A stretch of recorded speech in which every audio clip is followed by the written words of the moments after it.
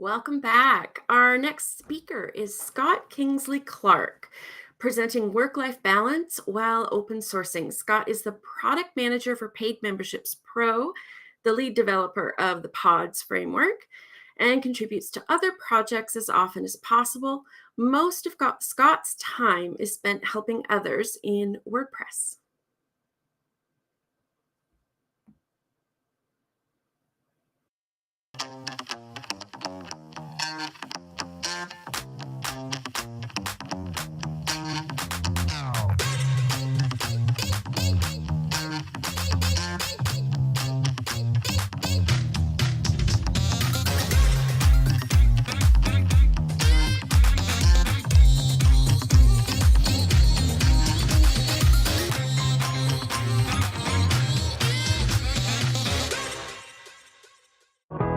Do you know the Yoast Seo Plugin?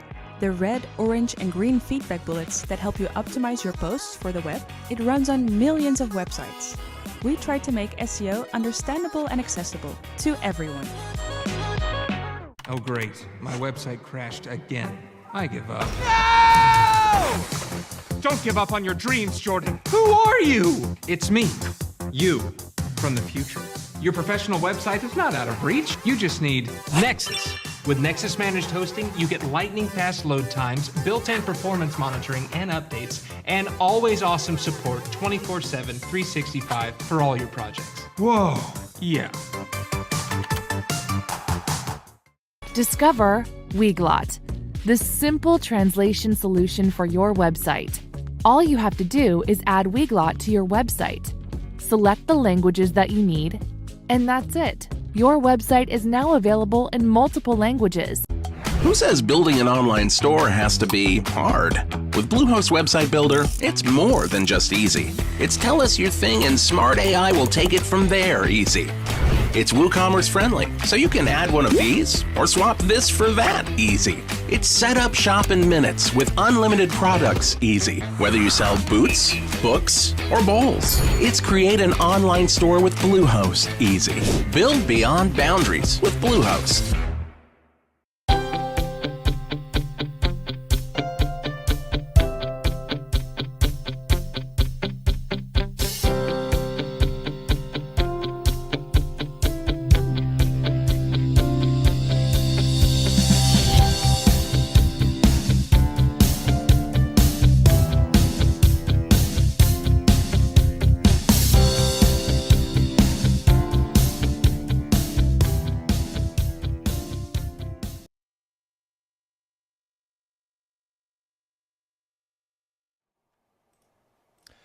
Hey everyone, this is a pretty cool roundtable we've gathered today to talk about work-life balance, specifically while doing open source work. There's some really cool things that we've all done in open source, and there's a lot of balance to try to figure out how to deal with those pressures, when to stop working, when to focus on life and the things that matter, well, that should matter the most. And I'd love to introduce you to some really awesome people here. The first person here is Luca. I'd like you to introduce yourself and let us know where you live, what do you do for work, and what's an open source project people might know you from. Hi, I'm Luca. I'm Italian originally, but currently I live in France, in Paris. What I do for the most is backend. I love backend work. And people might know me in the context of WordPress for WP Browser, which is a set of modules that have been built to extend conception so that it makes it easy to run automated tests of all levels for WordPress plugins, themes, and whole websites. All right. Next up, we have John James Jacoby. Hi, everyone. My name's John. Most people probably know me from working on WordPress Core, BuddyPress, and BBPress, and BackPress back in the day. Currently employed at Automotive, where I work pretty much full-time on WordPress Core, Meta, WordPress.org, that kind of thing. Love WordPress plugins, love WordPress, the community, all those things, and I'm really excited to be here. Thanks. Aruba, how about you? Hey everyone, I'm Aruba. I'm a developer. I work with WordPress all the time, and I partner with clients and designers to build cool solutions. I also built Superlist Block that came out earlier this year, and I occasionally contribute to WordPress. My name is Scott Kingsley Clark. I am from Texas. I live near DFW area.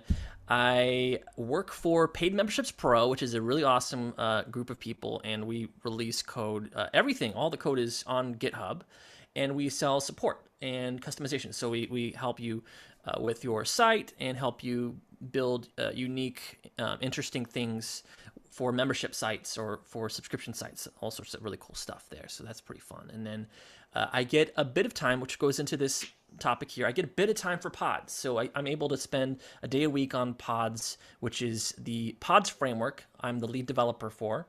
And outside of that, I still spend quite a bit of time. So somewhere around 15 to 20 hours myself just on open source. And then if you count all my actual work, because all my work is open source, it's all free. It's a very unique business plan. I guess you could say I spend about 40 to 50 hours total a week just on all open source stuff. In open source, we have a lot of challenges when we're looking at contributing to open source through work or through personal and just for fun. Some people actually do WordPress stuff on the side as a hobby, and they actually have work that's totally unrelated to technology. So they're just diving in, building some sites for someone, helping them out. As we do open source ourselves, I'm curious, like, how much has it ramped up for you, each of you? How much time are you spending in open source work now? Aruba, how about you? I know you've been doing some stuff, really a whole lot of stuff lately. Um, it varies. I would say that officially I try to spend my Fridays right now. That's what I'm trying to transitioning into to spending on OSS work. But it is constantly in the back of my mind. So probably the real number is like 15 to 20 hours a week. Okay. That's pretty good. So you would Very high for me. characterize yourself as someone who is doing something totally different from open source stuff during the week, but you still have time to do open source stuff. You try to make time on Fridays. Yeah, yeah. So it was typically my regular day job, I guess, is working on client projects. Now they do use WordPress, but these are not open source projects in any way, shape, or form. But then usually on Fridays, but then also all the other times, because I'd like to keep up, especially with Gutenberg, I find myself contributing in all kinds of ways at any hour of the day, really. Do you find yourself working on some of the open source stuff while you're doing client work? Like, so the client has a feature, and like, oh, this would be really cool to flesh this out and maybe release it to see if it helps other people. Does that Oh, ever come up for you? definitely. Yeah. Sometimes, like, you'll be working on client projects, and then it's like, yep, this is a bug. Needs to be reported. Oh, but I need to fix this because I need to make this happen for my client anyway. So then it's like, instead of just making it for the client, I can release it and actually put it in WordPress or set up a PR, and then it's OSS work too. That's how it always usually happens for me. Yep. John, I know your experience is unique because you have a very pretty cool setup. You actually are paid to work on some really awesome WordPress projects, Hmm. and you also have personal projects as well. How much time do you spend on that, and how do you separate them out? I have a tendency to strictly separate my personal open source projects from like work personal or like work professional interests.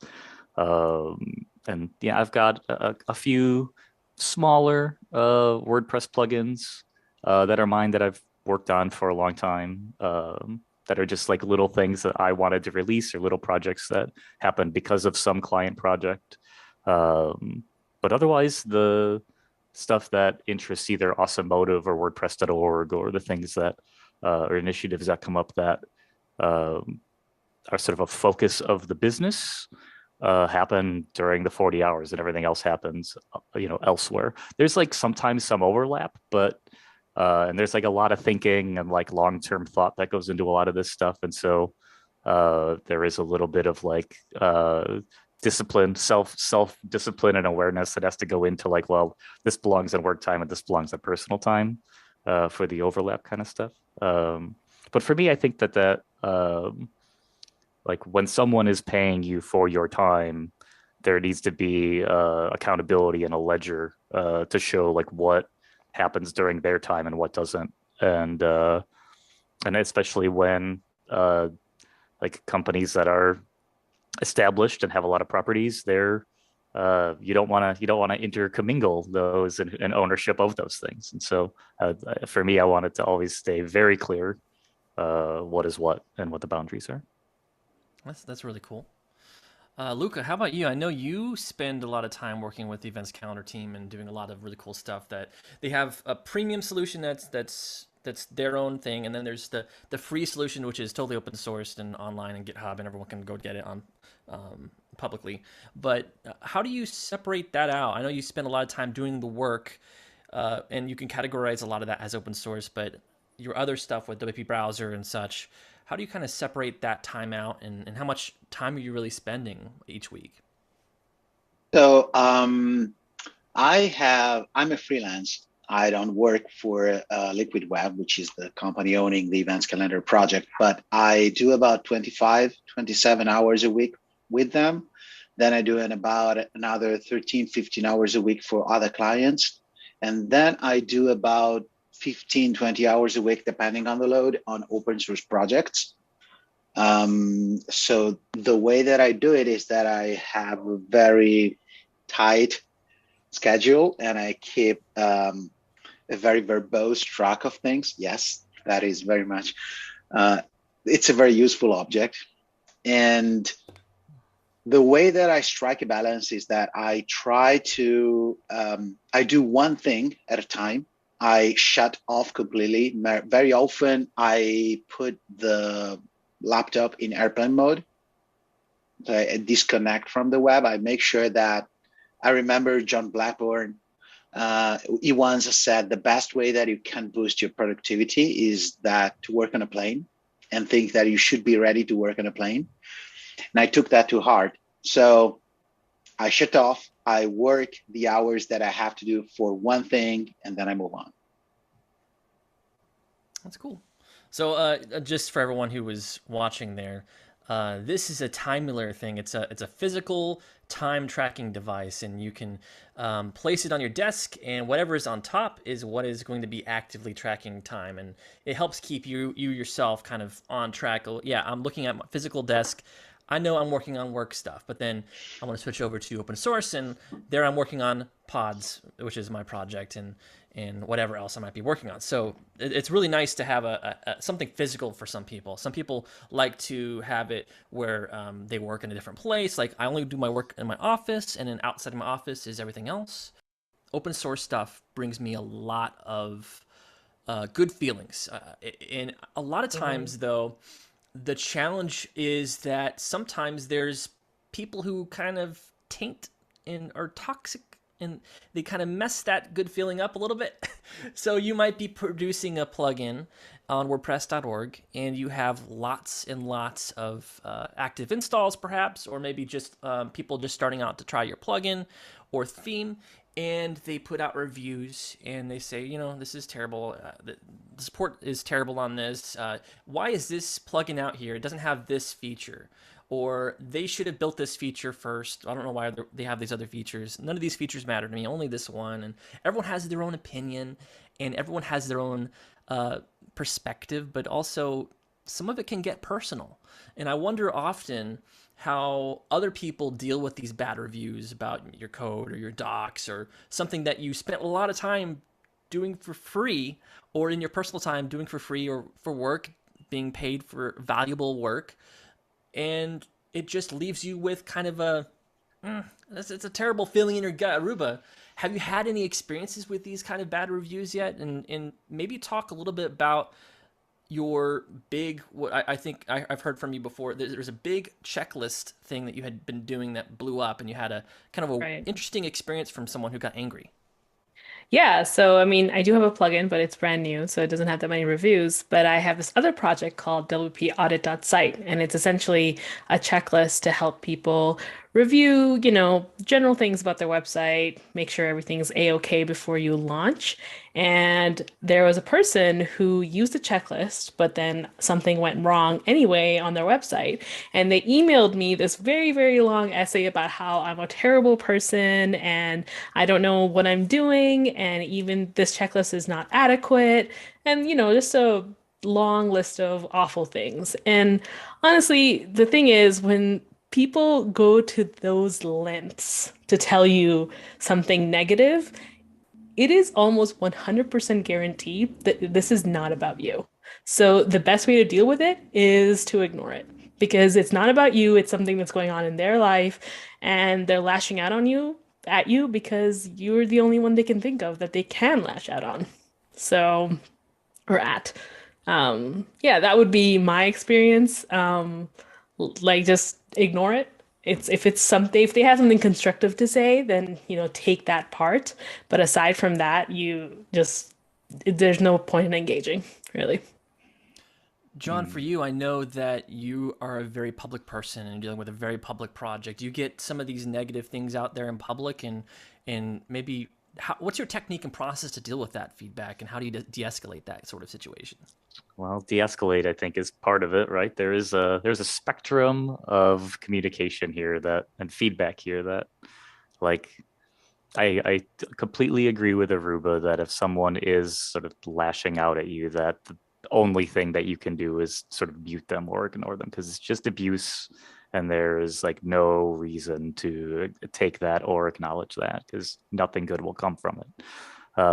But like over the course of at least like bbPress as a project, which is like largely feature complete, every year or two, someone comes into the forums or into Track and says like, hey, is this project still alive, or is it still maintained, or that kind of thing. And so I think originally, or sometimes, those kind of comments or that feedback maybe stings a little bit, but I try to my best to really empathize and have compassion for their perspective and where they're coming from, and try and find what's right or accurate in their comments and feedback, and take it for what it is and acknowledge what they're saying, and do my best to respond or de-escalate, or at least come up with an answer that is the kind of answer that I would want if I felt similarly. As a user, there's I like home automation stuff. There's other projects that are open source that I will occasionally contribute to. There's a plugin that hasn't been updated in a couple of years. I look at it and I go, well, I don't know if I want to use that one, right? It's the same exact thing if it's one of my plugins or something that I'm using. So I really try hard to put myself in their shoes and perspective, and treat them the way that I would expect to be treated by somebody else. That's very good perspective. I love that. It goes into how I feel. But Luca, you have also a unique take on things. You're very cut and dry. Like either something needs to be fixed or it doesn't, and I can do all I can do is what I can do. Like, well, what kind of, explain your perspective there a little further. I think it's really interesting. Yeah, so in my previous software career, I was developing trading systems. So when there was a bug or there was a missing function or something that was not working as intended, or was not understood, people would lose money, real money. And they would complain in a way that was very vocal because they were losing money, and they would do that in a usually very harsh and very violent way. So I did learn that instead of being offended, I was just cutting straight to the core of what they were saying. If they had a legit complaint, like there was a real reason for that complaint, I would just note that down and reply in a way that was very neutral. I don't even try to de-escalate. I just fix the thing. I reply in code. That's the best way that I could do it. So I just push a fix. If it's not a fix, I just shut them. So I would listen to them screaming. I would tell them very politely, I'm going to give you a minute. If in a minute I'm not getting what you're saying, I'm a smart person. Means you have got nothing to say, and I cannot fix something that is not broken to begin with. So use that minute. Same thing goes for GitHub. I just close comments that I find to be off target, not because they're toxic or harsh, but because they don't bring me any value. They're not bringing up any issues. It's like you people that is just as Aruba said, randomly complaining. And I very much envy John that can de-escalate. I cannot de-escalate. Just walk away from the whole thing. For me, my probably one of my biggest challenges is trying to de-escalate situations, and oftentimes whenever something comes up with pods, I just tell all the support people that are working with me, just send it to me, and I'll respond, because first of all, I'm not directly the one who is talking to them, or perhaps I'm the first person who's going to talk to them, but also I don't come into the discussion and the review, or the bad feedback, or them having an issue and they're screaming at it needs to be fixed today type of thing in a way that is all that negative. I try actually connect with them and think, okay, what are they dealing with? Okay, so they're asking for this today. Oh no, they must have like a really, really crazy deadline. I've had that before myself. That's terrible. So, I'm going to come with this with compassion and know that I've been in their in their shoes, and I have seen some things that I can relate to. And in a lot of these de-escalations, I almost feel like that's one of my superpowers is to like kill them with kindness, because they can be yelling or all caps or call you names and stuff, but like when you look at my response, it's like, oh hey, I'm so sorry. You saw this issue. Let me take a look at it for you, or whatever. And it's very much like, leave your baggage with you, and I'm going to give you nothing but positive. And that's twofold. The first part is that it gives them the impression that I'm not taking whatever bait they're giving them, but also it gives them the impression that I'm being professional, and that maybe they see their initial messages against mine and realize, oh no, I maybe was off the mark there. Maybe I was too harsh or whatever. But also on the other side, other people reading these conversations and these reviews or whatever can see that as well. And they can see that, this person really, they see the contrast between the messages, and they can see how we de-escalate and talk about these sort of issues. And I think like about this question and our answers is that like this is all of us giving our best professional effort, right? Like Luke is really concentrating on the logical problem solving part of it, and like we're all doing our best to deliver on the promise of providing some kind of software or service to people. And it's cool that we have such a like diverse group. I think it works out really well. Aruba, I know you have an interesting way that you work. You had mentioned that you do a lot of your open source stuff on Fridays, and so I think you said it may be kind of like a no work Friday. So is that like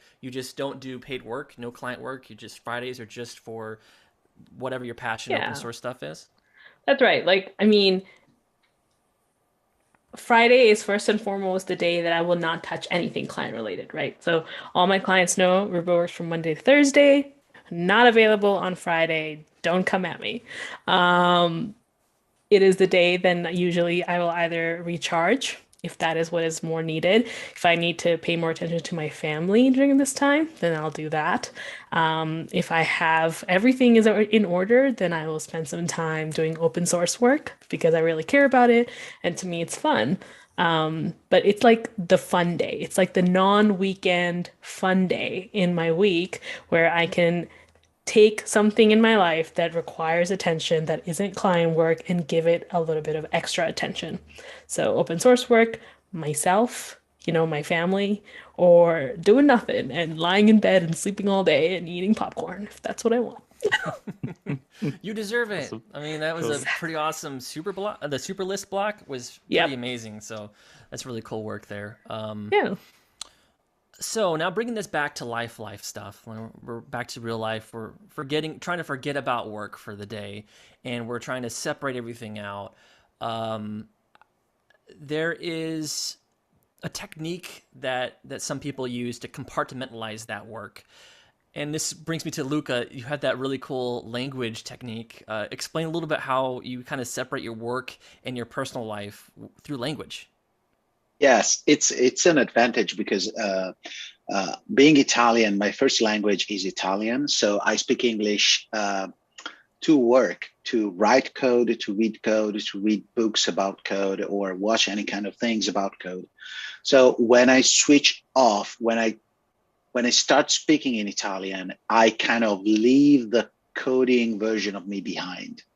And I have learned to fully leverage that because I have never used an Italian layout keyboard in my life. I have never gave a presentation at a WordCamp that was not in English, because to me, that is code. So code is English. And it really works. After this podcast, I will just go into the other room, start speaking Italian, and anything that my mind is trying to do will just stay in the English side of the brain. That's amazing. That's amazing. See, I wanna speak learn Urdu as my first language, but I can't do that. My life is not structured that way. So that's amazing.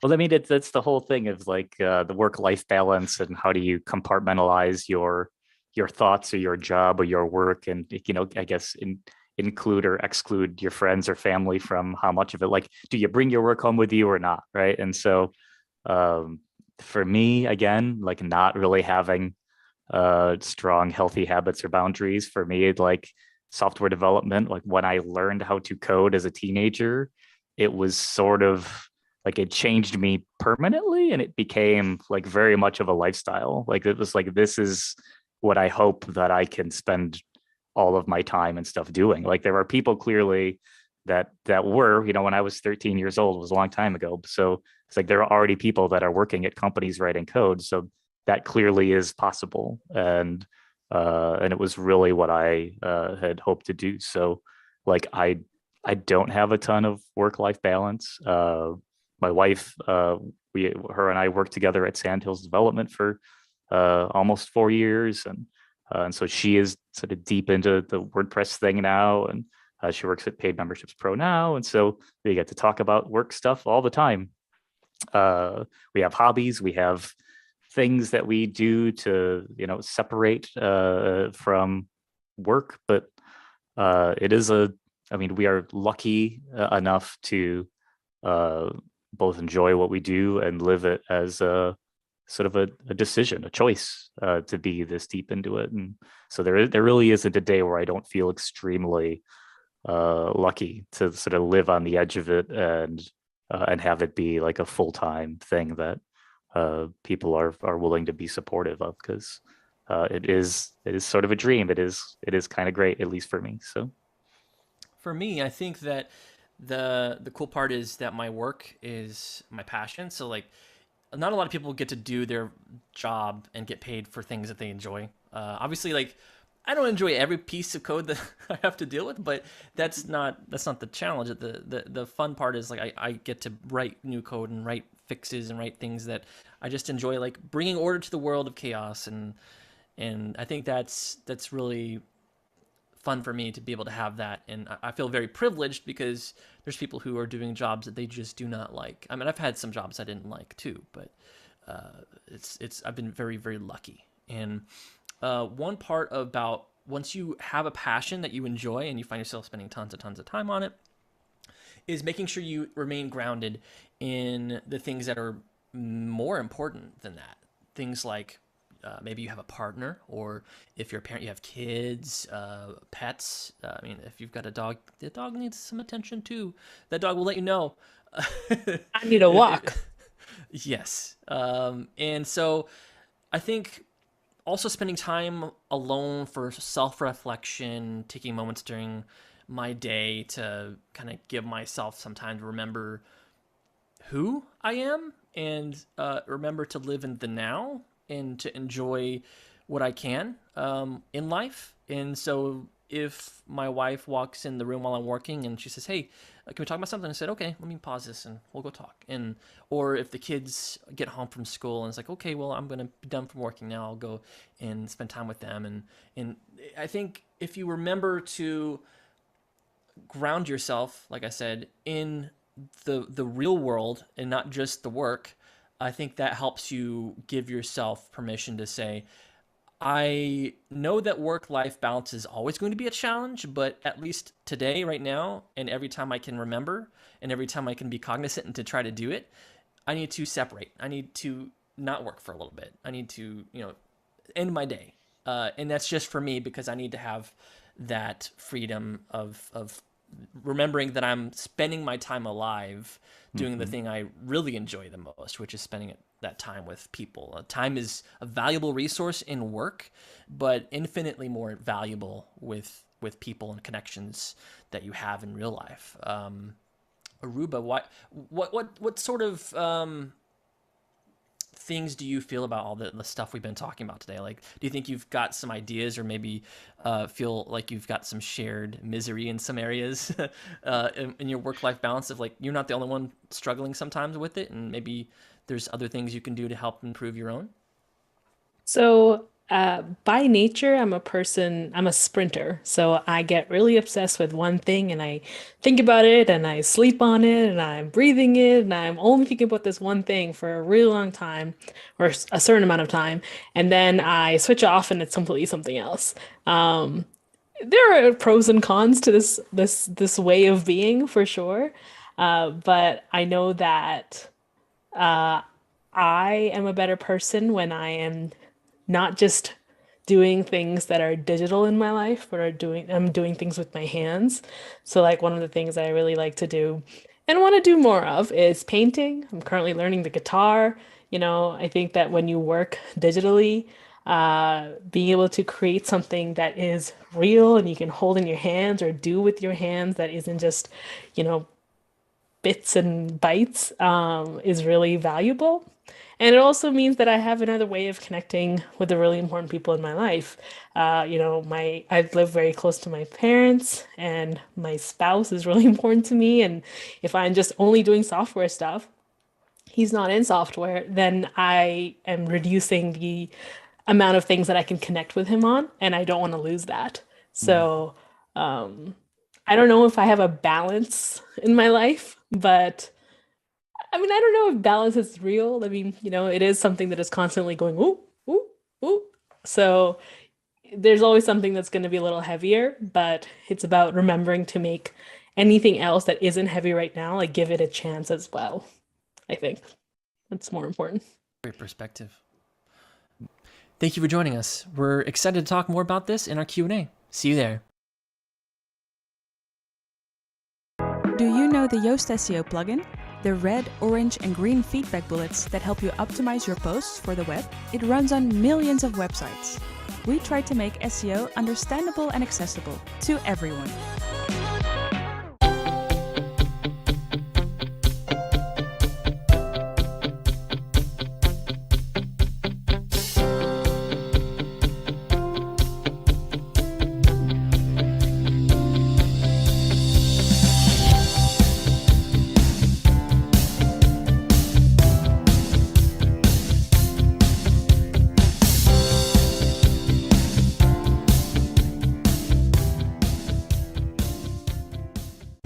Who says building an online store has to be hard?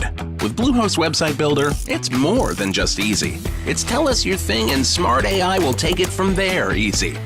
It's WooCommerce friendly, so you can add one of these or swap this for that easy. It's set up shop in minutes with unlimited products easy. Whether you sell boots, books, or bowls. It's create an online store with Bluehost easy.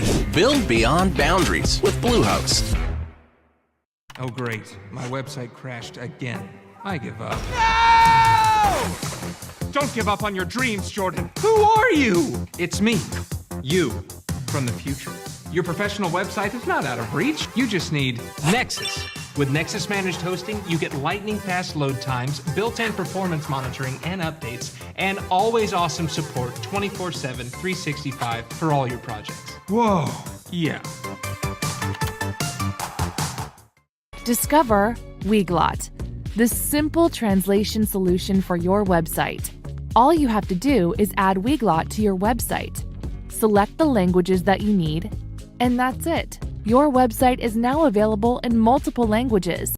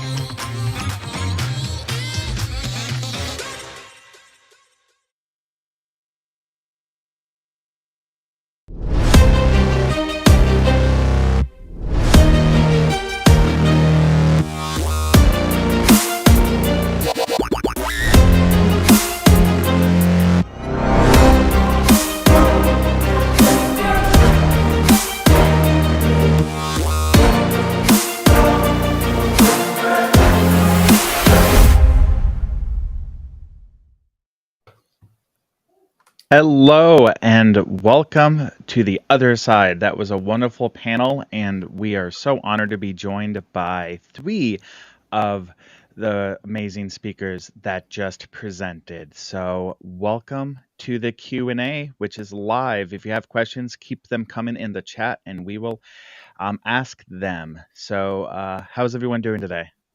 Great. Yeah, good. It's nice to be here. Very good. Excellent. So the first question we have is, Scott, for your time tracker, where do you get the physical time tracking device? I know there's a couple of them, but someone wants to know exactly where they get the one that you're showing. Yeah, so Luke and I both have this pretty cool thing. It's the Timular tracker. Yeah. I talked about it a little bit in the session, but basically you just put, I put stickers. I actually had a full page sticker sheet and I cut them out into triangles and I printed whatever I wanted on them. So each side is tracking whatever time. And you can get this Timular tracker from timular.com. That's TIMEULAR.com. And I don't make money from that promotion. It's just a pretty cool thing. I always thought it was really weird, and I was like, no, I can never do that. And actually, it's extremely useful. And I even have mine automated, so when I switch tasks, it actually changes the lighting in my room to a different hint, so a different tint. So like for pods, it turns slightly green, and for my other work, it turns like maybe blue or whatever. So it's pretty cool. Now, I feel ashamed my version has me scribbling on it. No, That is a valid approach. It comes with a marker. You can scribble, and it comes with little stickers. And I was like, I want like logos and stuff. Let me do that. That's one of those, you're a geek when the lights change color when you switch tasks. Automatically, no less. It wasn't It's an even awesome my way to idea. signal to your brain. It's better than your brain, did you say? No, I said it's a great way to signal to your brain that this is what you should be focusing on. It's all around you. Television, but with lights. Mm-hmm. We have another question from Corey. How do you shut your brain off from thinking about work, paid or volunteer, during what? During your personal time? I'm gonna let Who someone wants to else go first? go first. For me, it's easy. I have a trick which comes from not being a natural English speaker. And so I just change language. English is the language of code, and anything about code is in English. So I just change to another language. That's my hack. I have an obsessive personality, so I tend to think about things a lot. But the way I like to do it is I give myself 30 seconds. 30 seconds, write down what do you need, research or grab a link and put it in a private channel in Telegram to myself.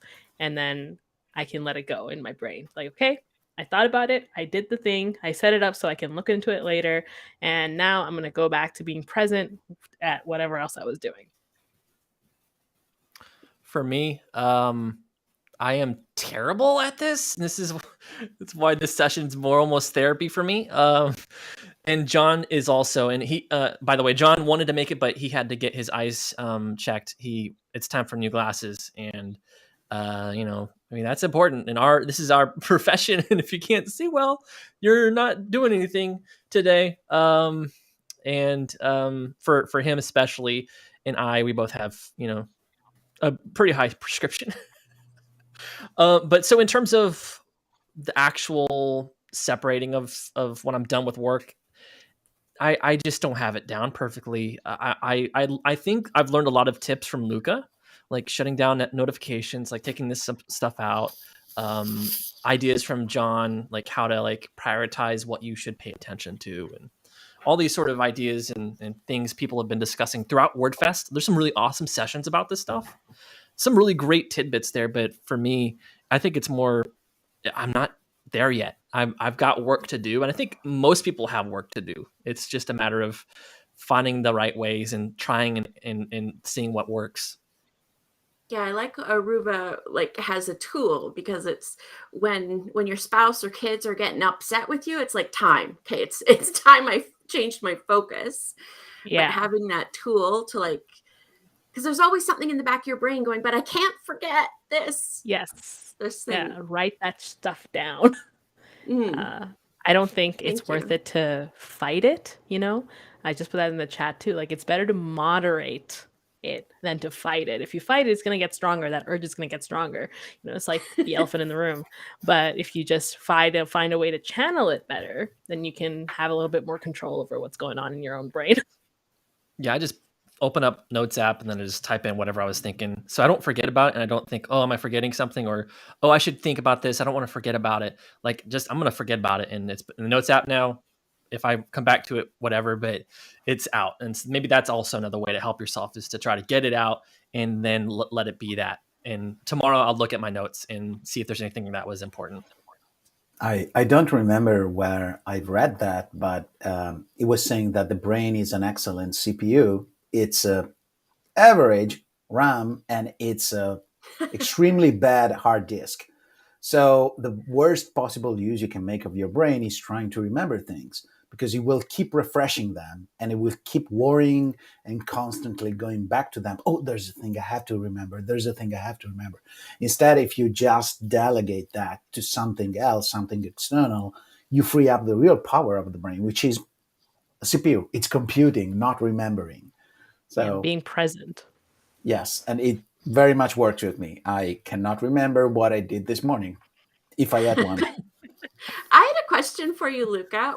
Do you then, because you're in airplane mode, do all of your development locally? Yeah. Oh. That was my question. I didn't know anybody did that anymore.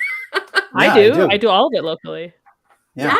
I use an app. The one thing that really kept me connected before was the need to maybe look up documentation or snippets or stuff like that. The way that I solved it is using an application which is on Mac, which is called Dash.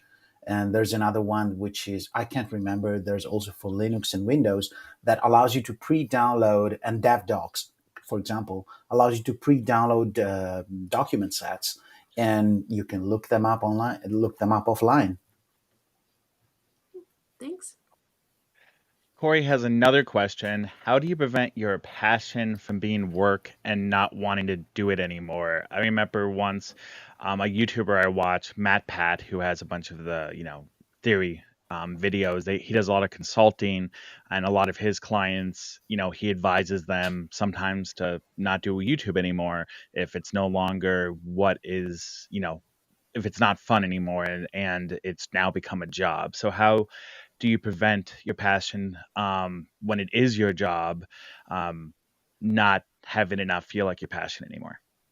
I think that's definitely one of those things for me, because I didn't set out to become a programmer. My dad is a programmer. My grandfather was an engineer, and it's kind of like family engineering kind of thing. And I didn't want to be like my dad. I knew I wanted to do something totally different. And then I needed a personal website, and then so I'm here now. So just through that process, I realized I actually did like programming, and I love this stuff. And so I started doing tons of programming as a kid in high school, and then in college and everything else. And then I was like, I could make money doing this stuff. And at that point, it was just like, I just want to keep doing this. I don't really care how much I program. I'd love to keep doing it. and so on and so on. And now I'm here at this point in my career where I've got like side projects that I'm programming after work, and I've got work projects I'm programming, and then I've got other things I might volunteer or help someone out with to help program something for them. And that's just a matter of burning out. So burning out is one of the big challenges of passion work, because you can burn out with a lot of things, but if you burn out with your passion, like that question is about, then you're burning a bridge that like is a cherished thing for you. And you don't want to, like for instance, my music, if I just played nonstop every day, all day, I probably would burn out and not want to play anymore. But I really enjoy playing it. It's something really fun for me. And for coding, that's the same way. If I work too much, I'm burnt out, and then all my work suffers. And so really it's a matter of making sure that you know your limits, setting your limits, find out your limits. You'll find them out really quickly as you're in your career. If you're doing passion work, you'll find your limits are pretty much predicated on whatever you come across. Like, oh, I'm feeling terrible today. I've worked too much. Well, that's a sign maybe you should pull back and work less. Things like that. Also, you have to be like, when passion is what your work is, you have to make sure and be really cognizant that passion still needs rejuvenation, and that can only come from outside of what is your current passion. So you need to develop other things that you're doing and are passionate about, because they're going to help you be more passionate and be more creative in your work, which is also your passion. So passion work means you need to have more than one passion that is something outside of work as well. If you don't have that, you will find yourself in trouble at some point. One way, for example, that I distinguish very clearly between what is work and what is passion, I'm very passionate about code. I love coding, is that I set a timer when I work. I give, like I say, this thing has to be done in 2 hours. And that puts me in a mindset that is the problem solving one, not the learning one, not the deliberate practice one. It's the kind of mindset that puts me, okay, that's a cool idea, but I cannot get it done this way in 2 hours. So like take compromises, stuff like that. If I don't set a timer and I have a big one on the side of my screen, then that is deliberate practice, that is learning, that is studying, that is improving, that doesn't put the weight on me, because I know that personally it's the time limit that to me signals work. You have a lot of discipline, Lucas. That's amazing. Yes. That's a really good use of time, because then you're going to get rid of all the fluff because you have a deadline right here.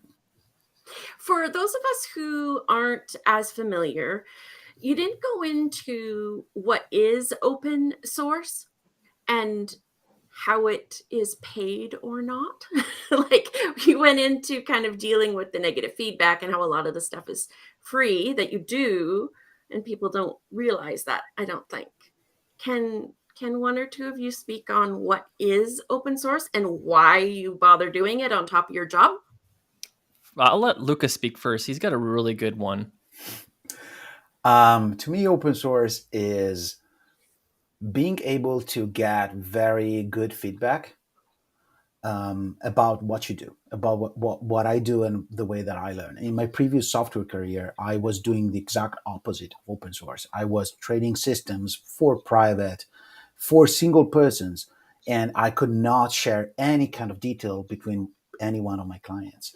So open source to me is, I think I'm good at something. I think I have good solution for a problem, and I want to know if that is the case.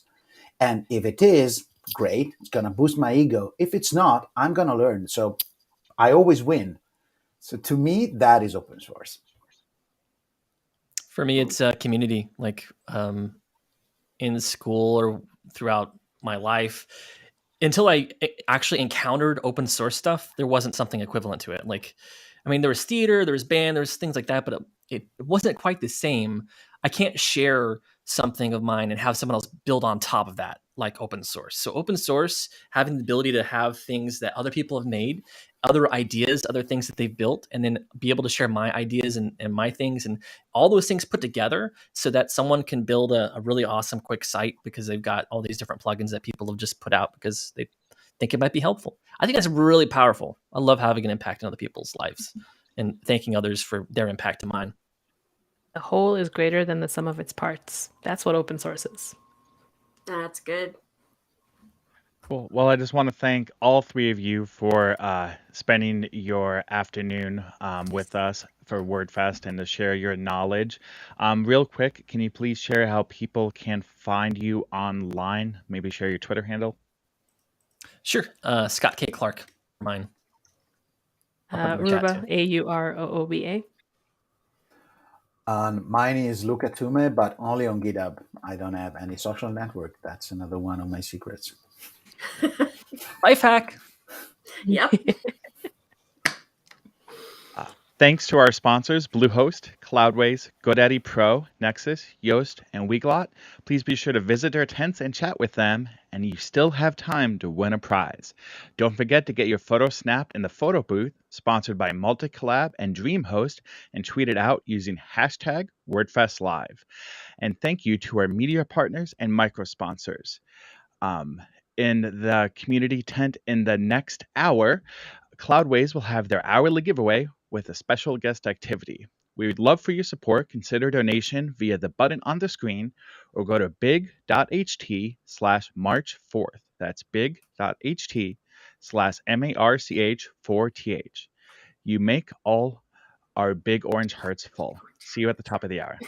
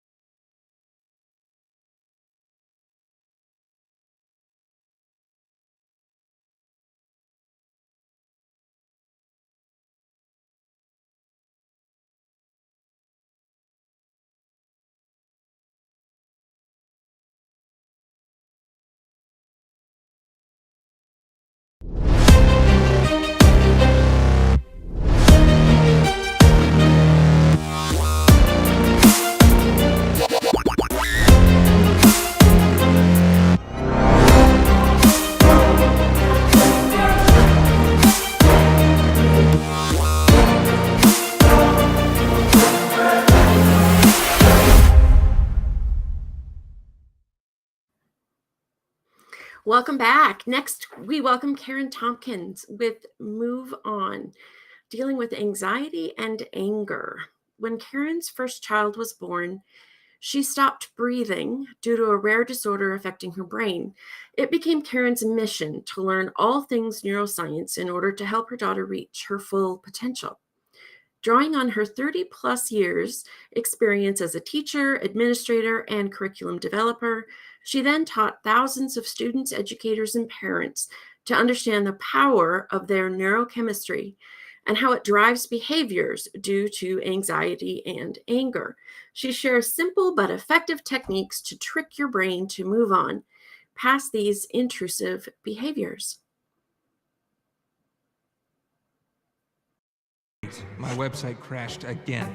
I give up. No! Don't give up on your dreams, Jordan. Who are you? It's me, you, from the future. Your professional website is not out of reach. You just need Nexus. With Nexus Managed Hosting, you get lightning-fast load times, built-in performance monitoring and updates, and always awesome support 24/7, 365 for all your projects. Whoa, yeah. Discover Weglot, the simple translation solution for your website. All you have to do is add Weglot to your website. Select the languages that you need, and that's it. Your website is now available in multiple languages.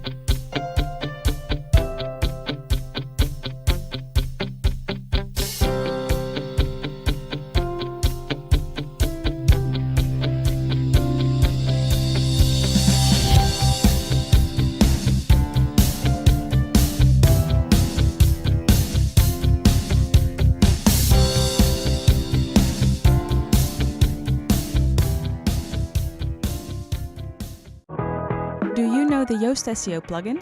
The red, orange, and green feedback bullets that help you optimize your posts for the web? It runs on millions of websites.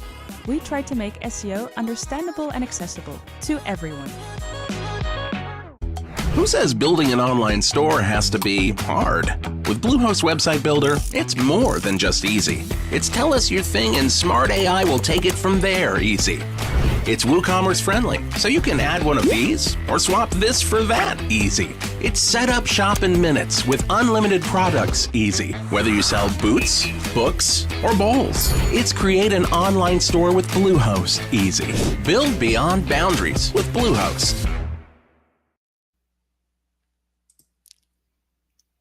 Hello. I'm glad you're here.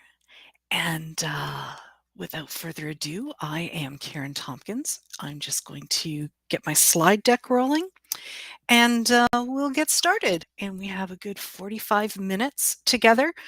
The last 5 we will try and reserve for Q&A. All right, so I would like to take this opportunity to thank the organizers for having me here today. I'm honored to be able to share my experiences with you and thankful. Yeah, just kidding. It's so not going to be like that at all. Now, I can't see or hear any of you, so I'm just going to assume that you are laughing because I thought it was funny. Anyway, some of you just in those 20 seconds may have thought, I need to get out of here, or this is crazy, I'm not staying here for this, or you just felt really uncomfortable. And that's an anxiety anger response. That's when the fight, flight, fight response kicks in because there's stress that suddenly you have to take care of. And it happens like that. So that's what we're going to talk about today is how that happens, and then a few things that we can do to offset those things that happen to you. So at this point, it's important that we identify our baseline behaviors. And what I mean by that is, what is it that you do or your body does? And when this happens, oh yeah, I'm really stressed. I am on the edge. For example, for me, I eat a lot of cookies. So, I kind of get through a half a bag of cookies and I go, yep, it's a bad day. Um, Maybe you chew your fingernails, you snap at your partner, or you have indigestion issues, irritable bowel syndrome, things like that. We'll learn later in our time together that your gut is directly attached to the neurochemistry that drives your behavior in an anxiety anger response. So we're going to talk about that. So think about the one or two things that happen for you, and that means that you're stressed. And I'd like you to actually jot that down if you have something to write on, or, memo in your phone or something like that, because we're going to come back to that in about 40 minutes time. And indeed, I'd like you to take a look at it again in about 3 months. Okay, so writing it down would be very helpful for that. All right, so I am a speaker because I'm speaking. I'm an author. I'm an educator. If you want to know more about my credentials and why I think I maybe know something, just hop over to my website, ktompkins.com, and there's a lot there. You can email me if you have any questions. I have 2 books. One is called Purple Stew. It's out of print, so it is now a free download at lulu.com. And that's the story of my journey to a diagnosis of a rare disorder for my oldest daughter, Erin. And it's because of that journey that I have studied and found these answers that I'm sharing with you today. I have another children's book, Different is Just Different. It has lesson plans and stuff that's available on my website. That's Erin. Okay, so Erin is now 28 years old. And when she was born, she stopped breathing, which, is a problem.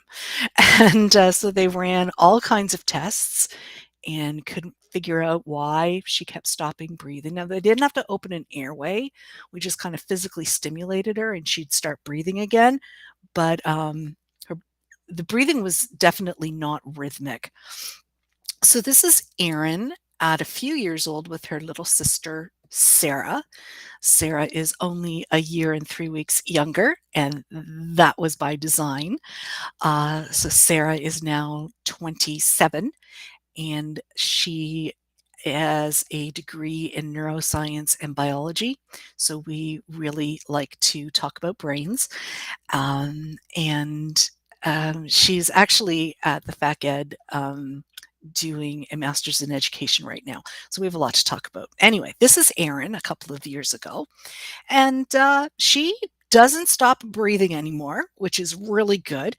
We found out when she was about 3.5 that the reason for that rocky start was that she has something called Joubert syndrome.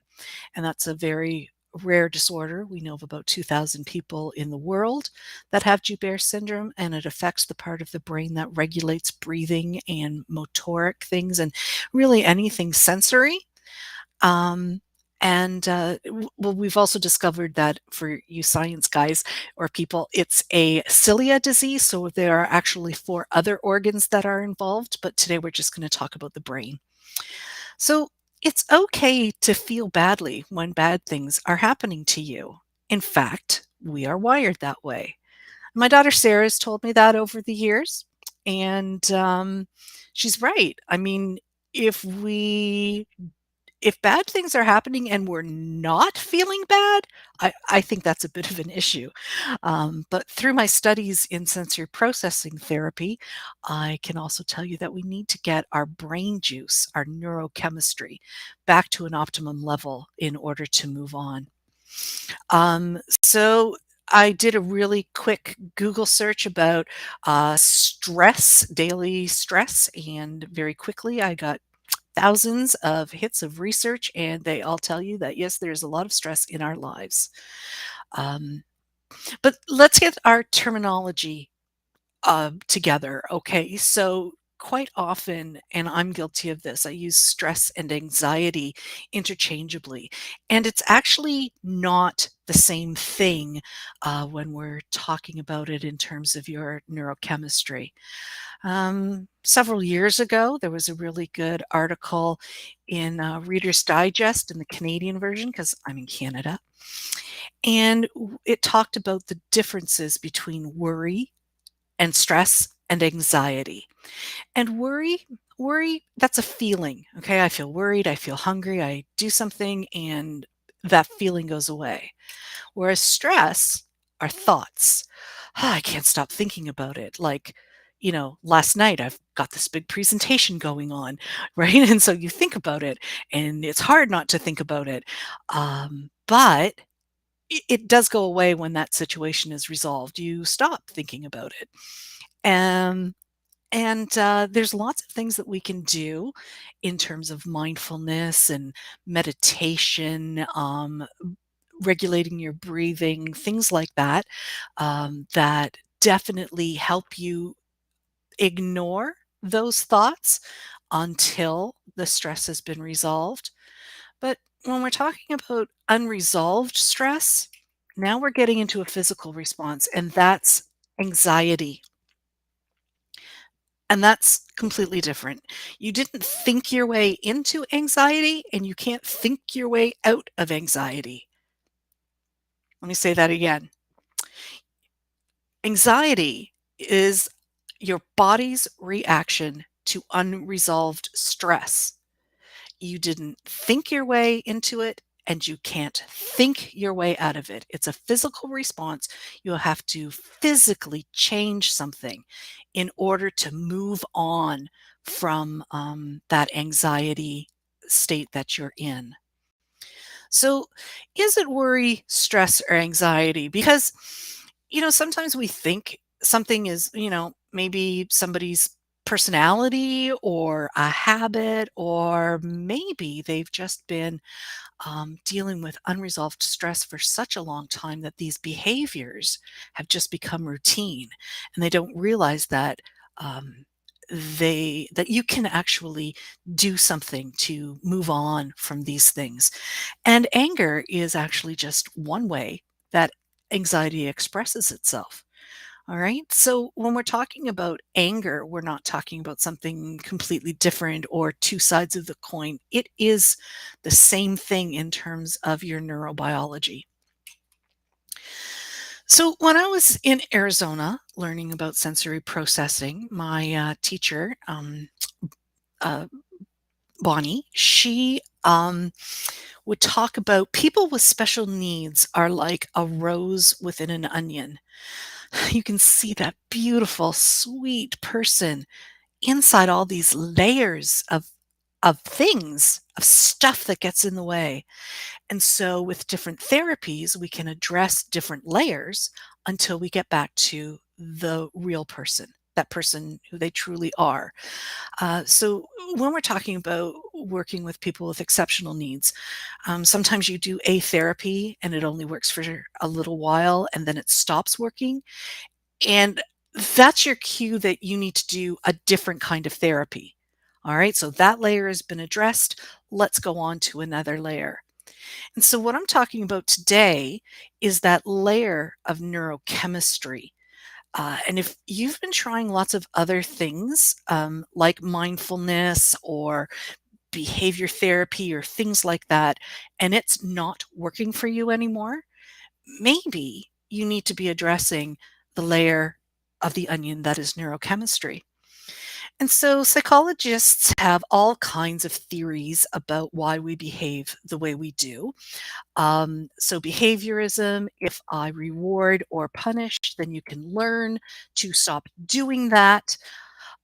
Cognitive, I can explain to you why we do certain things and why what you're doing is wrong, and you can choose to not do that. Developmental, you know what? She's only 3. She's not going to be able to do that yet. Okay, so it's just we're waiting for that stage. And then there's humanist, and there's personality theories, and there are social psychology theories, and there are learning theories. And then there's your actual brain. Okay, so this is your brain on slides. And this front section here is the prefrontal lobe. That's where all the thinking happens. So this is known as your thinking brain. All the information from the environment comes in through your senses, is gated by something called the cerebellum, which I'll get to in a minute. And it goes into the thinking brain where it's processed. You decide what to do with it. You send that message back out to your body and you have that behavior. That's what you do. Now, the hindbrain or the lizard brain is a reactionary part of your brain. And for my daughter, she because she has Joubert syndrome. This is an MRI slice of her brain. These are her eyes. And these places in here where it's dark, that's where the brain matter is not. So, and it kind of makes it look like there's a molar tooth formation in there. And all people with Joubert syndrome have this molar tooth sign. So this is happening because she's missing the vermis in her brain that gates all that information in and out of the cerebellum. Okay, so kind of like you're at a horse race and all the horses are in the gates and the gun goes off and the gates open and all the horses are on track and they go where they're supposed to go. Well, actually, people with autism, according to MRIs, have problems with their 7th and 8th ventricles of their vermis. And those are responsible for language. My daughter Erin doesn't have a vermis at all. So as you can imagine, things were very, very stressful. And it's not a stress that she can resolve. She's just not going to grow back that part of her brain. It's just not going to happen. So there was a lot of anger and anxiety going on with her, just trying to process her environment and be able to organize things in order to live her life. So then we have the middle brain, which is your feeling brain with your hypothalamus and the thalamus and hippocampus. And what's really important to remember is all of these things in your brain and your body, they all happen together at the same time. It's kind of like baking. Okay, so like I could have sugar, flour, and water, and I could make bread, or I could make cookies, or I could make paste, depending on how much of each I put in. So when there's an actual recipe, that's great. And, it doesn't work. So you check the recipe and you try again. But in our bodies and in our brains, we don't actually have a user manual. There's no recipe. We can't find out how many more drops of this will stop you from doing this, or how many more drops of this do we need so that you can do these things. It just doesn't work that way. So we know that these things exist, but we're not sure exactly what levels what each level is at and how to measure those levels so that you have a recipe to make yourself feel better. Now, this video, and I'm just looking at time and I'm actually not going to play it. It's 2-Minute Neuroscience and it's available on YouTube. And basically it just tells you more about this whole thing, because what happens is this stressor comes into your life and everything in your body works together so that you have cortisol released into your system.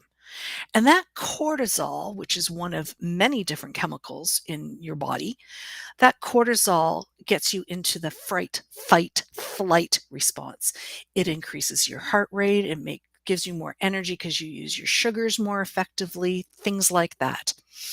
And so that cortisol response, when everything is working optimally and the stressor is resolved, the lion has run away, then your neurochemistry comes back to normal, which signals the cortisol to say, oh, okay, everything's great. And the rest of you goes back to an equilibrium as well. So, how do messages get through your brain? And this is just a couple more minutes of science, and it's really okay if this is way over your head or you're having problems concentrating because I'm going really fast. Feel free to email me. I can send you an article about it. You can request more actual research that other people have done. But the really important things I'm going to repeat a few times, like this. So in your brain, the messages from the environment come in and they go through your brain through nerve cells. Okay, but the nerve cells don't actually touch each other. There's this little space called the synapse. And so, what actually carries the message from one to the other are these little things called neurotransmitters or biogenic amines, or as I say, brain juice. And there are lots of those. We're only going to talk about dopamine, norepinephrine, and serotonin. That's it.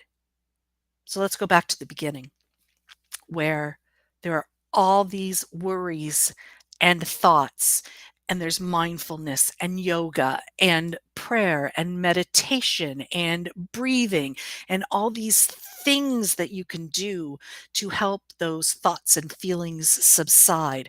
And then there are all these psychological theories that can help you change the behaviors that you have that are sometimes due to unresolved stress, which we can also call anger and anxiety. And then there's the cortisol response. You get this stress goes into you, and the cortisol kicks in, and these three neurotransmitters say, oh, wait, we need to fix this problem. So all of these things, and I'm going to talk about the layer of just those three neurotransmitters, because I believe that if you've tried all kinds of other things, this might be the layer of the onion that you need to address. So how does this all work in real language? So you're at your laptop and your little brother comes in behind you and says, boo. And one of three things is going to happen. Well, first of all, you're going to get this rush of cortisol because there's this unexpected stress. And then you're going to have a fright response, a flight response, or a fight response, and you hit them. And you do that without even thinking, because it's your hindbrain that's causing this reaction. That's what's going on. You're not thinking about it and deciding. So in my years at a high school teaching, I used to talk to my students about this, and I would say, so if this happens at your house and you hit your little brother, you can tell your parent that your cortisol made you do it. And if they don't believe you, they can call me and I'll back you up. But we can only use that excuse once, because if the little brother shows up the third time and you're just sitting there waiting because you know he's going to say boo, and in fact you hit him before he even says boo, see, that's a cognitive, that's a learned response. You've decided that you're going to do that, which means you can choose not to as well. Whereas that fight, flight response isn't a choice. So when you're redlining, let's say you're walking down the road and this big truck comes at you, and you have a fright response, a flight response, or you have a fight response. And you've seen this happen, right? It's like, that doesn't make sense. Why is he trying to beat up the truck that almost hit him? And that's my point. It doesn't make sense. These fright, fight, flight responses have nothing to do with thinking it through or deciding. It just happens. Now, in a regular situation, in a typical brain, you get out of the way of the truck, and suddenly the serotonin floods into your system and says, okay, nothing to see here. Everything's fine. The problem's resolved. And dopamine and norepinephrine say, oh, okay, well, good. It's resolved. And they go back to normal, and the cortisone goes back to an optimum level. And you can feel this happening. You can feel your heart rate slow down. You can you're aware of your breathing. You start being aware of your environment again, and you can feel this return to equilibrium. So while you are in that stressful situation, the norepinephrine's job is to keep you focused on why is there all this dopamine, or why is there all this cortisol? Why is there all this cortisol? Which is really, really important if you need to get away from a truck. Because, you don't want to hesitate and say, oh, that would make a great nail polish, or, shoes or something. You want to stay focused on solving the problem. But some problems can't be resolved, like regrowing a piece of your brain, or like what I used to tell my students, when your parents don't act like grown-ups, or you have a boss that just isn't rational, or there's a global pandemic, or the world's on the brink of war. These are things that are very stressful and can cause you to go into a physical response of anxiety, but they are not things that I can resolve in order for the serotonin to show up. And that's what needs to happen in order for you to go back off that red line and back to an equilibrium. So let's kind of go through that one more time. You're sitting around, you're very relaxed, and everything is optimal. And then it's green, everything's a go. And then a lion shows up in your room. And so you have this fright, fight, flight response. Your dopamine and your norepinephrine kick in because the cortisol has come online. And it's like, I have to attend to this. I have to solve this. I have to solve this. And then once you've gotten away from said lion, then you stop redlining. The serotonin comes back in and says, okay, guys, we did our job. Everything's good. And you go back to an equilibrium. But what happens when the lion is just in another room and you're really not sure what's going to happen next? And you get into this walking on eggshells kind of thing, like kids who don't have a good home life. Am I going to have food? Is there somebody going to be there? Am I going to get hit? All of these things are building up. It might not be happening at that exact moment, but they are still dealing with those kinds of things. And it's the same for us in our out of school situations where we're dealing with unresolved stress. You just never seem to be able to relax. You get this gray fog, or you just feel like at any moment you're going to explode. And that is PTSD, post-traumatic stress disorder. So PTSD is not just being unable to move on from one traumatic event. Okay, I mean, that is true. It's absolutely that. But it's also, if you deal with unresolved stress on a chronic years kind of level, then you have depleted your body of the serotonin that it needs to bring you back to an optimum level.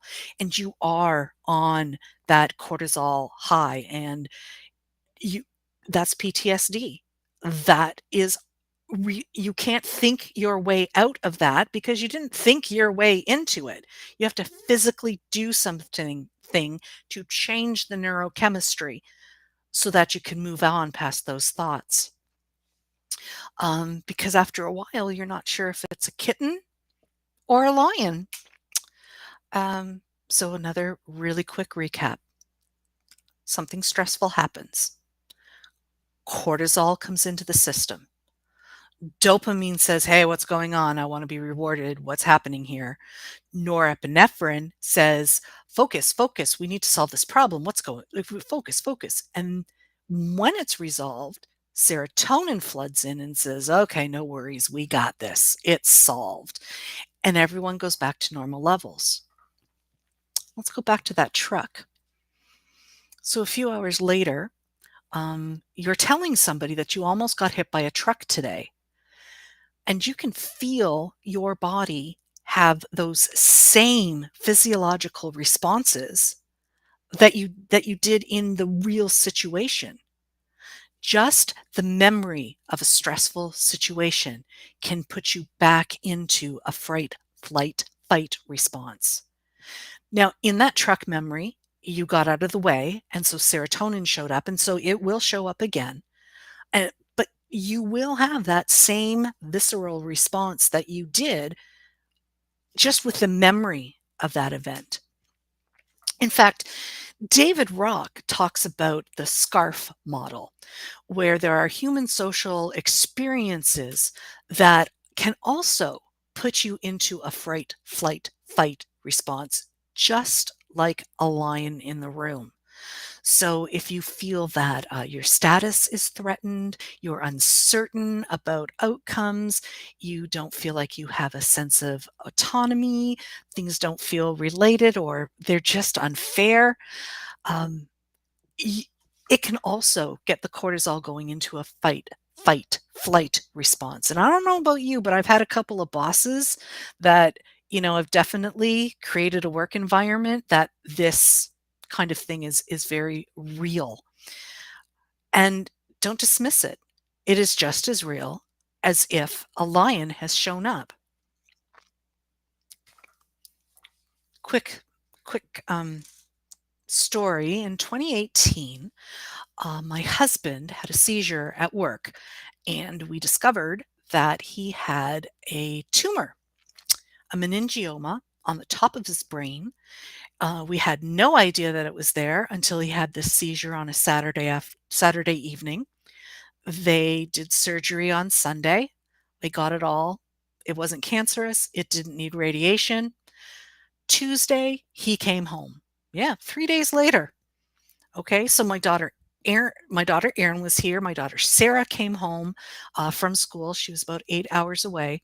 And of course, she was studying neuroscience and biology. In fact, she was also a first responder for like St. John's Ambulance, which is, like medics, paramedics. And so I thought on Tuesday evening, well, he's home and Sarah's way more qualified to watch him breathe than I am. So I went back to my teaching job. Yeah, kind of silly. But I really felt like there were all these things that I had to get done, and it had to get done by Friday because then Sarah was going home on Sunday, and what would I do then? Anyway, I went to work. And this woman talked to me in the hallway, and I can't remember exactly who she was, but she said, "Oh, Karen, I'm so sorry to hear about your husband." She said, "I was feeling really bad about me, and then I heard about him, and oh, I'm just so sorry." And I was like, "You're welcome. I'm glad the stress of my life helped yours feel better." But see, that's not really what she meant. What she meant was, I was feeling really stressed and feeling sorry for myself. And then I heard about your situation and I just kind of had to shake my head and say it could always be worse. But I wish that I could remember who that person was, because I need to tell her, you can't compare stuff. What's on my plate is what I'm dealing with. And what's on your plate is what you're dealing with. And whether it's a burger or a steak We're still dealing with our stuff. And you can't compare. You can't say, oh, they have it so much worse. Why can't I get my stuff together? Well, you don't know what's going on with that person. I mean, I go to a psychiatrist. I take really good drugs to make sure I have enough serotonin to offset all the stress that is unresolved stress that is in my life. I do other physical activities to naturally increase my serotonin. But what I've got is what I deal with, just like somebody with diabetes who doesn't have enough insulin to deal with the sugars in their system, because there's sugars in everything. Some people need more serotonin to deal with all the stress, unresolved stress in their lives. So it's okay to feel badly when bad things are happening to you. In fact, we're wired that way. If you didn't feel bad, I'd think there was something wrong. That would be way more concerning for me. And we need to get our brain juice back to an optimum level so that we can move on from this unresolved stress. Okay, so the best part. All right, that's great. What do I do about it? Well, we need to increase our serotonin. And first, you need to remember that this is not your fault. It's not your fault. You didn't do anything to ask for this. This is not a test. This is not something you deserved. It is not your fault. It's just the way you're built. People don't choose to have diabetes. People don't choose to have chronic anxiety. So if you have a little bit of stress, you need a few drops of serotonin. You can be out in the sun, look at the color green, listen to some music. Those are like little droplets of serotonin. I mean, it's not really, it's just an analogy. It's a comparison. It's not really drops, but that's what I'm going to use. Because if you have a little more stress, maybe you need a shot glass of serotonin. And so that would be your tactile sense. A massage or a warm bath or a weighted blanket. And weighted blankets are really in right now. People are very aware of the benefits of that kind of therapy. And that's good because we need to be aware of that. But sometimes you need even more than that. And so then you need to use one of your internal senses called proprioception. And that's where your body is in space. And when you do joint compressions from running or lifting weights or things like that, then you get like a glassful of serotonin. And that will last in your system for like an hour or so, according to studies. But the biggest bang for your buck is the vestibular sense, or where your head is in space. So if you can get your head moving around, it's going to be like a bucket of serotonin going into your system.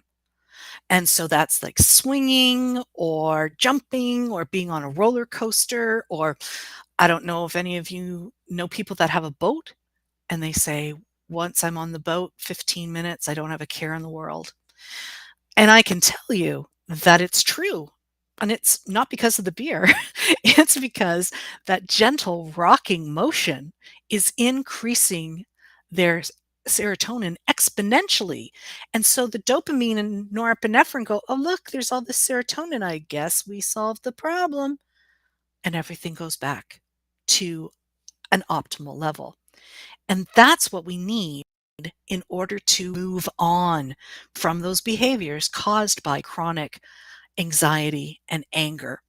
So there is pure research behind all this stuff that I'm talking about. And if you would like a copy of a list of those research articles, please email me. I can send that to you. I also have an article which kind of recaps everything I've just talked about in the last 40 minutes. But please don't let people burst your bubble. Don't just suck it up. I mean, that's what I was raised as, like this baby boomer thing where, oh, suck it up, don't let them see you sweat. Well, that's not healthy. And my kids who are millennials will tell me, no, you have to take a step back and deal with your mental health. Otherwise, it will affect your physical health, and you can't just get through it. And you know what? Everybody has stuff. Everybody. It's okay to not be okay all the time. That's the way we're wired. And it's good to need someone else. I mean, I wish we could be doing this live and in person, okay? Because then you could look around at your colleagues and say, I'm not the only one that feels this way. Because you're not. You're not the only one. And there's safety in numbers. It's good to need somebody else. Exercise is really important. Listen to your body.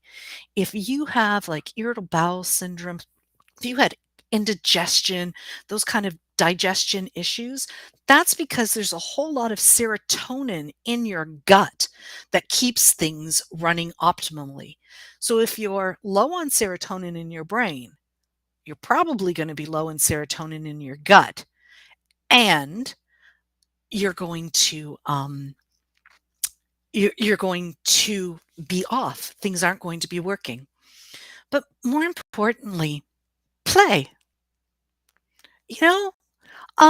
Swing on a swing. I bought a little hammock swing for $60, and I have it hanging in my basement, and I go use that when I know that things are stressful.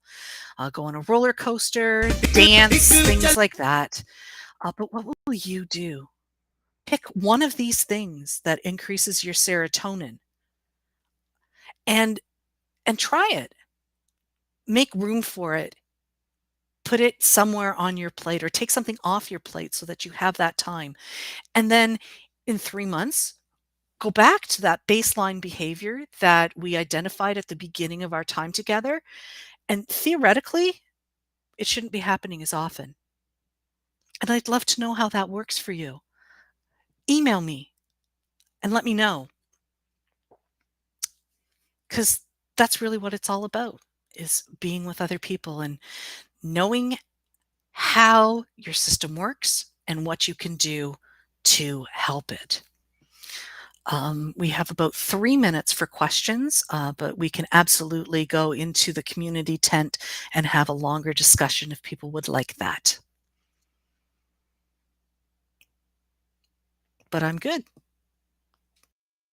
Do you know the Yoast Seo Plugin? The red, orange, and green feedback bullets that help you optimize your posts for the web. It runs on millions of websites. We try to make SEO understandable and accessible to everyone.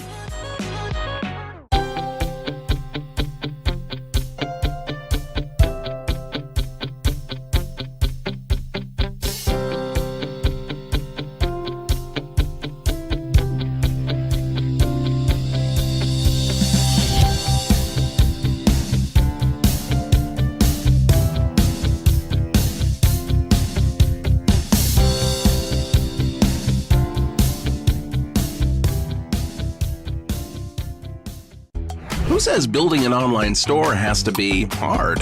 With Bluehost Website Builder, it's more than just easy. It's tell us your thing and smart AI will take it from there easy.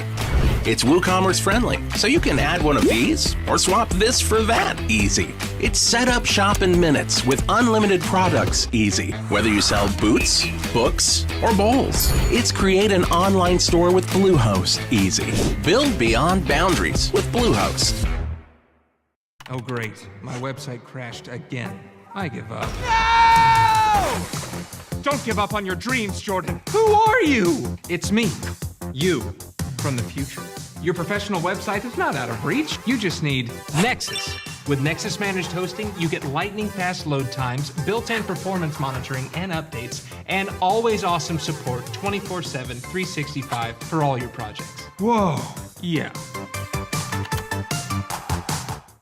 Discover Weglot, the simple translation solution for your website. All you have to do is add Weglot to your website. Select the languages that you need, and that's it. Your website is now available in multiple languages.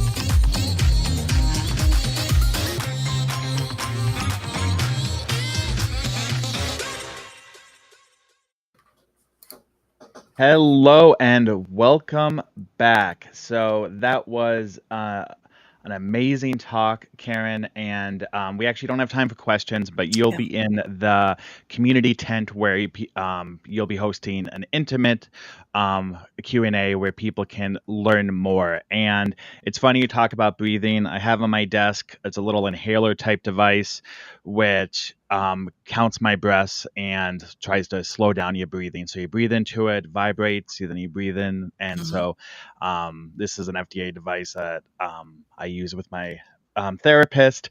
Good for And you. so when you were talking about breathing, I looked down at that. I'm like, oh, it reminds me of that. So, and we have lots of questions. So please go over to the community tent. We actually have a 15-minute break right now. So please head over to the community tent and chat with the sponsors. We want to thank all of our sponsors: Bluehost, Cloudways, GoDaddy Pro, Nexus, Yoast, and Weglot. Be sure to visit their tents. You might even win some prizes. If you get your photo taken at the photo booth, tweet it out with hashtag WordFest Live. And thank you to our media partners and micro sponsors. In the next hour in the community tent, Cloudways will have their hourly giveaway with another special guest activity. Nexus will have a chance to win, and Bluehost will do a demo of their builder and building a site live with the Bluehost website builder.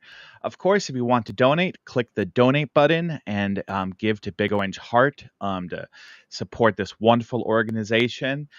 That's it for myself. I just want to say thanks to my amazing co-host, Kathy. It's been a pleasure hanging out with you for a few hours. Thank you. Thanks, Mike. You too. Excellent. So again, we're on a 15-minute break. Go head over to the community tent, and then we're going to send it over to the North American continent. Okay, bye.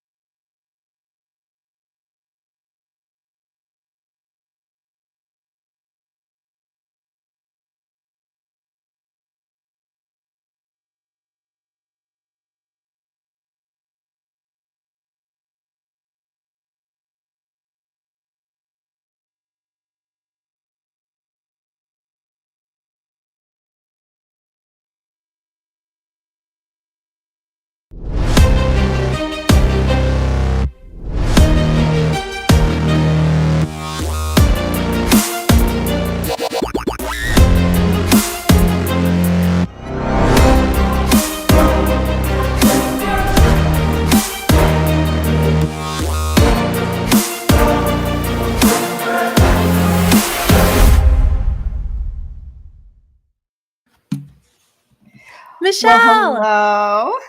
How are you? I love your WordFest hat. Thank you. I almost thought I left it. I thought I left it at the office. I looked over on the shelf and there it was. I had to get the cat hair off it because, I have cats. That's the way it goes. But it's so good to see you, Jess. Likewise, for somebody coming into 24 hours of WordFest, you do not look a minute over 2. Well, I did have a little nap this morning, so that helps. But I also plan on sleeping all day tomorrow, so we'll see how that goes. Good luck. Well, for the rest of you, welcome to WordFest. We are in North America now as part of our 24 hours of celebrating the people, the technology, and the big orange heart of WordPress. WordFest Live not only delivers a festival, educational content, wellness sessions, and networking opportunities, but is also a fundraiser for Big Orange Heart. Please visit that donate link anytime to support the mission of our organization. WordFest Live is a 24-hour opportunity for the WordPress community to come together to feel less isolated, learn from one another, and be present with one another. We're so glad you're here. Absolutely. We wouldn't have it any other way, as a matter of fact. Just tell us a little bit about who you are. First of all, before I actually ask you to tell us who you are, I have to say, you and I are sitting in the same chairs we sat in. I know! Whatever. At the last WordFest. So as soon as I reached out to him hey, do you want to do this with me? Do you want to MC with me again? Don't call it a comeback. We've been here since last year. It's just been waiting. It's just been waiting in the green room forever. But do tell us, you actually have a new job. So tell us who you are, where you live, and what you do. Since then, I switched my digs. I am now the Director of Operations for Pressable, a managed WordPress provider, and we are obviously passionate about WordPress, hosting on the same infrastructure that includes WordPress.com. And I am located in the Orlando, Florida area where it is a chilly 84 degrees. Oh my goodness, woman. I am not in Orlando. Just for you. I look out the window. Yes, there is snow on the ground. It didn't snow today, but there is still snow on the ground. I'm Michelle Frechette, as you can see on the screen, and I am the Director of Community Engagement for Stellar WP. And I am also the president of the board of Big Orange Heart and one of the organizers of this event. And it's been a fun 20 hours so far. We got 4 left. And it's amazing when you can get 60 different sessions, all of these speakers, all of the volunteers to come together for something as amazing as what we deliver through Big Orange Heart. So thank you for being here. Thank our behind the scenes people who are running our AV and all of that wonderful stuff. And we're just so excited that everybody's here. I'm going to introduce our first speaker. So our first speaker in North America is Jennifer Bourne with Take Charge of Your Day, Tactics to Get More Done Without More Stress. Jennifer Bourne helps small businesses build brands, create content, and grow profitable online platforms. And she's translated her experience into popular workshop-style conferences like Content Camp and business training and mentorship programs like Profitable Project Plan. 23 years of experience as a graphic designer, 16 as a web designer, creative agency owner, 12 as a blogger, and 5 as a course creator and content designer. Jennifer Bourne is known just as much for her business systems and client management strategies as she is for her road trips and vacations, daily workouts, and waffles. We're going to have to ask her about the waffles. But first, we're going to get a quick message from our sponsors, and then we're going to hear from Jennifer.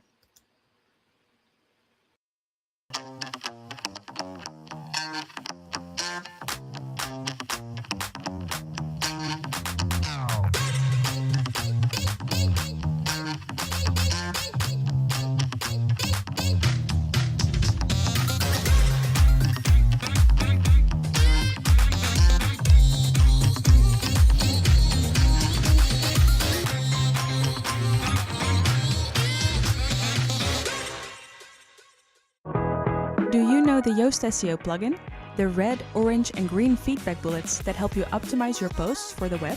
It runs on millions of websites. We try to make SEO understandable and accessible to everyone.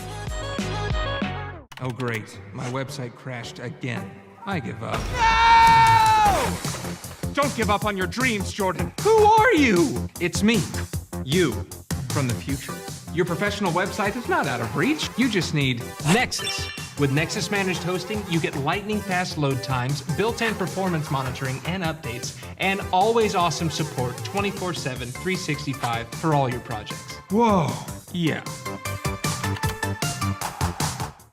Discover Weglot, the simple translation solution for your website.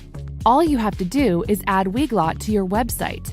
Select the languages that you need, and that's it. Your website is now available in multiple languages. Who says building an online store has to be hard? With Bluehost Website Builder, it's more than just easy. It's tell us your thing and smart AI will take it from there easy.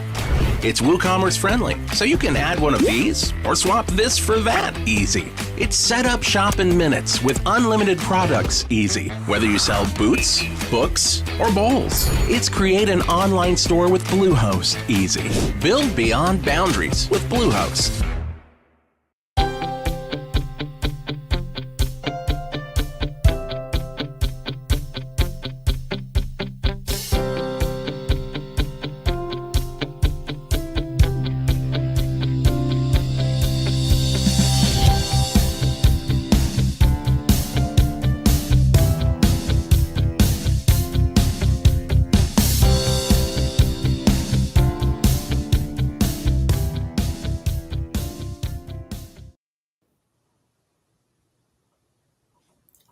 Welcome, everyone. I am here to talk to you about taking charge of your day. I'm sharing some tactics to help you get more done with less stress. So I've got some slides. We're going to go through everything, and then we've got some Q&A at the end. First, it's important to acknowledge that the burden is heavy these days. The rise in mental health disorders like anxiety and depression are often thought by leaders like Harvard Business Review and studies across the board to be caused by a rise in unrealistic standards for our professional work. So it's really important for us to make sure that we juggle our obligations in a smart way, because let's face it, we're all juggling a lot of obligations. Freelancers, business owners, professionals alike, we all wear a lot of hats. Some of mine are mom and wife, sister and friend, housekeeper, sort of, cook and taxi, homework helper, errand runner, designer, copywriter, content creator, business mentor, volunteer, and workshop leader. And like you, those aren't even all of the hats that I wear. We have more responsibilities and obligations resting on our shoulders than ever before. That's why it's important that we have smart tactics that we can lean on to avoid getting crushed by all those responsibilities and obligations. So if you know me, am a high performer. I'm efficient, I'm fast, and I'm focused, partly because I limit the type of work I do, but I'm constantly asked, how do you get so much stuff done? And the secret is part experience. You have to acknowledge that. But it's even a bigger part, tactics. And today I'm sharing the tactics that I figured out that work really well for me with you. And it's likely you've heard of all of the things that I'll be talking about today. They're not new. I didn't make them up or create them. But knowing something and actually doing it on a daily basis are two very different things. And if we're speaking the truth, making excuses about things is a lot easier than consistently sticking with something. So if anything, I want this session to be a reminder for you. A reminder and an opportunity to revisit productivity tactics that you already know. Maybe tweak them a little bit to better fit your schedule so you can be really intentional about how you plan for and approach your workday, and so you can embody your best self each and every day. So, my first tip is for you to stop multitasking. It's important to have a singular focus. When you do, it produces better work a lot faster, and it reduces fatigue and brain fog. Harvard Business Review shares that doing two things well at the same time is only possible when one of those things is automatic, like breathing Or we can walk and chew gum at the same time because they're automatic things that come naturally for us. Other studies, and Dr. Susan Weinshake, she shares that people can't really do more than one task at a time. Instead, we quickly switch back and forth between these tasks. So multitasking is really context switching, and context switching requires your brain to work extra hard so it can change focus, shift goals, and operate with a whole new context and set of rules. And that's exhausting, even if it's in your subconscious. Multitasking actually damages your brain. Studies have shown that people who multitask have lower brain density in the regions of the brain responsible for cognitive control, emotional control, and empathy. Multitasking also damages your memory. Failing to give your brain a break and constantly pushing prevents your brain from actually processing the information that you're gathering. And that in turn negatively impacts your memory. It actually causes memory loss. I have a good solid 3 years after my son was born and my last 2 years of college where I pushed so hard and never gave myself a break to the point where I have memory loss and I don't remember significant parts of my life during those times. So that's something I've definitely experienced firsthand. Now, multitasking also drains your energy, and it's your brain energy that it's draining, right? Multitasking causes you to lose focus and forget things, and it makes you feel anxious. Multitasking can make your body feel like you stayed up all night and lost an entire night of sleep. So instead, I really want you to focus on one thing at a time. Work your to-do list and your tasks sequentially. Start and finish one task completely before moving on to the next, and resist that urge to stop really quick and respond to that Slack message or tweet or email or Discord thread. Tip number 2 is to batch your tasks together.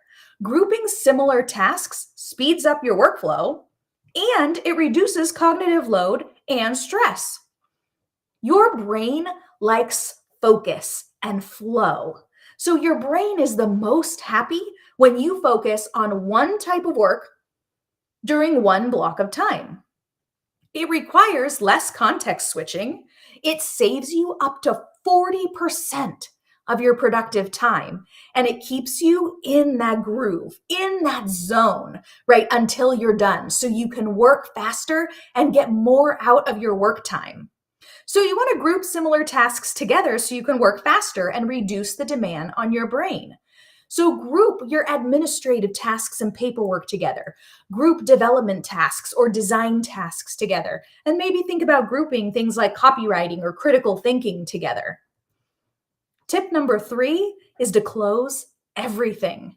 Protecting your time and focus produces better work faster and creates more flexible time in your schedule. And that's what we're all trying to get. The goal of productivity is to get back our time so we can spend more time with the people that we love and the people that we care about and to pursue hobbies. And we can't do that if we're working all the time. So it's important to establish boundaries and train your clients not to expect your availability at the drop of a hat. You do not need to respond right away. Not responding right away and keeping your focus actually demonstrates your commitment to high quality work, which is something that your clients value. And let's face it, preferred urgency is not the same thing as an emergency, right? Because if it was a true emergency, then we would respond. So turn off and close everything when you're doing your most important work. Right? No one gets unlimited or on-demand access to you without paying handsomely for it. So close Slack, close social media, close email, silence your phone, turn off your notifications, and close Discord, and get your work done. You'll be amazed at how much faster you finish out your workday. And remember, you can check everything during a business break. Taking a break between to-do items to check email, social, or Slack is a business break. It's not a real break. It's not a mental health or a physical health break. It's a business break, and those are two different things, which leads me to tip 4, take breaks often, right? This is critical. Building breaks into your day improves your mental health and your physical health. Your body needs regular rest, but it also needs regular movement. So healthy bodies need activity and exercise and walking around and stretching. And it also needs downtime, recovery time, right? To rebuild and to re-energize you. So neither of these things are things that you do sitting at your computer. So it's important that we walk away, right? That we take a break from our business, we walk away and we go do something else. And just as our bodies need that, our brains need deep thinking time and total rest time. Healthy brains need to be used, but they also need to be able to be shut off so they can properly manage information. Connecting the dots, solving problems, storing important memories, all of that happens when your brain is resting. It's why you do your best thinking in the shower, while driving, or building Legos. Allowing your mind to wander and rest is what creates a healthy mind. And it also what helps you remember important information without feeling anxious or stressed. Now, it's important to also consider different types of breaks when we're talking about this. So if you use the Pomodoro technique, you might take a 5-minute break in between a 25-minute block of time, right? Or you take breaks for different amounts of time at different parts of the day. But it's important to also look at the workday isn't 24 hours because we need a break to spend time with family in the evenings, and a break to sleep and recharge our bodies. The work week is not 7 days a week because we need that break on the weekend. And when we take vacations and we step away from our business, we come back recharged and re-energized because we gave ourselves enough time to recover fully before we got back into it. And we have to alter the activities that we do during our breaks, right? Showering, driving, cooking, coloring, napping, walking, exercising, crafting, playing games with your kids. These are all things that allow our brains to relax a little bit while we focus on something else. And again, this is when those important connections are made, and you might come up with that great idea or solve that problem when you thought you weren't even thinking about it. So tip number 5 is use doable to-do lists. So doable to-dos, organizing your tasks with intention, ensures that you meet your deadlines, and it aligns the work that you're doing with your most productive time of day or your most productive self. So to-do lists fail only when they're mismanaged, right? When your to-do lists are too big, unfocused, cluttered, and out of control, your work is going to be too, because it's impossible to do highly focused sequential work when your to-do lists are a mess. A doable to-do list keeps you focused on what matters, and it removes overwhelm from your day. So I recommend that you use 2 separate to-do lists. One is a master to-do list. This list contains everything you have to do and everything you want to do. Then your second to-do list is a daily to-do list, and it only contains the specific tasks you have to get done that day. Not if in a perfect world I got all these things done, but just the things that have to get done that day. And it's important that that daily to-do list is doable, is achievable, is realistic.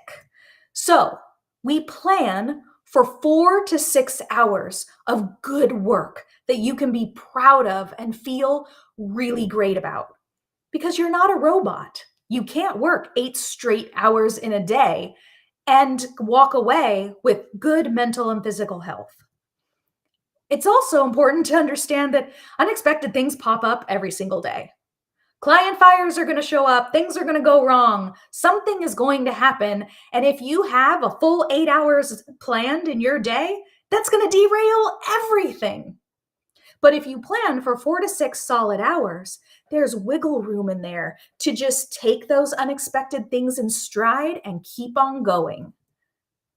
It's also important when you're planning that daily to-do list to leave enough room to take those mental and physical health breaks. So break that daily to-do list into 3 sections. My first section is one big important item that requires intense focus. And then there's a big break.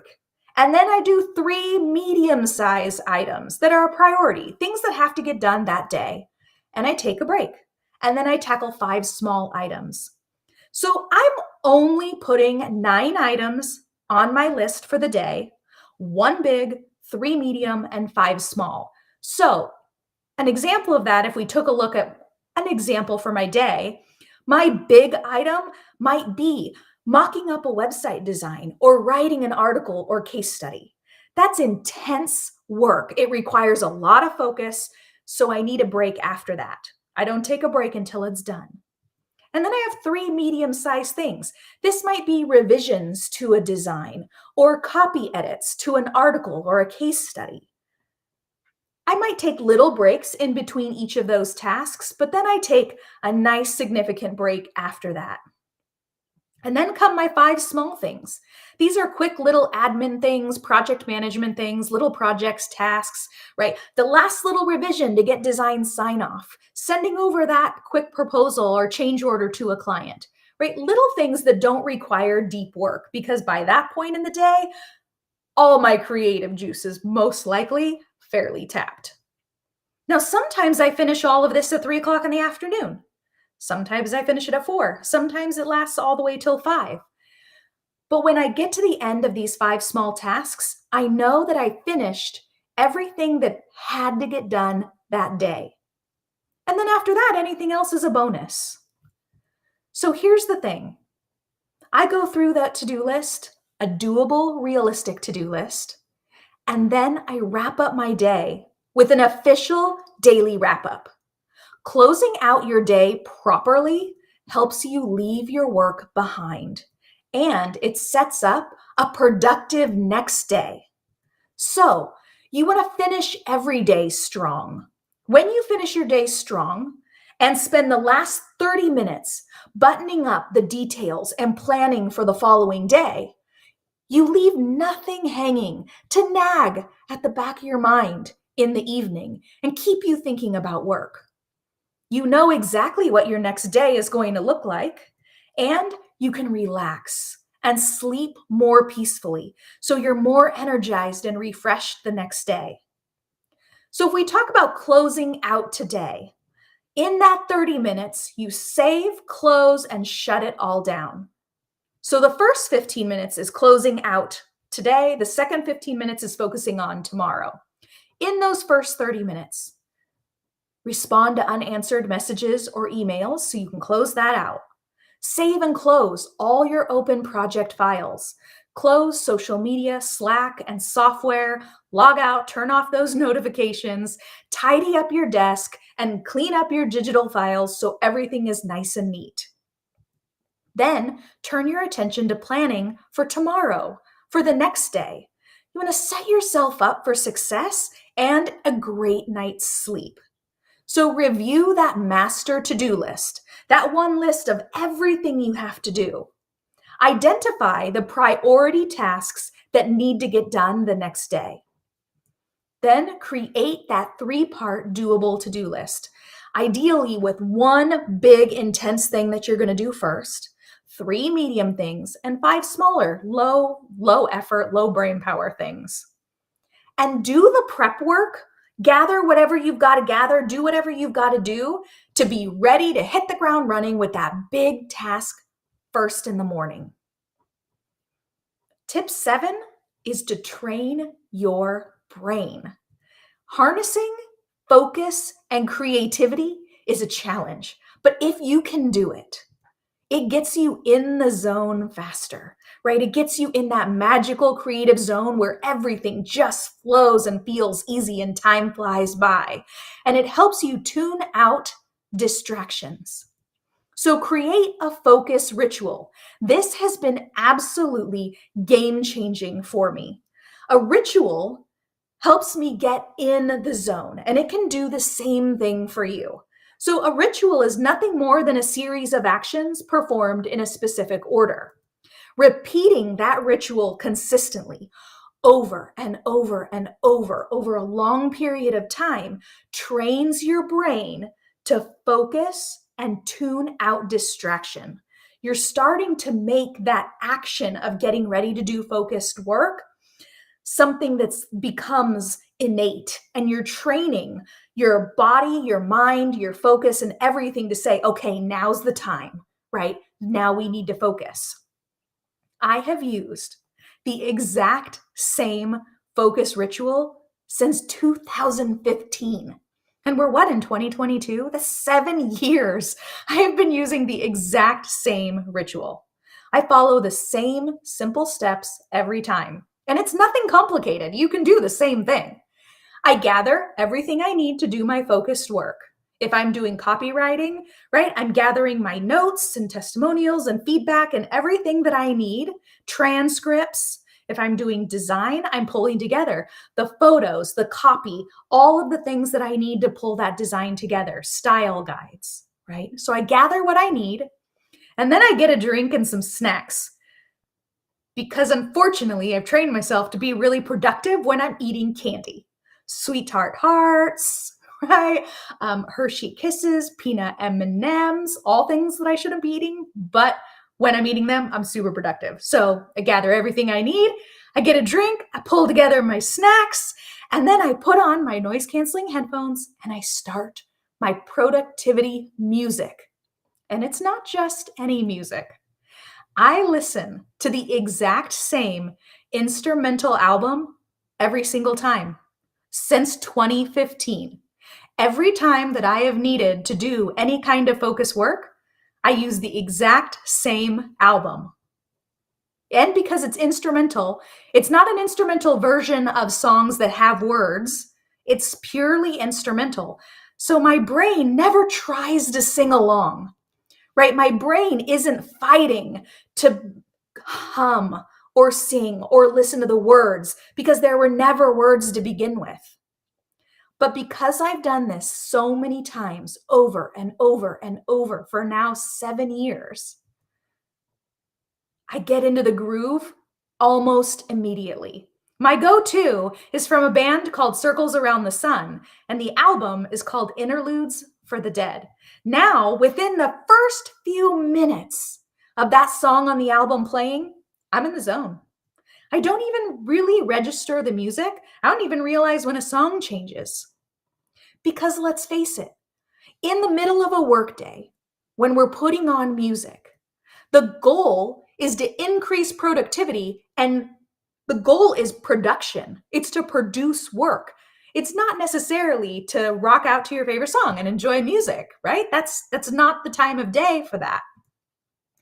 Which leads me to tip number 8, right? Putting your work first. This is my last one for you today. See, these aren't anything revolutionary. Most of them are things, again, that you probably already know of, but maybe aren't necessarily doing. This one might be a new one for you, though, which is why I saved it for the end. When you make time for daily progress, it keeps you motivated and it keeps you happy and it just feels really good. And it leads to you accomplishing your big goals. The truth is, you will do whatever it takes to meet a client deadline. If you're not done with a project at 5 o'clock, you won't quit. You won't make excuses. You won't sit there and let it languish and tell a client, oh, sorry, I guess you're going to have to wait. No way. You'll work into the evening. You'll work at night. You'll work on the weekend if you have to get that done because you promised it to that client. Your own business and goals? It's a totally different story. I know because I've been there. If you're not done at 5 o'clock and you say, oh, I'll work on my own stuff when I finish my client work, guess what happens? You put it off until tomorrow or the next week or the next month. But that tomorrow or next week or next month may never come. If you always put client work first and you always bump your own goals and dreams to the back of the line, chances are they're not going to happen. Sacrificing your goals for client work isn't good for your mental health. It leads to frustration, irritation, anger, and resentment. I know when I was constantly getting my own projects pushed off and client work always came first, I kind of resented my clients. And I thought, I'm spending every day building other people's dreams and I never have time to build my own. And that attitude, that frustration, that anger, that resentment, that irritation, even if you don't think it does, it trickles through. It trickles through into your client communication and how you approach things. And it sabotages your mindset. And that's never good. So my goal for you, what I want you to do, because I do it now and it was game changing, is to put your business first. It doesn't mean you value your clients any less. It just means you're prioritizing your goals. So start the day with a block of uninterrupted time dedicated to your business. Little actions every day make a big difference. And making progress regularly makes you feel so good. It gives you energy for the whole rest of your workday. So my mornings look something like this. I get up at 5:15, get up, get dressed, make my energy drink. At 5:30, I get started working on my business. At 7, I go work out, eat my breakfast, take a shower, and I start my client work at 9 a.m. And I start with that one big item. So here's the thing. 5:30 a.m., I'm not checking email. I'm not checking Slack. I'm not checking social. I am all in on my business and my goals. With this approach, you make consistent progress every day, regardless of what happens during your workday. Even if everything falls apart, you know you already made progress on your business because it was done before you even started your client work. And your business gets your best self, not your exhausted, tired, burnt out self. Even just 30 minutes every morning can have a significant impact. And let's face it, it's far easier to dedicate a tiny amount of time each day than set aside an entire day. Right? I never can find a whole day. So doing it first prevents it from getting pushed aside and getting delayed. So let's recap these tips really quick. These, again, are doable tactics. Most of them you probably already know, but we really just need to make sure we do them every day and do them consistently. So stop multitasking. Batch your tasks together to give your brain a break and make it easier. Close everything when you're working to eliminate distractions so you can work faster. Take breaks often and leave your computer for those breaks. Go outside, play a game, cook, exercise, whatever it is. Make your do lists doable and achievable. Wrap up your day with intention and plan for the next day so you set yourself up for success.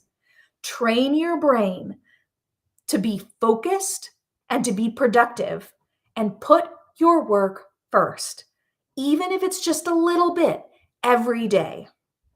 Hands down, that last one has made the biggest difference in my business. And it's what has allowed me to create live workshop events like Content Camp or my freelance business training program, Profitable Project Plan, or any of the other mini courses that I've had available. The only way I found the time to create those is by making that time to put my business first in the mornings, because my days are still full of client work. Bottom line is productivity is about taking charge of your day. It's about being proactive rather than reactive and setting yourself up for success. So plan for that 4 to 6 hours of good, solid work that you can be proud of. Leave room for the unexpected, so when it does show up, you don't have to stress out about it. And take real breaks and leave your business behind during those breaks. You've got this and you can do it. Changing too many things at one time leads to overwhelm and stress. So just tweak one thing at a time and give yourself time to build those new habits. And if you need a little help or you need a little support, there's a whole community of people attending WordFest in the WordPress community that are ready and willing to step in and help if you just raise your hand, because that's what we're here for. So that is it. My 8 tips that have helped me live my most productive self every day. And I hope these tips help you take charge of your day and get more done without stress. Have a great rest of your day, and thank you so much for being in this session. Great. My website crashed again. Great. My website crashed again. I give up. No! Don't give up on your dreams, Jordan. Who are you? It's me. You. From the future. Your professional website is not out of reach. You just need Nexus. With Nexus Managed Hosting, you get lightning-fast load times, built-in performance monitoring and updates, and always awesome support 24/7, 365 for all your projects. Whoa. Yeah. Discover Weglot, the simple translation solution for your website. All you have to do is add Weglot to your website.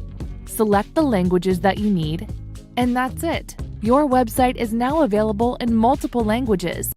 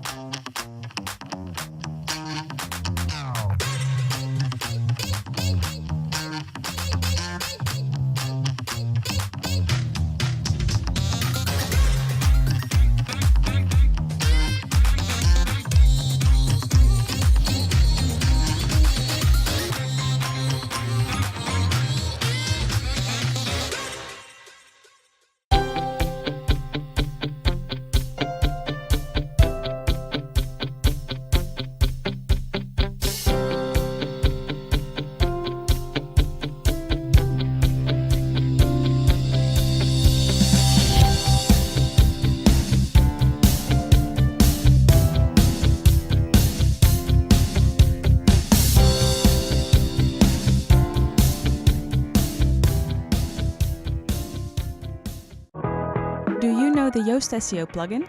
The red, orange, and green feedback bullets that help you optimize your posts for the web? It runs on millions of websites. We try to make SEO understandable and accessible to everyone.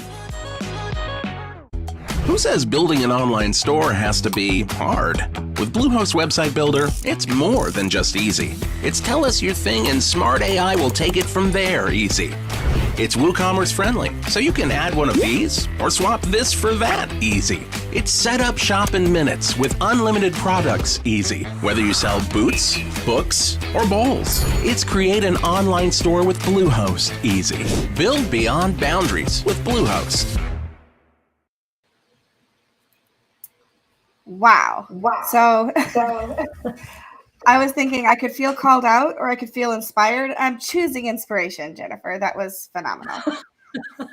The only reason that I can say these things is because I've made all the mistakes. So they're all things that I had to learn myself and figure out, because nobody starts their business knowing how to get all their work done in the most effective, efficient ways. You just kind of try all the different things and cross your fingers that you find something that works really good for you. And these are the things that have worked the best for me. Absolutely. Well, the chat went crazy for your foodie tips. I saw peanut M&Ms. I saw a bunch of different things in there. There's a little discussion about music. Yes. The sweet tart hearts, really. That's what gets you. Hands down, they are the best version of sweet tarts ever made. Okay. They're the softest. So they melt on your tongue. Noted. So I buy them year round on Amazon. Well, I know that I saved the album that you mentioned, which was Circles Around the Sun, Interludes for the Dead. So I will be listening to that later. It's so good. It was a band formed by Neil Casal, and we went to the Fare Thee Well tour for the Grateful Dead, like their 5-run show, 2 in Santa Clara, 3 in Chicago at Soldier Field. And this band, Circles Around the Sun, created this entire album of music for the Grateful Dead Fare Thee Well set breaks. So it's inspired by the music of the Grateful Dead, but it's always been instrumental. So I never find myself getting distracted from my work because I'm humming along with a song, which can happen if you're listening to music that you recognize, right? Yeah, for sure. So, yeah. So many good tips. I know we had a couple people note that they were listening to this while working and they felt specifically called out as a result. We'll give you a pass for today. Yeah. Some other questions in the chat. Michelle, I'll take the first one and you want to grab the next one? Yep. Amy asked, any techniques or mindsets for getting back on track from longer derailments, such as an illness or an emergency? Ooh, that's a really good question. I think the biggest thing is to not expect yourself to be able to go from 0 to all in one day. Like, that is next to impossible. So I kind of take the approach when I first started going on vacations, because the first few years of my business, I never went on vacation. When I first started going, I would work all the way up until the day I was going to leave, and sometimes pull an all-nighter that night. And then I was exhausted and crabby and awful the first day or 2 of my vacation. And so I said, you know what? I'm going to plan a prep day in between. I'm going to tell all my clients I'm going to be gone 1 day earlier, so I have a buffer day. And then I realized I worked the whole buffer day, so I need 2 buffer days. And now I'm like, I really need 3 buffer days. So for coming back from vacation, I only did the buffer days on the beginning. Then coming back from vacation, I realized we get back on Sunday and then Monday I'm working, and I'm like, this is a terrible idea. So I started giving myself buffer days on the back end too. And it's the same thing when you have to take an extended break because you get sick or you're out for some other reason. When you come back, I typically say it takes me about 3 days to get back up to speed. The first day, I assess what's happening. What did I miss? What's going on? Where are things at? I kind of get a game plan back together, organize some stuff, clean out my email. Then the next day, I start digging into some basic things, but give me like a half day. And then I do kind of a full day that nobody knows I'm in the office yet. And then the 4th day, I'm like, okay, I'm back. I'm all in. But give yourself that like a 3-day grace period to ease back into it. Because going from 0 to 100 in 1 day, that's going to kill you. Yeah, absolutely. We unfortunately, we don't have time for all of the questions, so I'm going to pick 1 or 2 more. Then I'm hoping that you'll be on one of the tables in the community tent if people have more questions to ask you afterwards. But the question that I thought was a good one here is, Corey's asking if you use a time tracking software at all. That seems to be popular with a lot of remote work people. I use Toggle. Yep. I don't really do much work where I only have 1 client where I have to give them a timesheet. But everything else, it's just for my own internal time tracking, but I use Toggle Track. Very good. And I think the only other question I'm seeing right now that I would pull out here is, what other tools do you use to manage your to-do lists? Oh, I'm old school, pen and paper. Seriously. I've tried the apps. I've tried all the fancy things. And I'm really good at it for like a week or 2 weeks. And then I forget about it. And then I don't do it. And then I go back to using paper. My master to-do list is in a spiral brown notebook. And my daily to-do list is a sheet of paper. I write it down and I throw it in the trash at the end of the day when I've checked everything off, and I do it again the next day. Like, I'm super analog when it comes to most of that stuff. Yeah, no, I understand, because I am a paper girl too, and I love notebooks. Like if you want to win my heart, give me an empty notebook, and I will fill that sucker right up. Well, and a lot of times if I'm doing really intense focus work and I want to get away from all the distractions at this computer, I go out in my backyard and I'll work in the pool cabana, or I'll go work somewhere else where I don't necessarily turn on or connect Wi-Fi. And so then I just grab those notebooks, I grab that to-do list paper, whatever, I can bring it with me and it's no big deal. Absolutely. Jennifer, thank you so much for being with us, for sharing live and sharing from your heart, because I think you've inspired quite a few people. We will see you over in the community tent. Jess and I just have a few little housekeeping notes before we send everybody else over there too. I'm going to do the first part, Jess, and I'm going to let you do the second part. But we wanted to talk about swag a little bit. I don't think we've talked about that at all. I can see I'm wearing my WordFest hat. I got my WordFest water bottle. You can get swag just by going to shop.bigorangeheart.org, where we also have our coloring book, which I don't have one in here with me, but we actually crowdsourced a coloring book last fall. And that coloring book is for sale on Amazon, so you can get that link through our shop as well. And Jess, you want to take over our announcements from there? Yeah. We also want to make sure we thank our sponsors, Bluehost, Cloudways, GoDaddy Pro, Nexus, Yoast, Weglot. Be sure to attend and chat with them. I hear they have prizes. I have actually not won quite a as prize. cool as the. Oh, you did. What'd you win? I was in the Yoast tent and I won a lunchbox. So excited! I know. That's awesome. I'm going to drop a link to the swag shop in the chat as well. But you know what? I see that Corey put a link to the donation link. Michelle, yes. I think we need to try for real to hit the 3,000.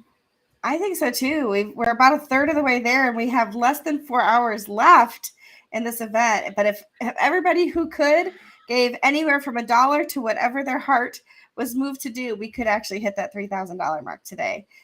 So many people have given so much time, so much energy, so much of their intelligence and knowledge and everything to make today possible. If you've enjoyed it at all, if you have benefited at all from Big Orange Heart, and you have the ability to give back, we would love if you'd hit up that donation page and give back. Let's see if we can hit that 3,000 by the end of the day. I think we can do it. I'm going to manifest it. I'm going to believe. I'm going to see the 3,000 in donations.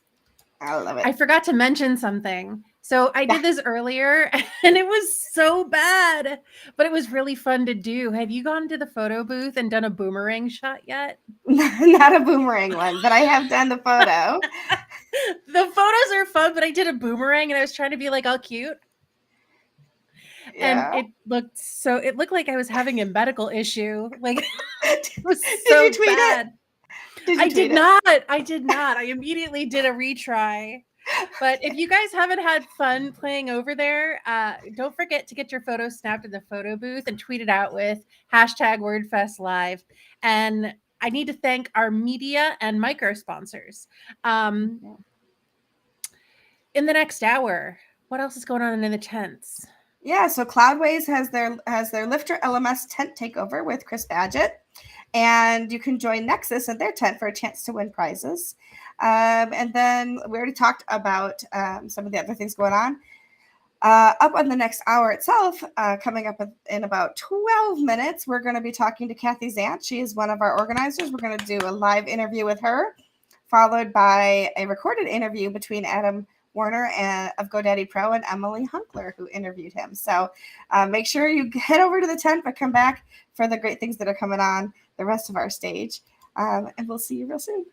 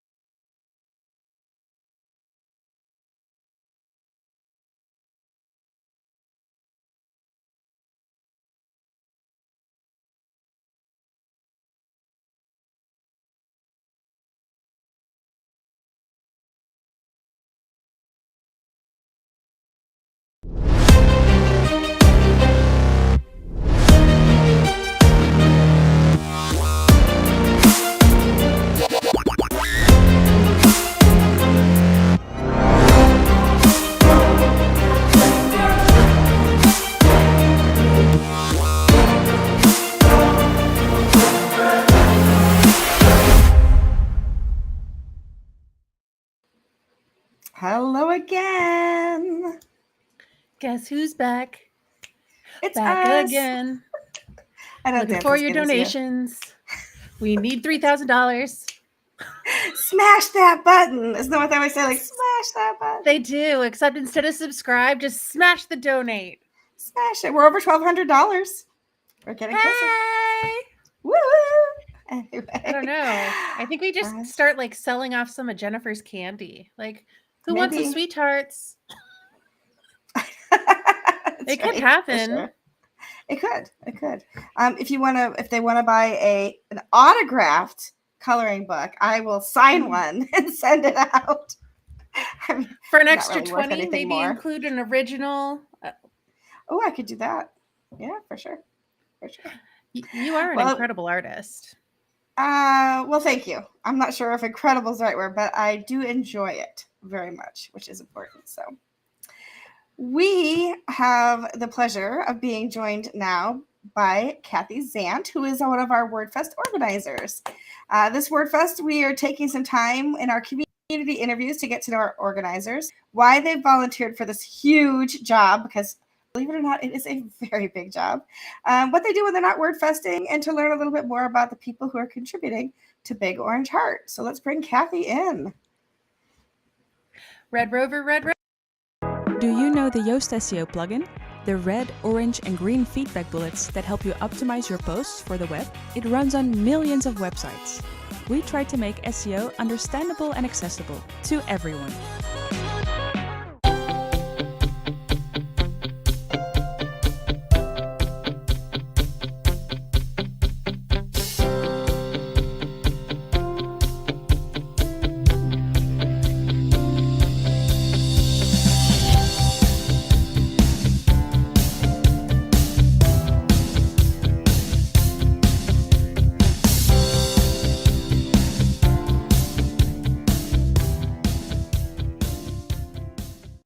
Who says building an online store has to be hard? With Bluehost Website Builder, it's more than just easy. It's tell us your thing and smart AI will take it from there easy. It's WooCommerce friendly, so you can add one of these or swap this for that easy. It's set up shop in minutes with unlimited products easy. Whether you sell boots, books, or bowls, it's create an online store with Bluehost easy. Build beyond boundaries with Bluehost. Oh great, my website crashed again. I give up. No! Don't give up on your dreams, Jordan. Who are you? It's me, you, from the future. Your professional website is not out of reach. You just need Nexus. With Nexus Managed Hosting, you get lightning-fast load times, built-in performance monitoring and updates, and always awesome support 24/7, 365 for all your projects. Whoa, yeah. Discover Weglot, the simple translation solution for your website. All you have to do is add Weglot to your website. Select the languages that you need, and that's it. Your website is now available in multiple languages.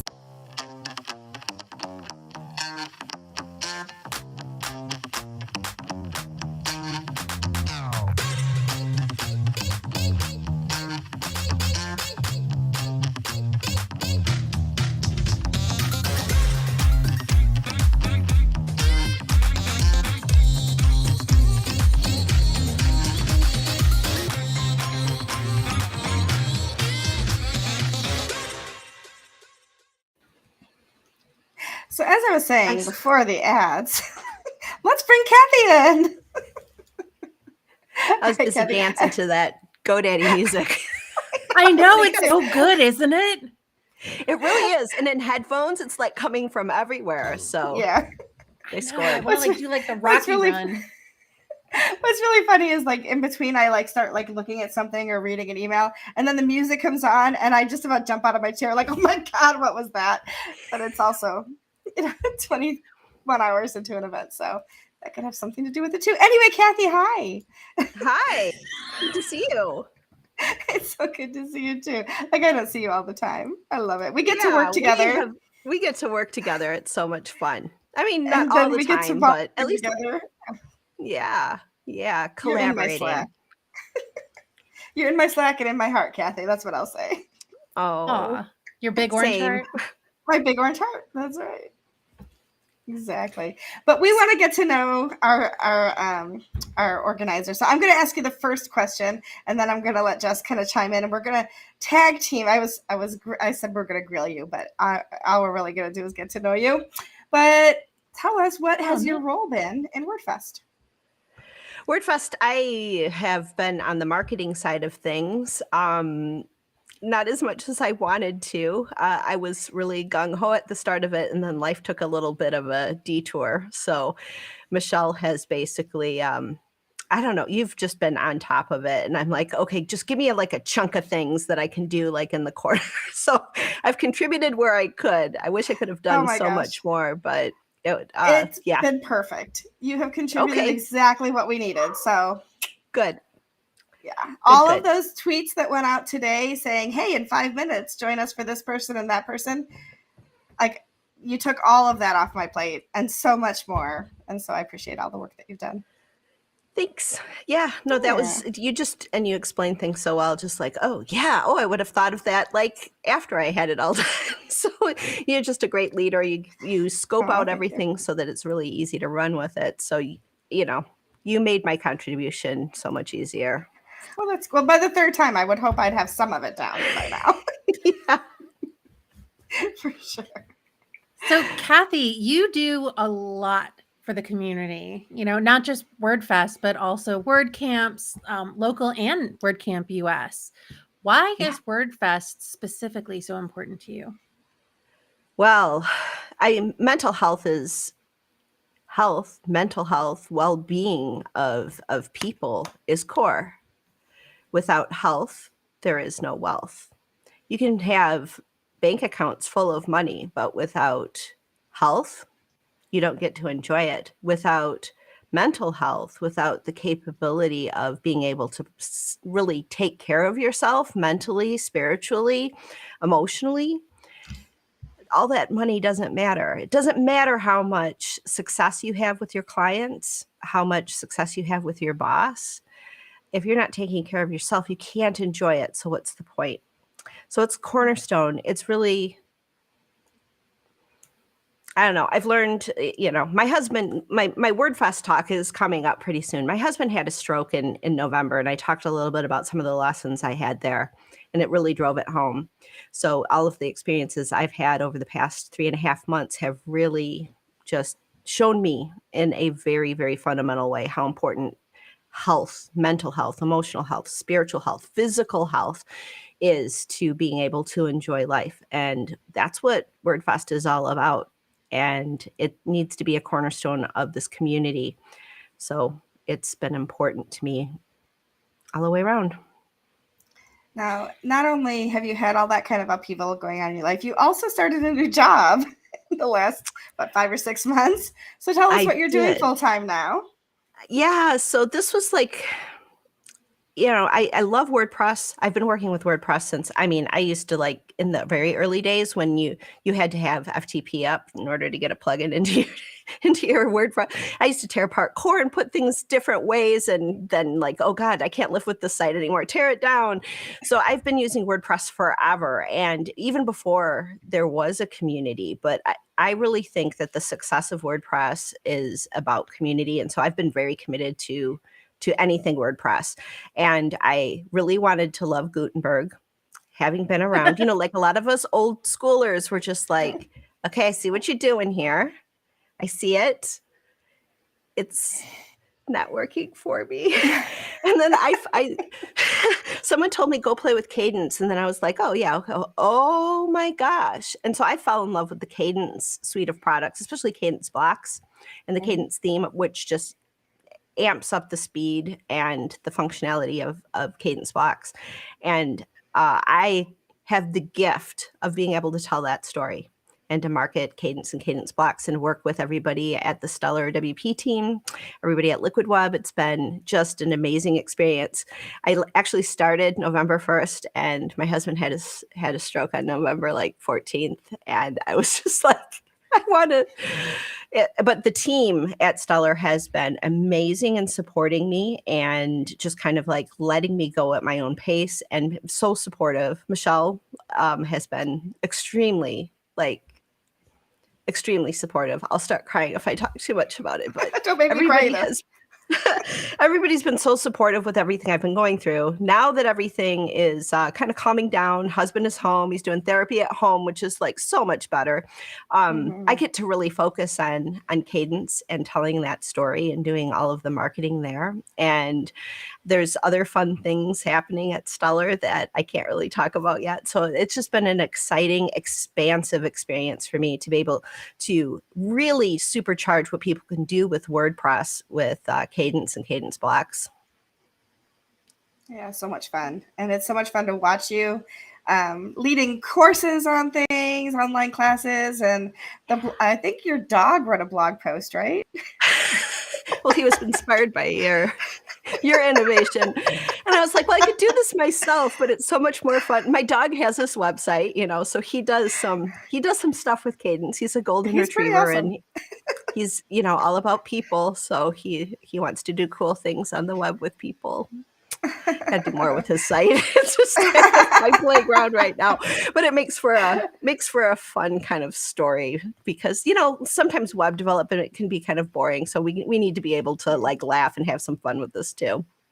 Yeah, that morning I logged into Slack and I have this message from Kathy that says, is this dumb or is this fun? And I got to go read a story about her dog's blog, and I'm like, oh no, that's fun. We keep this. Okay, cool. Yeah. See, I had to gut check. Otherwise, it's too campy. Is this just fun enough and still like functional and useful? So yeah, I thought it was awesome. That was cool. Fantastic. Dogs with blogs are always in style. Right? Absolutely. But you don't just have a dog and a husband. You've got a daughter and a horse. Like, tell us a little bit about your menagerie. My daughter has been, when she was a little kid, she's 3 years old, and she tells me, when I have a horse, I'm going to need a parallel oxer. And I'm like, what the heck is that? Well, it's like one of these jumps that they go over. That's just like how I swear she's probably like reincarnated horse, like some famous horse rider or something. She just came into the world loving horses. So someone told me once a long time ago, when my kids were much younger, that your job is to just like keep that spirit and that passion alive. Don't spill the cup of their passion, right? Just help them carry that. And then when they're 18, it's theirs, right? Then they can just run with their passion. So she's been into like the most expensive sport ever. So we have a horse, Lola, who is Dutch warm blood, I think, something. It's some warm blood. But Lola's really amazing, wonderful horse, and has really helped Claire, my daughter, kind of achieve her dream. So, and she's 13, almost 14, so only have like 4 more years of paying for horse stuff. Is that one of those cases where you hope it goes fast? I was going to say, do you get to stop paying when they turn 18? I hope so. That's the deal. She's going to have to start like paying for the horse stuff. I mean, it's literally like, I need new boots. $600 boots. What? No, can we like just Amazon have these? Somebody have the boots she needs, please. And it's just a very expensive sport, but it inspires her. It keeps her from doing dumb things with kids, and so it makes her happy. So it's my job. There you go, absolutely. It's that mental health stuff. So when you aren't working or buying expensive shoes, what are your other hobbies? Stroke therapy rehab. Right now my life has been just like, tomorrow is my first day where somebody's going to come and stay with my husband so that I can actually like go do some things for me. So I'm hoping to like get that life balance. It's not a work life thing. It's just a life thing balance back in my life. So yeah, I mean, I've been taking care of myself, actually Topher is like, are you doing therapy? I'm like, you know what? I need therapy.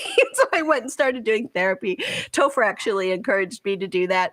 And so I am taking care of myself through all of this. Self-care comes from within. It comes taking care of your mindset, because really, I think we as human beings can do anything if we believe that we can. We can get through any challenge, any adversity, if we just take care of, ourselves within. So, but I need a little outside care too, like maybe a manicure or something. I don't know what I'm going to do. Approved. And I think Jennifer Bourne was just talking about a lot of this in the last session. I think she's all in favor of that for you as well. Excellent. Yeah. Well, and the word self-care, the term came from talking about caretakers. Mm-hmm. That's where the origins were from in the 70s, because caretakers so often forget to take care of themselves. It's easy to just, when you love somebody. Right. And I think moms do that. That's what we do. We have to, when our kids are little, we have to put them first. So we're like predisposed to wanting to take care of everybody else rather than, putting the oxygen mask on first, or, there's a lot of things. But, in my therapy sessions, I actually asked my therapist, I'm like, for 20 years, I've been taking care of everyone else. And I know that I need to take care of me, but I don't know it. I don't know what to do. And he's like, just the fact that you're doing this session right here, right now, and looking for ways to take care of the you within and that mindset to be able to deal with everything, that's self-care. So I'm going with it. Good for you.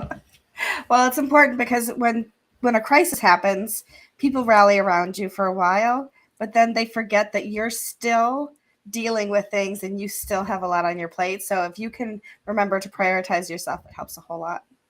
Yeah. Well, some people haven't forgot about me, like you, Michelle, and a lot of the people in the WordPress community who, how you doing today? Topher does this like maybe once a week. You still doing okay?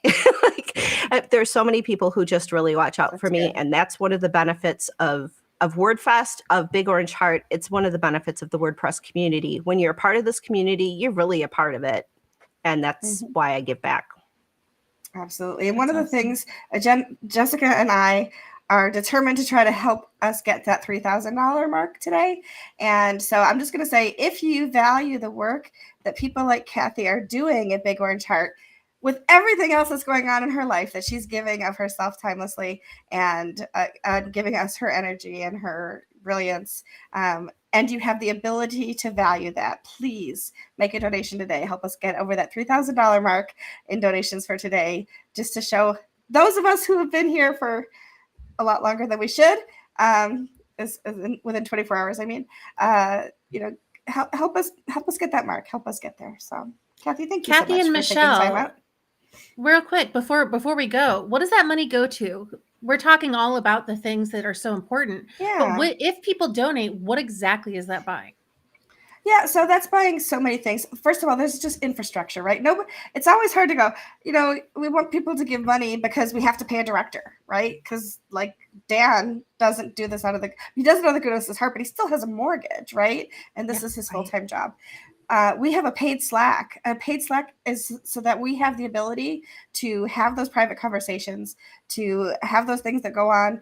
For every conversation you see in public in our Slack channel, there are 5 to 10 that are crisis conversations happening between individuals, one-on-one. And those kinds of things are not free.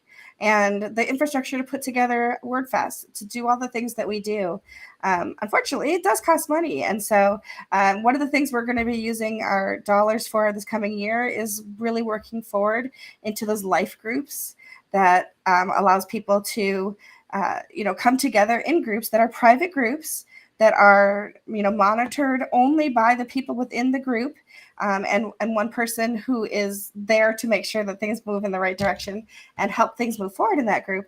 But that isn't this isn't just like a social club or whatever. It's life groups, so it's business, it's life, it's all of those different balance things we talked about, and being able to make those things happen. So yeah, really like saving lives. It is. We don't talk about that a whole lot because we can't really share who and what.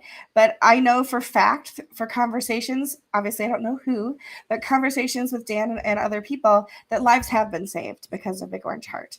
We can't save everybody, but the people who reach out and are at crisis points in their life have had their lives impacted in a very positive way by the work that is done at Big Orange Heart. So any dollar that gets donated goes towards furthering that and our mission of the mental well-being for remote workers.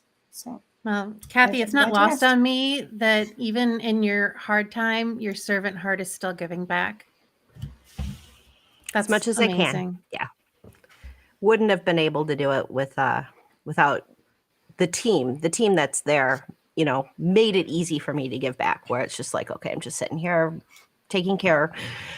I can give back to other people as well, because this is so important. I mean, the one thing I want to say is when all of this happened and I'm sitting in a hospital room with my husband, I said, I will take whatever lesson that comes to me over the next few months, and I'm going to give that back somehow.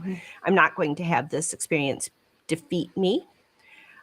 So giving back to Big Orange Heart and WordFest is part of that.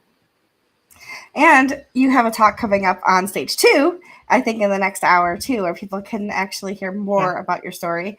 And so we're going to let you go get ready for that. And we're going to run our next interview, which was a sponsor interview with Adam Warner of GoDaddy Pro and Emily Hunkler, who did our sponsor interviews. She's with GoWP. She talked to Adam about what makes GoDaddy Pro special, why they're committed to WordPress community and Big Orange Heart. So we're going to go ahead and let that play.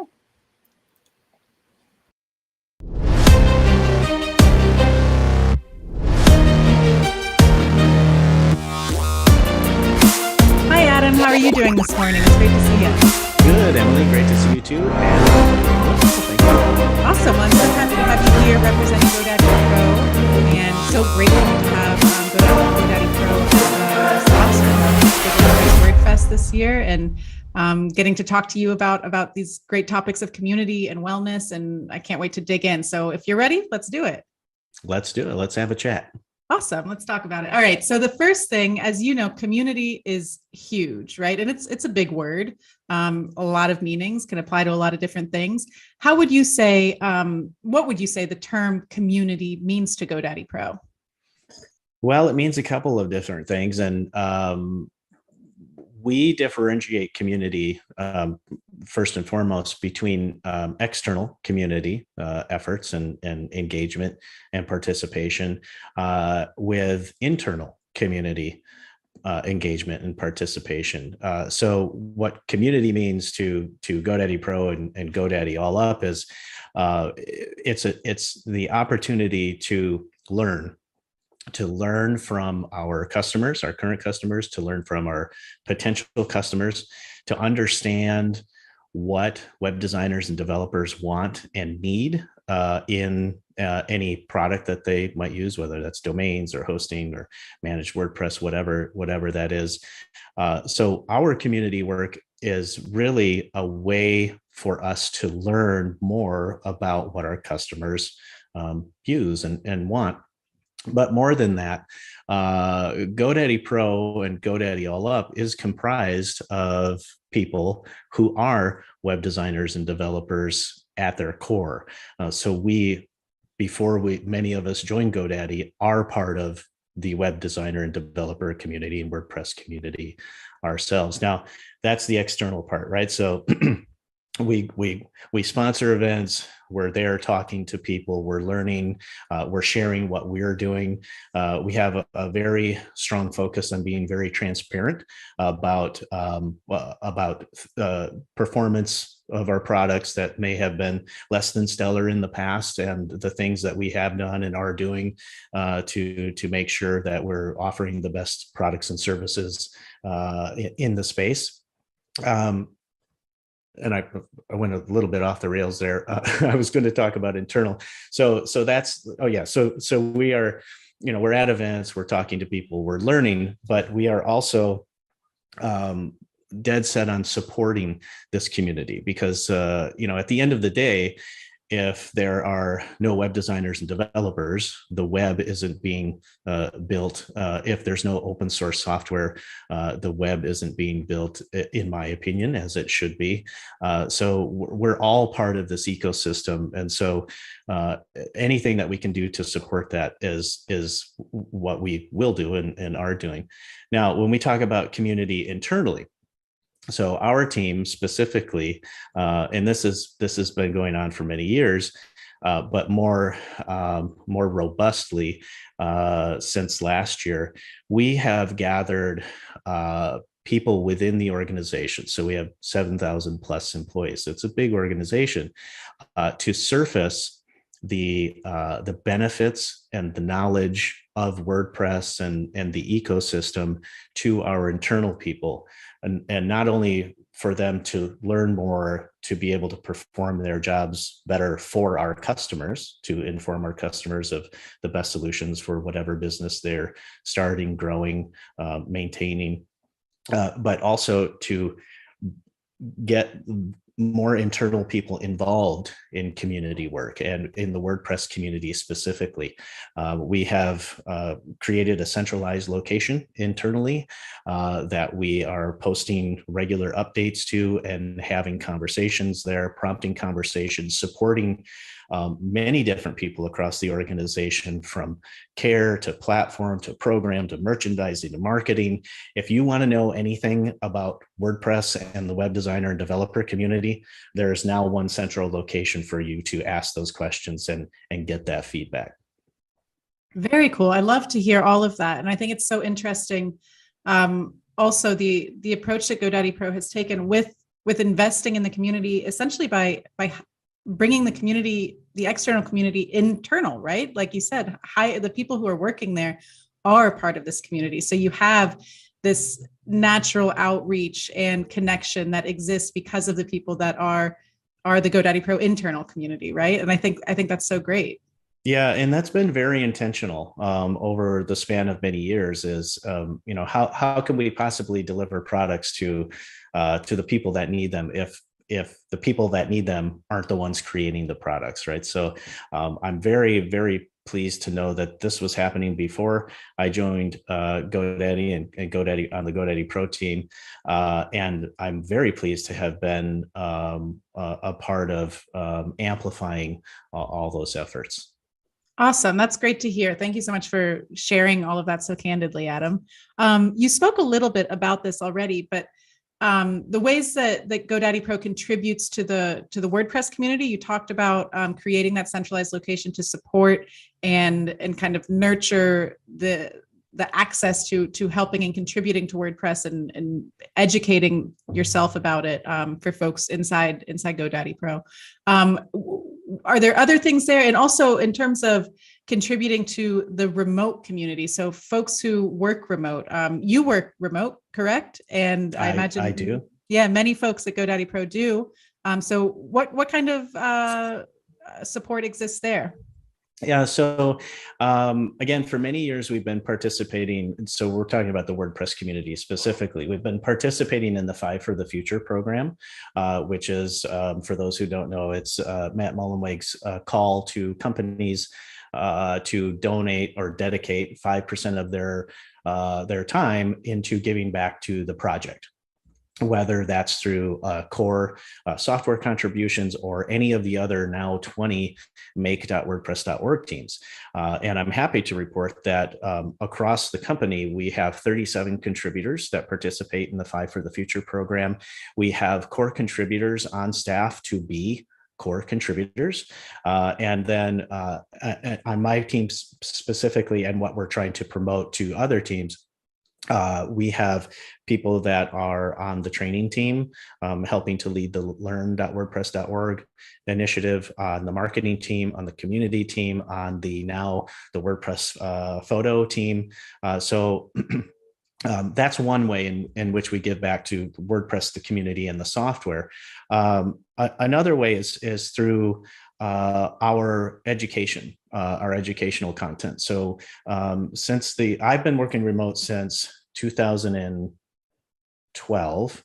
30 days before my first son was born, I started working remotely, building a WordPress plugin business called Foo Plugins, which is now run by my former business partner. And so working remotely, I'm jumping around a little bit here. So working remotely through that time, having 2 young babies and being the primary caregiver throughout the day, because my wife was working full time, working remotely presents a lot of challenges, right? And I've experienced those. And when, of course, the pandemic hit, many people around the world went remote just out of necessity. And so I think as a company, there was always many remote workers, but there were a lot of people in offices too. And so as a company, there was this recognition of, first, how do we do this? How do we continue the business and do it remotely and have everything run smooth? But then, how do we take care of our employees? How do we make sure that they have the support that they need, not only in their daily interactions with their team members, but mentally and physically? And I'm happy to report that the company as a whole has had a huge focus on supporting our employees. They have a quarterly financial bump for people for the pandemic to help them kind of ease the burden of being remote, getting equipment, that sort of stuff.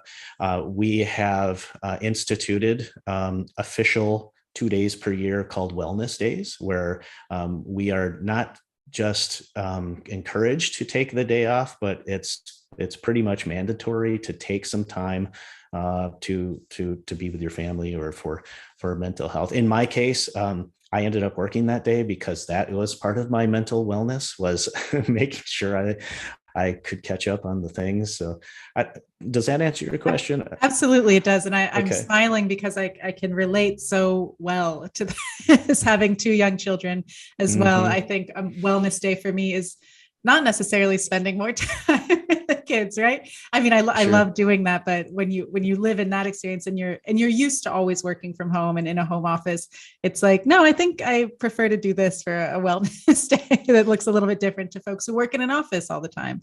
It's totally different, but I love that. I think that absolutely answers the question. It's great to hear all of the investments that GoDaddy Pro is putting into their workforce and their community and their team members to support that, because I know within this community of folks who are here at WordFest, it's people who work from home. It's people that have been working from home for a long time, right? But maybe it's also some folks that are new to it. And these aren't people that had everything already set up in a home office, and they're having to work on the sofa or at the kitchen table, and figuring that out is a challenge. And the fact that GoDaddy Pro recognized that and was helpful for their team during that time is awesome. Yeah, again, I'm very fortunate to be so happy with the company that supports the employees the way that they do. And just jumping back to when I first started working remotely, and then over the course of a couple of years started to experience those negative sides of working remotely, the not being active enough, feeling isolated from the rest of the world, from your colleagues and friends. And I actually did a talk on it some years ago called How to Work from Home Without Losing Your Mind. And you go through this ebb and flow, and it's really one of the reasons back in 2016 why I specifically sought out community work with brands and in the WordPress community, because I knew I needed to get back out for my mental health. But then, of course, that it was the best of both worlds, because I was still remote, but I still had the opportunity to get out into the community. And then when the pandemic hit, of course, we had a lot of plans to get back to continue our work within the community and in-person events. But when everything pivoted to virtual, when we think back to when that first happened, we started running GoDaddy Pro meetups, which we have run, I think, over 250 of them since the pandemic started. But our initial meetups were just, hey, let's get together and hang out. And they were very emotional moments, right? Everybody was wondering what was going to happen. We were all sharing things. And then, eventually once once being at home was more normalized, then we started, focusing more on education for, okay, these people are working from home. Some people starting new freelance businesses. How can we help share our experience and educate them to help them grow and survive? Absolutely. And I've loved seeing what you all are doing with your events and everything. You guys really provide a lot of great education and resources for the community. And I love seeing that because it's fantastic. And I know folks are really benefiting from that. And thank you for saying that. We appreciate yeah, that. absolutely. It's great to see. And the more of that there is, the better, because it is important. We're not seeing each other face to face so often, and virtual is different, but it's still something, and it's good and it's helpful. And I know it firsthand that it helps me get through days of being stuck at home all day for going over 2 years now. Right. So yeah. Okay, we'll kind of wrap this up a little bit. And you've already spoken on this quite a bit, but we can kind of wrap these last two questions into one. So you mentioned mental health days being kind of mandatory for everyone to take that, figure out what it means for them, and to take that time for themselves, whatever that may be. Are there other ways that GoDaddy Pro supports the community in terms of physical, mental well-being? I know you also mentioned the stipends for working remotely and that sort of thing to help with that. And also just any other personal anecdotes you'd like to share about your wellness and how it relates to GoDaddy and your work there. Yeah, I mean, there are many employee resource groups internally that bring together cohorts of our internal people that have shared experiences, whether that's women in tech or LGBTQ plus in tech and other groups. And so internally, there's these communities that are supporting each other with more of a narrowed focus. But the community as a whole, the GoDaddy, the All Up parent brand, the idea is enabling entrepreneurs to succeed, right? So that's not the official slogan. So sorry, leadership, I got it wrong. But and with GoDaddy Pro, it's all about saving time and streamlining your processes in building sites for clients. So when we think about the community of our users, there's the GoDaddy Empower program, which is donating products and services and knowledge and time to entrepreneurs across the world. We have our GoDaddy Pro meetups, which is of course education, and that is all of this is intended to be out into and serve the community of web designers, developers, entrepreneurs.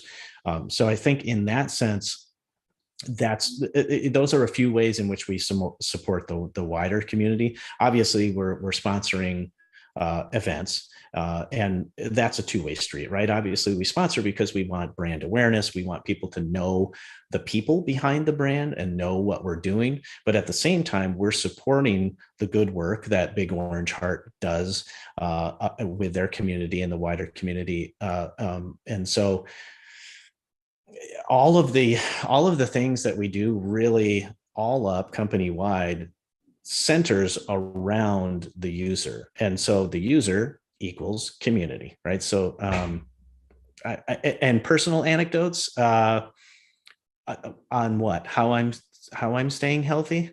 Yeah, I think I'm not losing my mind. Yeah, I'd love to hear that trick. Yeah.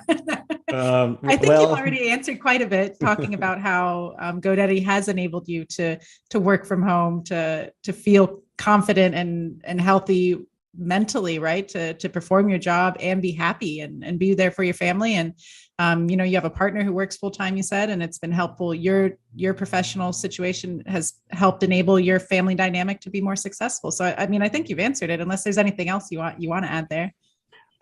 No, nothing else other than, we're probably close to time, so I'll keep it quick. During the time when our children were home and schooling, I had my 8-year-old at the time right next to me. My 7-year-old was downstairs with mom. And I think during that time, like many of us, that was the closest I had ever come to an actual nervous breakdown because everything was so overwhelming. But with the help of friends and colleagues within the community and learning it's okay to reach out and say, I'm not doing well, and get that support, I think is a driving force, because that's not only translates to these critical times with mental health, when we're all going through stuff, but also just in general, when we are talking to someone who is starting a site that wants to do X, Y, and Z and follow their passion. If we can help enable that, that's the best community work that we could do. I love that. I love that you were able to just say that off the cuff like that. It was perfect, Adam. It's so wonderful, and I'm sure a lot of people can relate to that as well. Is there anywhere folks should go to find out more about anything, or where they can register for GoDaddy events and those sorts of things? Sure. Yeah. The couple places I would recommend going. One would be GoDaddy.com/pro. GoDaddy Pro is free to join. It is a unified place to manage all your sites and clients, bulk software updates, all kinds of stuff to manage your freelance business. And the other place I would suggest is events.godaddy.com. There are several different chapters. There are GoDaddy parent brand webinars and meetups going on, but there are also a couple of different GoDaddy Pro specific chapters. And that's where we talk a lot about web designer and developer topics. Awesome. Thank you so much, Adam, for taking the time to speak with us today. And thank you so much for your support of Big Orange Heart. We're so grateful to have GoDaddy Pro helping support what Big Orange Heart is all about. And it sounds like you guys are right on track with all of our values and missions and all of that too. So thank you, and have a great day. Oh, you're welcome, Emily. And thanks for the opportunity to share a little bit about what we do. Absolutely. Thanks, Adam. We'll see you soon. Okay. Bye-bye.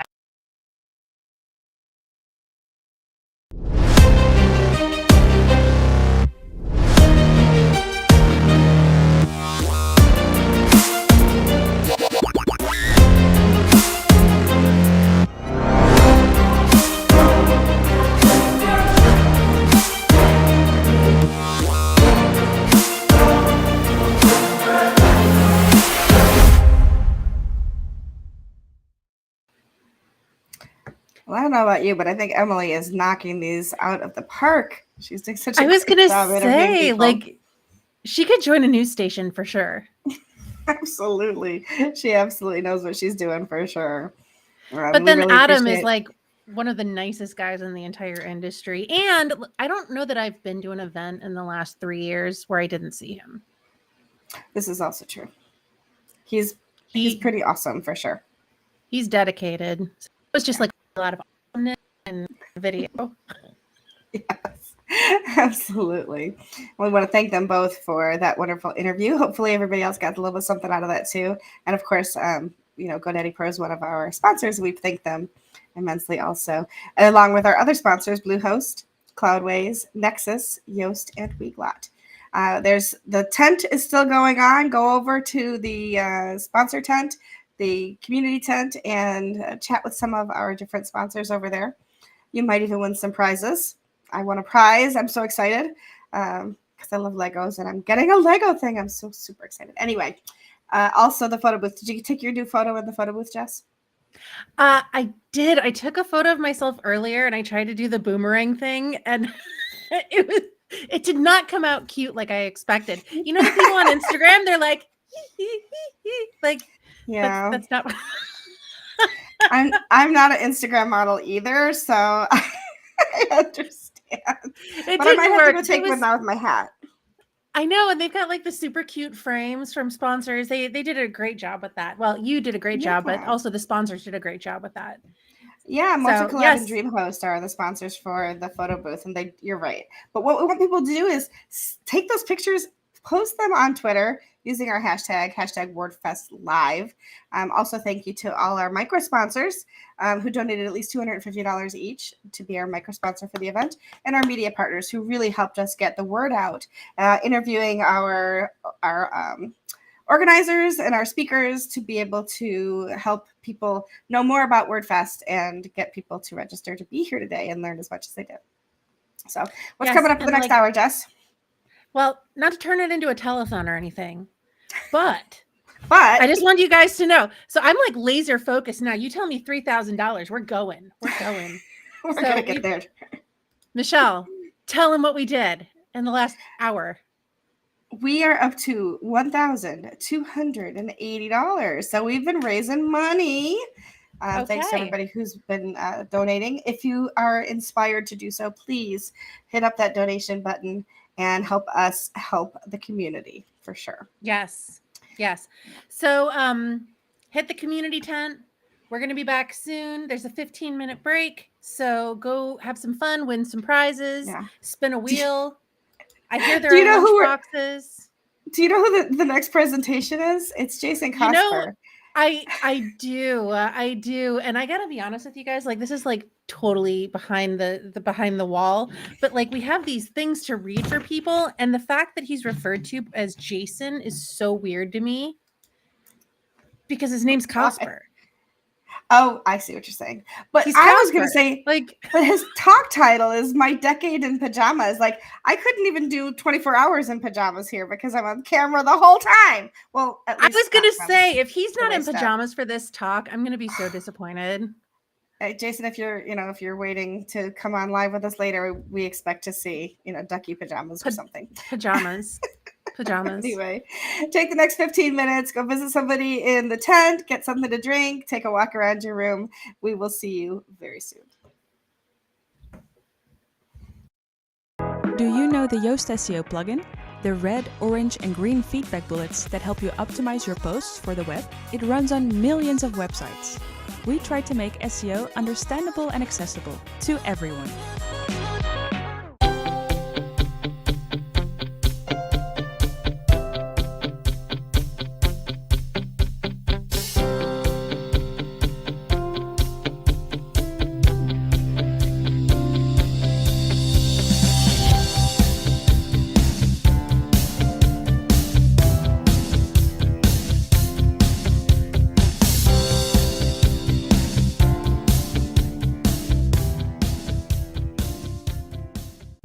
Who says building an online store has to be hard? With Bluehost Website Builder, it's more than just easy. It's tell us your thing and smart AI will take it from there easy.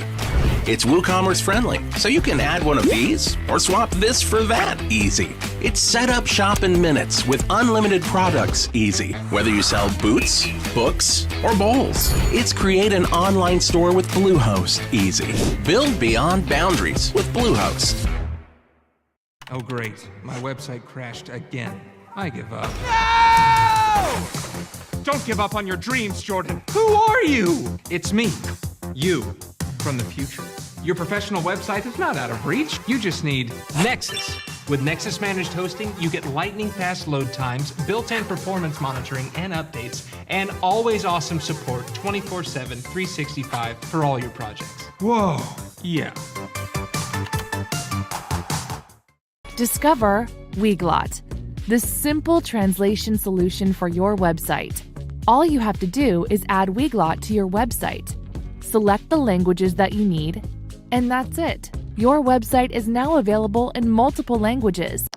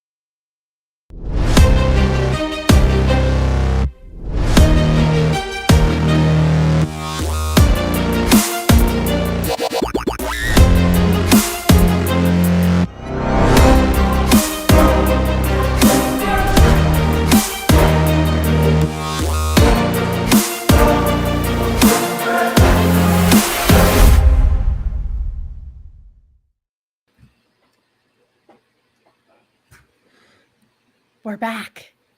We are. Kind of. Oh, there we are. Like, I don't see us, but we're here. We're here. Little us, then big us. This is true. What'd you do? I went and ate some grapes. I had a couple pretzel rods. You know what? I think both are equally important. And if we're to believe Jennifer Bourne, it actually can bring out the best in us. You know, I'm just sorry that it wasn't Little Red Heart. What were they? Sweet tarts? Yeah, sweet tarts. She said they dissolve on your tongue. That sounds really good. I'm not gonna lie. Yeah, I've got some chocolate I will in the other tell room, but I'm you- saving it. Mm-hmm. Yeah. I will tell you though, earlier when we were not talking to people, you talked about pizza and I have not been able to get it out of my head. I'm ordering pizza when we're done tonight. There's no way I'm cooking after 24 hours. I will say, and I like this sounds like such a planted segment, but it's not. Our next speaker and I frequently would exchange pizza gifts because he is one of my favorites as well. He is one of my favorite WordPress people. His name is Jason Cosper, and he's going to talk about his decade in pajamas. So, do you think he's going to be wearing pajamas? Because I'm thinking we could do like a little friendly wager here.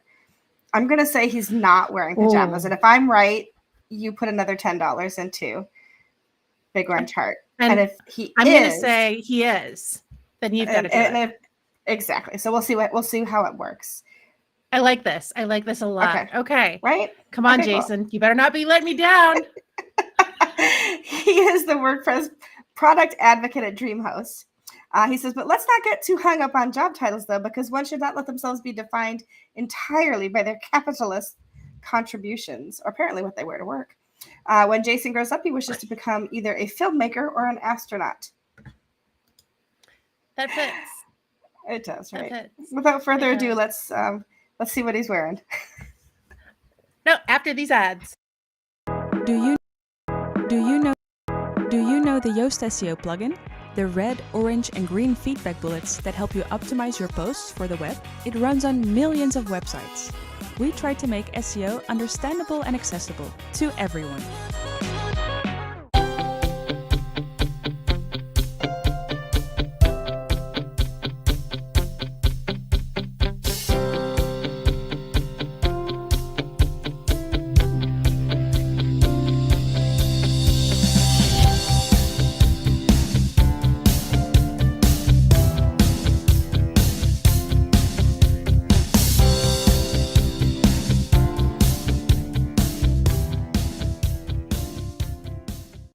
Who says building an online store has to be hard? With Bluehost Website Builder, it's more than just easy. It's tell us your thing and smart AI will take it from there easy. It's WooCommerce friendly, so you can add one of these or swap this for that easy. It's set up shop in minutes with unlimited products easy. Whether you sell boots, books, or bowls. It's create an online store with Bluehost easy. Build beyond boundaries with Bluehost. Oh great, my website crashed again. I give up. No! Don't give up on your dreams, Jordan. Who are you? It's me, you, from the future. Your professional website is not out of reach. You just need Nexus. With Nexus Managed Hosting, you get lightning-fast load times, built-in performance monitoring and updates, and always awesome support 24/7, 365 for all your projects. Whoa, yeah. Discover Weglot, the simple translation solution for your website. All you have to do is add Weglot to your website. Select the languages that you need, and that's it. Your website is now available in multiple languages.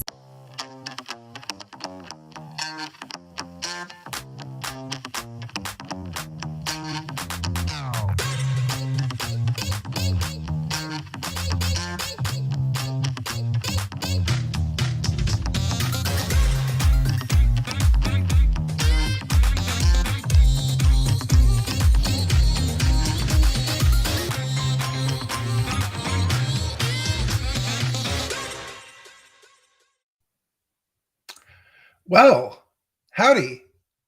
I don't know how you all got into my office, but I'm happy you're here. As Michelle and Jess said, my name is Jason Cosper, aka Fat Mullenweg, aka Post Formats Malone. I'm the hit #1 breakout character from the WP Water Cooler podcast. That's a place you might know me. I'm going to talk today about my decade in pajamas.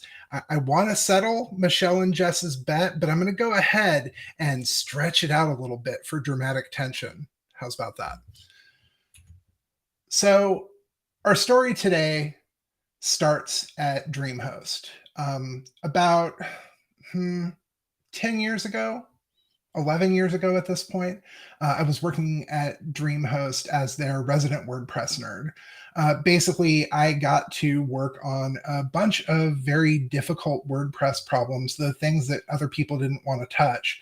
And I got to manage a team of a lot of other people who were really interested in WordPress and really wanted to kind of pick those things apart and was really enjoying my life. But then one day out of the blue, I got an email from a friend of mine who was working with WP Engine. And he said, I was wondering whether you'd be interested in having a chat about potential opportunities with WP Engine. WP Engine at the time, small, had just announced that they had gotten an initial investment. They were the second or third, depending on what order you go in, player in the whole managed WordPress space, alongside Pagely and ZippyKid, which is now Pressable. I was really interested in WP Engine because managed WordPress had just started to become a thing. And I've worked with WordPress since 2005 or so. So, 17 years at this point, and was just really interested in digging into hard problems. So I accepted the job, and that thus started the WP Engine era of my life. But the thing about WP Engine is they were based out of Austin, and I had just signed a 2-year lease on an apartment in Hollywood, California. And I said, hey guys, this isn't going to work. What can we do? And they said, you know what? Let's try it out. Let's have you work remotely. When I started at WP Engine, I was the 5th employee. I went out to Austin for orientation. They gave me a MacBook, spent some time getting to know everybody, and then went back to work and sat at my kitchen table in my 1-room apartment in Hollywood. And my education into remote work began. So did that for a while being almost 6 years. And then eventually ended up going over to Liquid Web. Liquid Web, the team that I got to work on was a really fantastic team full of great ringers and really smart WordPress people. And it was one of those things where by the time I left WP Engine, there were over 400 employees. So I saw the company go from 5 to 400. And even though Liquid Web was just as large of a company, the team that I was on was 6 people. And so getting a chance to kind of work again on a small team was just really appealing to me. But Liquid Web was interesting because everybody at Liquid Web mainly worked in offices. They had offices in Michigan, San Antonio, a few other places. And it was special in that our team, the managed WordPress team, was fully remote. So they basically hired for talent instead of location. But still, I would constantly get, first thing in the morning, I'd look at my calendar, see what my day looks like, and go, oh, someone has dropped a meeting onto my calendar for 7:30 in the morning, California time, because that's 10:30 for them, and they want me to weigh in on some stuff. I was constantly having to run into these little issues like this where I'd have to start a little early, or just it was kind of a mess. And then eventually, just last year, I went ahead and returned to DreamHost. And this was kind of interesting because when I was working at DreamHost the first time around, they had a few offices, but I was there in the office along with everybody.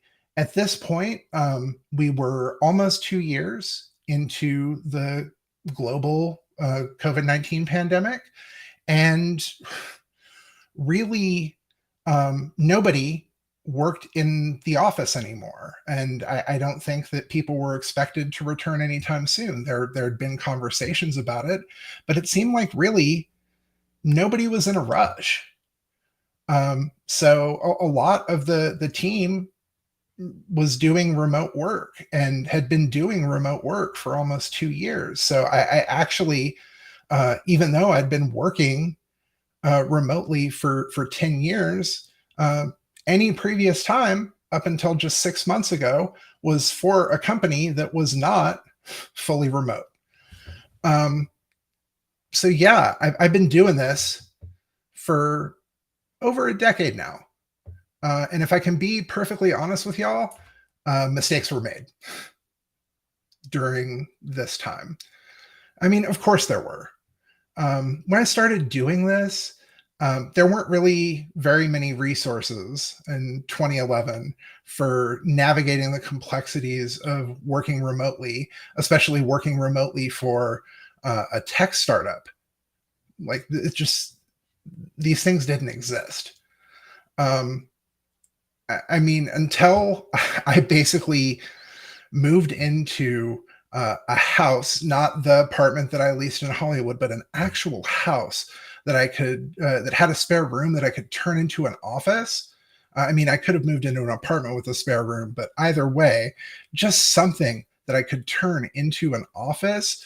I had to work from a small kitchen table in a 1-bedroom apartment.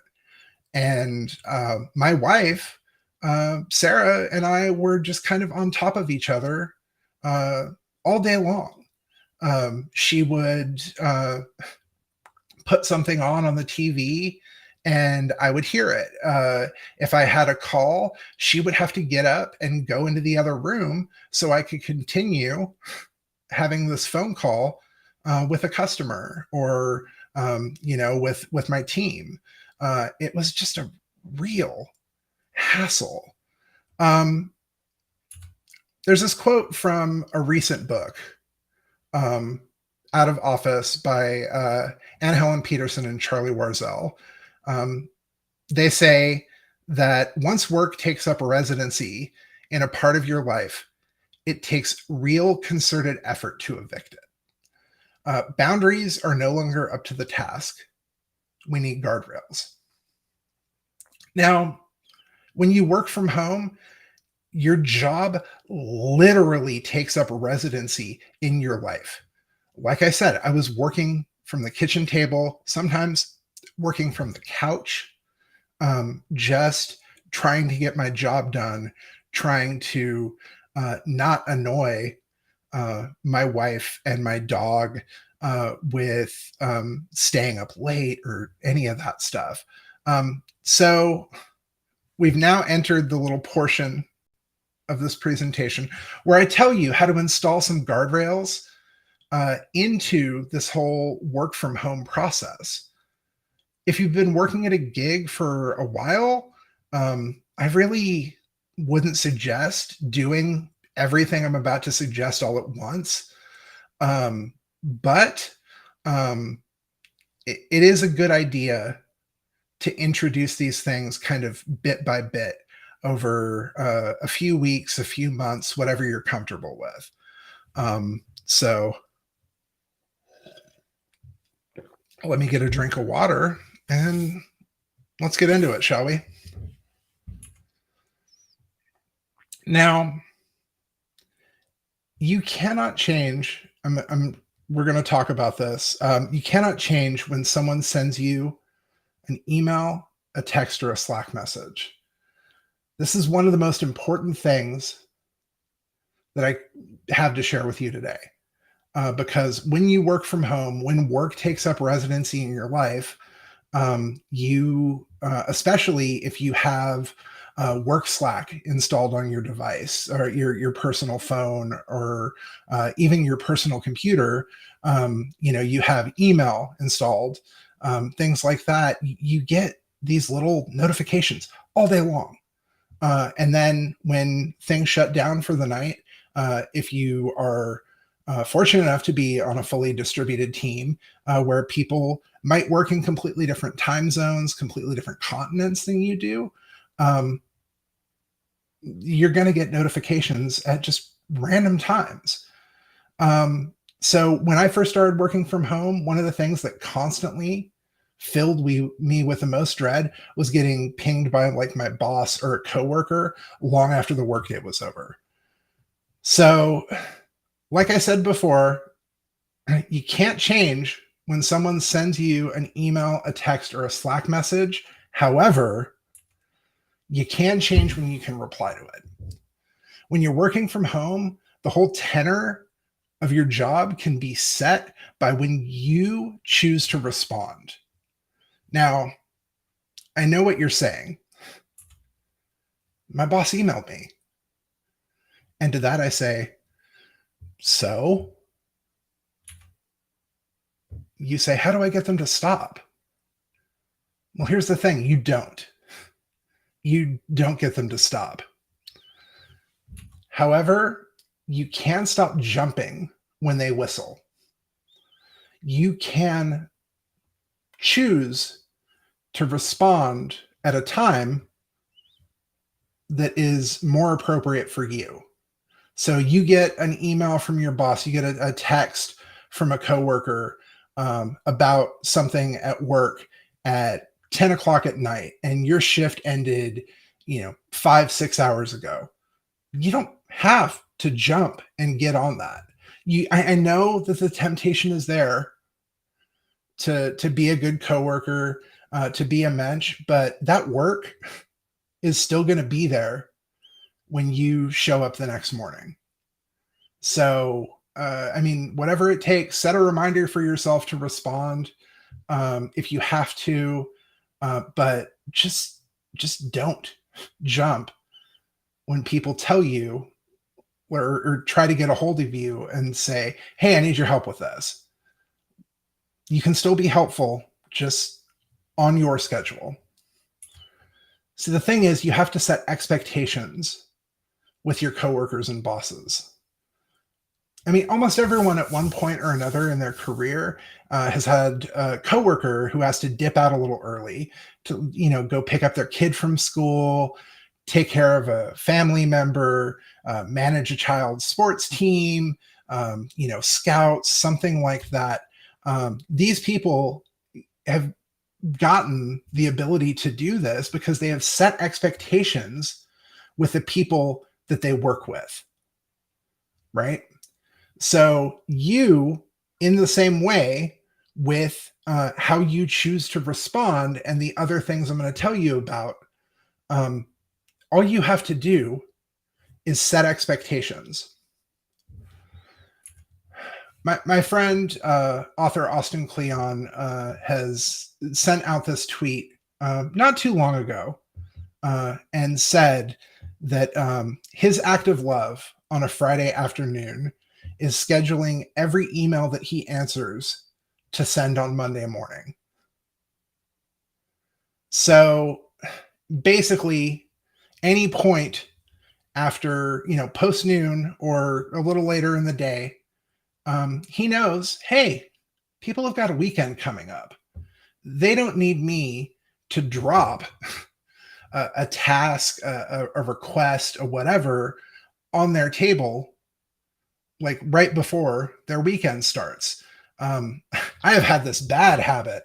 It's not even a habit. It just sort of seems to happen to me where a project that I'm working on, a thing that I'm responsible for, always tends to blow up at about 3:30 in the afternoon on a Friday. I'm ready. I'm kind of clock watching a little bit. It's like, oh man, like, 5 o'clock's coming, 5:30 it's almost here. Like, go ahead and dip out for the day. And it's like the universe just kind of goes, no, you're going to hang out until the end of your shift. Like you've got some things to do. That's fine. But showing people the courtesy of not dropping things onto their plate late in the day, it's a mitzvah. And honestly, any mail that I respond to or send after 5 p.m. any day of the week, we internally use Gmail work groups. And there is a feature in there. Not a lot of people are aware of it, but you can schedule your mail. I tend to schedule my mail for 9 a.m. So if you ever get an email from me at 9 a.m. On something you asked me about the day before, know that I probably responded to you, but I just decided to let it wait, let it chill a little bit. You see, working with other people involves constant negotiation. I mean, just being in the world with other people involves constant negotiation. You need to let people know what your boundaries are so they can respect that. So they can give you the bandwidth you need to do the things that you need to do. Because honestly, nobody respects a doormat. I mean, do you respect the person that kind of lets themselves be walked all over? I try to give everybody respect, but sometimes you're like, man, that guy needs to stand up for himself. Maybe they need your help to stand up for themselves, but I mean, hopefully in this way, with this presentation, I'm helping some of you out there stand up for yourself. At least that's my goal. So another tip, now that I feel like I've exhausted this a little bit, when your day is over, shut the door. Now, the first year and a half or so, when I worked at WP Engine and when I was working for my kitchen table, I didn't have that luxury. I couldn't shut the door on my office. But what I did do is I took my laptop once I finally realized that I needed to set some guidelines for myself and some boundaries. I took that laptop, closed it, put it in a backpack, and basically said, okay, I will see you in the morning. It's a nice, easy way for you to say, okay, as long as the door to your office is closed or the lid of the laptop is closed and it's put away, day's over. On to living your life, on to being with your family, with your friends, watching some Netflix, just unwinding. I know a few people who actually start and end their day with like a bike ride, a walk, something that basically just says, hey, just a walk around the block. Hey, I have completed my day. It's like their commute, because working from home, oftentimes your commute is walking from the kitchen to your office, walking from your bedroom to the office, walking from your bedroom to the kitchen table, whatever your situation is. So adding in that little time to decompress, and we'll get into decompressing a little bit, but it's always a good thing. Now, this next thing I'm going to tell you, I don't know how some of you are going to take this, but I really have to encourage you, please, please, please don't put work Slack on your personal device if you want to keep work life and personal life separate. Again, you're trying to create a guardrail for yourself. You don't want to get pinged by your boss, by a coworker. So you choose how and when you respond to Slack messages. You respond to Slack messages for work when you're on the clock at work. Same thing. Don't put work email on your personal devices. You don't need it. You don't need to know like all the little ins and outs. I understand for some people who say maybe have to do like a pager duty shift, something like that, where they're on call. Okay, yeah, sure. Put email on your device, but like shut off push notifications. Don't get pinged every time a new email comes in.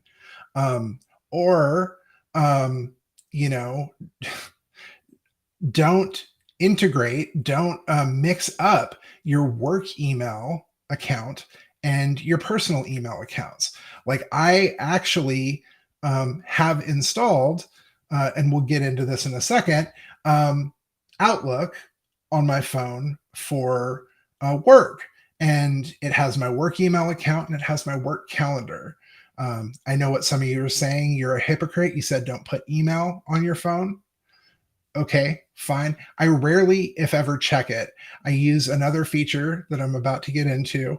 However, it is there and I don't get a push notification about it. I rarely actually click into that tab. I just use it for this next feature, which is do put a work calendar on your personal device. I speak a little bit from experience here. When I started setting boundaries, I messed up. And like I said, mistakes were made. It's always good to know what your schedule for the day is going to look like. But when I was kind of like, no, I am work happens at work, and home happens at home, and never the two shall meet.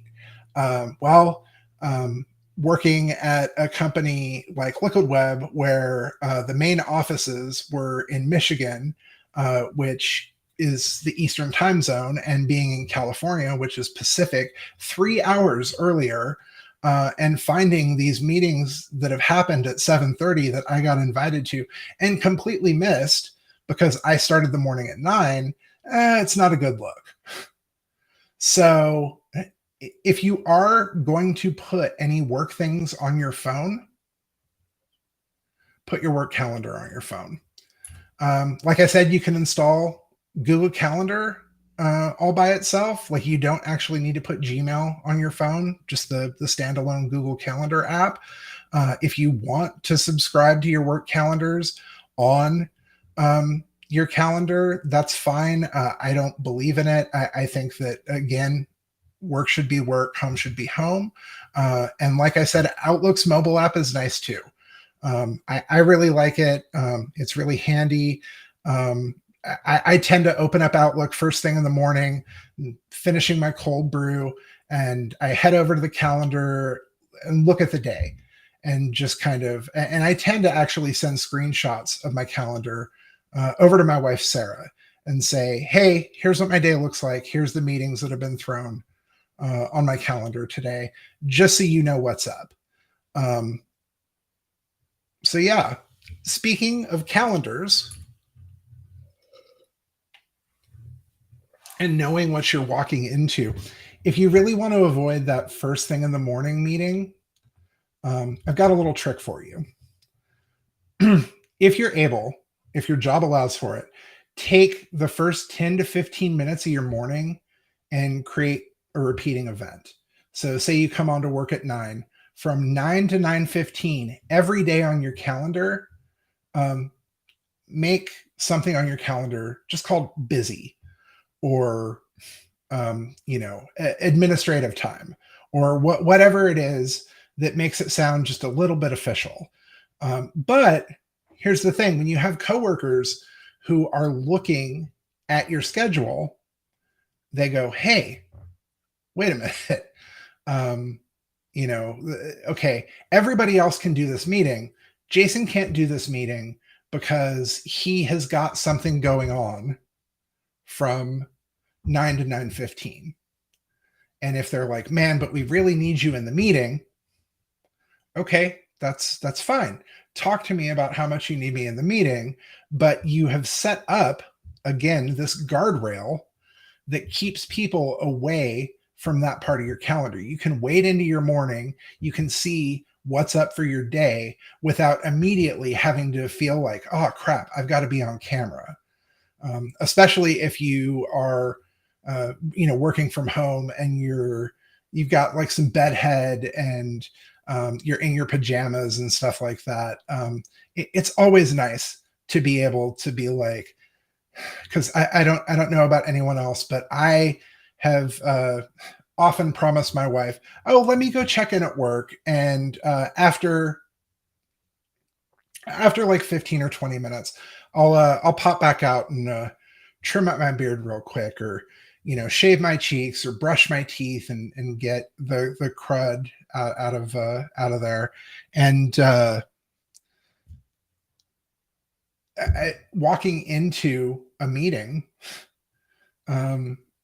first thing in the morning is just not fun. Also, if you're going to block off some time, block off your lunch break. So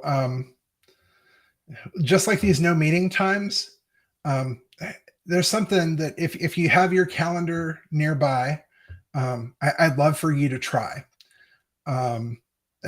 If you're not already doing it, of course. Put your lunchtime on your calendar, 30 minutes, an hour, whatever you're supposed to get through your job.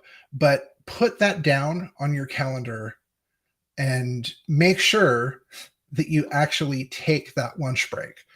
I have a coworker who said to me just a few weeks ago, like, man, I'm having a really hard time. I've got a lot of different tasks that I'm put on, everything else.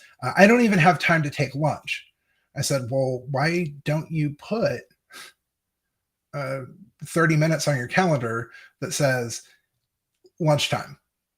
And he goes, I can do that? And I was like, yeah, of course you can do that. It's your calendar.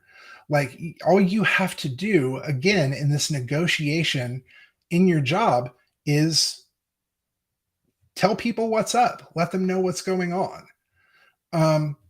Here's the thing you need to remember. Working from home means that nobody can see you. When you're in an office, people see you, and they see you wander away from your desk. They watch you get up and take breaks all day long. Status indicators on chat programs, they're pretty easy to ignore. Maybe you forgot to set yourself as back. Maybe the person trying to reach you is lucky and you're eating lunch at your desk. By the way, don't eat lunch at your desk. But yeah, I know I've said this not too long ago, but it's worth repeating. If you're eating lunch at your desk and you get a Slack message, don't respond to it, because you can't change when someone sends you an email, text, or Slack message, but you can change when you reply to it.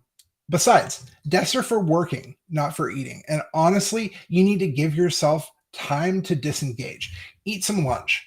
Walk around the block, like that commute. Cuddle with your dog or your cat. Take a nap on your couch. Do the dishes after you've eaten your lunch. Just don't go off and look at another screen or cram a podcast in your ear. You have to reset. Now, when you're working out, for the athletic amongst us, you're not supposed to go hard 7 days a week. You're not supposed to just work out. You need to have rest days, right? You're supposed to do that. And minds need that too. Another thing, when you're trying to get in the habit of budgeting and saving money, you'll find that you're often told to pay yourself first, right? That means setting your money aside into savings before you start spending any of your paycheck. This applies to your time as well. Paying yourself first applies to your time. And 60 hours a week are not a badge of pride. When I first started working at WP Engine, I used to think my long days were an indication that we were doing something big. The company was growing rapidly and landing huge customers, and we were doing it all with a small ragtag team. Like I said, I was employee number 5. Everybody fit inside of a large cubicle when I went there for orientation. But 10 to 12-hour days ended up being the rule rather than the exception. And honestly, I was always stressed out. I worked a lot of late nights, and it didn't make me very pleasant to be around. But I mean, that's what working at a startup was, right? It all pay off eventually. No, wrong. It wasn't until I suffered a bout of stress-induced Bell's palsy, which, I should add, by the way, looked an awful lot like a stroke and resulted in thousands of dollars of emergency room and ambulance bills, that I realized that I needed to pay myself first with regards to my time. My friend Mike said something, and it's really stuck with me. Being the person who works later on weekends is a great way to be the person who works late or on weekends for the rest of your career. You don't want to be that person. So how do you pay yourself first with your time? Well, your rest should come first. Your relationships need to come first. Your physical activity needs to come first, right? All of these things, taking the time, not burning yourself out with 12 plus, 10 plus hour days, right? You need to rest. You need to unwind. You need to decompress. You need to go for that walk around the block. You need to get out in the sunshine and get some vitamin D. You need to take care of yourself, because if you don't pay yourself first, you will burn out. I have burnt out at least twice while working from home remotely over the past decade plus. And if you get burnt out, you're no good to anybody. I really have found that getting burnt out, I mean, I would have to talk to my bosses, talk to, they're like, hey, we noticed that things are wrong. Like, you think that you're going through this thing alone when you're burnt out, but people see you, they see that something's wrong. And unless they actually will ask you, hey, what's wrong? You might end up getting in trouble at your job, with your, wife, with your friends, because you're just not yourself. And you need to be good to the people around you. Sure, you need to be good to your coworkers, but I'm talking about the actual people around you. You need to be good to your family. You need to be good to your friends. You need to be there for them. Got just a couple more slides, and I'm going to go back to Ann Helen Peterson and Charlie Warzel's book, Out of Office. They said, we don't work from home because work is what matters most, right? We work from home to free ourselves to focus on what actually does. And that's what you need to do. You need to focus on the people around you. You need to set these guardrails for yourself. You need to make sure that the people around you are cared for. I don't believe in hustle culture. I think that all these people who say hustle harder, work, they're just all promoting folks to burn themselves out. And I'm not down with that. I'll say that being able to work remotely, it's given me so much. When I started out, like I said, I was living in Hollywood, but I wasn't chained to an office anymore. Once my lease was up, my wife and I were able to move to Bakersfield. Moving to Bakersfield allowed Sarah and I to help take care of Sarah's grandmother in the last years of her life. I mean, that was just such a powerful thing to be able to do. And because Sarah's sister lived here, we've had a front row seat to watching both of our nephews grow up. And honestly, on the off chance that something should change in the future, being able to work from home and work remotely means being able to work from wherever Wi-Fi is available. So I'm able to roll with whatever might happen. So hopefully I've given you some good guidelines, some good things to do with regards to working from home. But gosh, I'm kind of chomping at the bit to find out. Any of y'all got questions?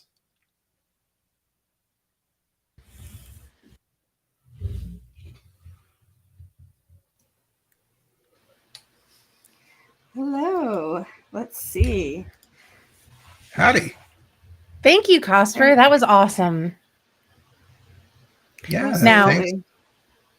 I don't mean to jump right back to it, but you stretched this out long enough. Yes, I have. Are you wearing pajamas? Let me ask you, do you consider athleisure pajamas? Because I do. Do you sleep in them? I don't really want to discuss how I sleep, but could you sleep in them? Let's say it that way. Yes, I could and I have. Let's say that. Okay. Then I'm going to go with yes. I was going to say it sounds like we both owe $10. I'm pretty sure, yeah. It's like half and half. It's like yes and no. Honestly, Sure. I'm okay with that. All right, fine. $10. $10. $10 is It was $10, worth it. right? It was worth it. It is. That was so Worth good. You it. had so much positive feedback in the chat too. A lot of people said these were great reminders and how important boundaries really can be. Oh, that's wonderful. I'm glad to hear Yeah, it. especially about blocking out your calendar for things and, keeping work and home separate. I think there's a lot of really good positive feedback about that. Yeah, funny thing, I was in a meeting with that coworker that I told, like, block off your lunch. And we were in a meeting with someone else who they were screen sharing, kept flashing back over to their calendar. And not only did they have their lunches blocked off, they also had workout time blocked off just in the middle of their day, 5 days a week. I was like, that's a lot of working out. I hope you rest on the weekends. But still, the fact that they had that there, I was like, oh my God, like I don't even need to get to this guy. Like, he already knows what's up. That's awesome. Very, very good. We have no questions. People are just all excited about the ideas. We you see do have Did I one miss though. Yeah. missed Somebody it. was asking, should you be there it is. transparent on your calendar when you block off meeting times? Is it busy status good enough? I mean, saying busy, it is kind of vague. As I mentioned before, I co-host the WP Water Cooler podcast with my friends, and when we do that, I do that during my workday, and on my calendar, it's just marked down as busy. Maybe I do need to change that to WP Water Cooler, but work just kind of knows that I'm doing a thing during that time, and I work a little later to make up for it or whatever. But it's about that negotiation. Saying something like admin time, admin time can be like, I'm checking my emails. Oh, I am filling out timesheets. I am doing any of these various things. So if you just kind of take that 15 minutes at the beginning of your day and say admin time, and actually do that stuff, as long as you're not bullshitting. Oh, I'm sorry. As long as you're not BSing somebody, then it's cool.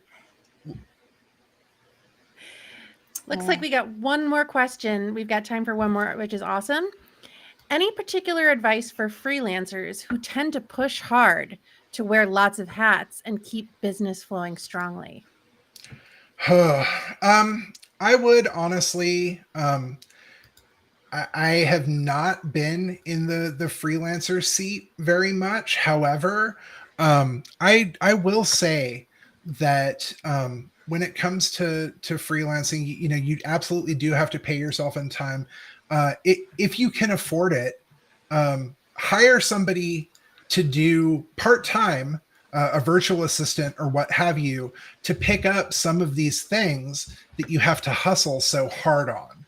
So if you have to hustle and do this stuff,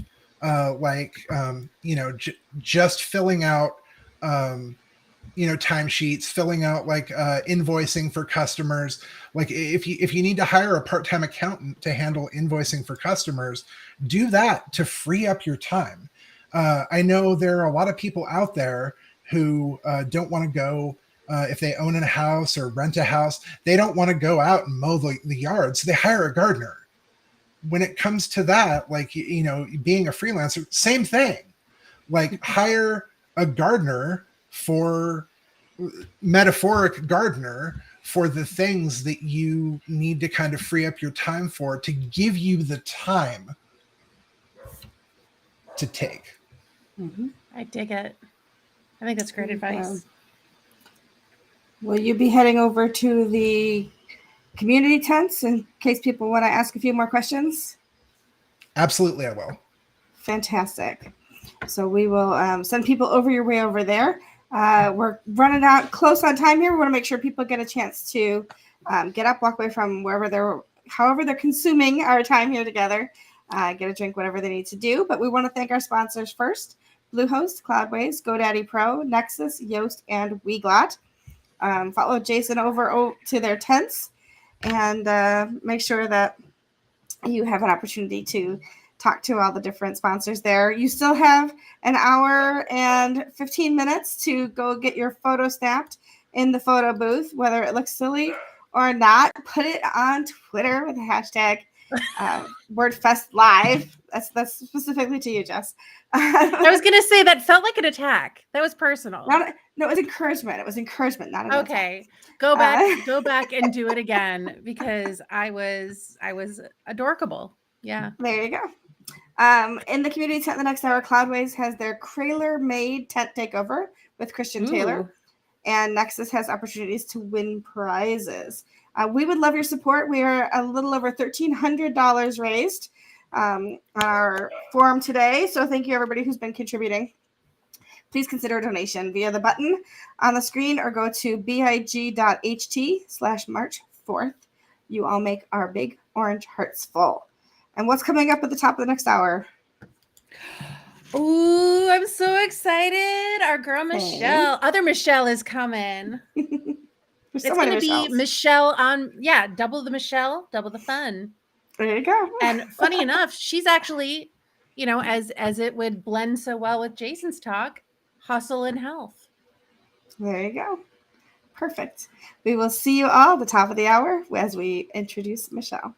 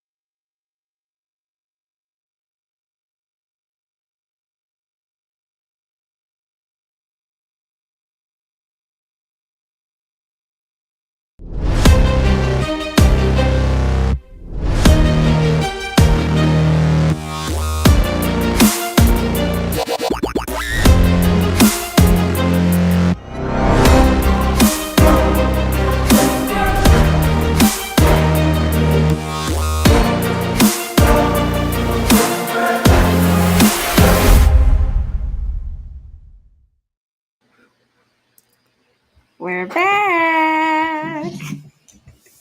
Okay, I don't know if you guys did it, but I went and took my pic in the photo booth. I will be posting this one. It's so awkwardly bad. Can't wait to see it. It has to happen. Yeah, pretty much. It does. So, Michelle, we are Yes. entering the 23rd hour. This is amazing. Are you feeling it? Oh my God, I've been feeling it for like 7 hours now. Why do you think I'm so silly right now?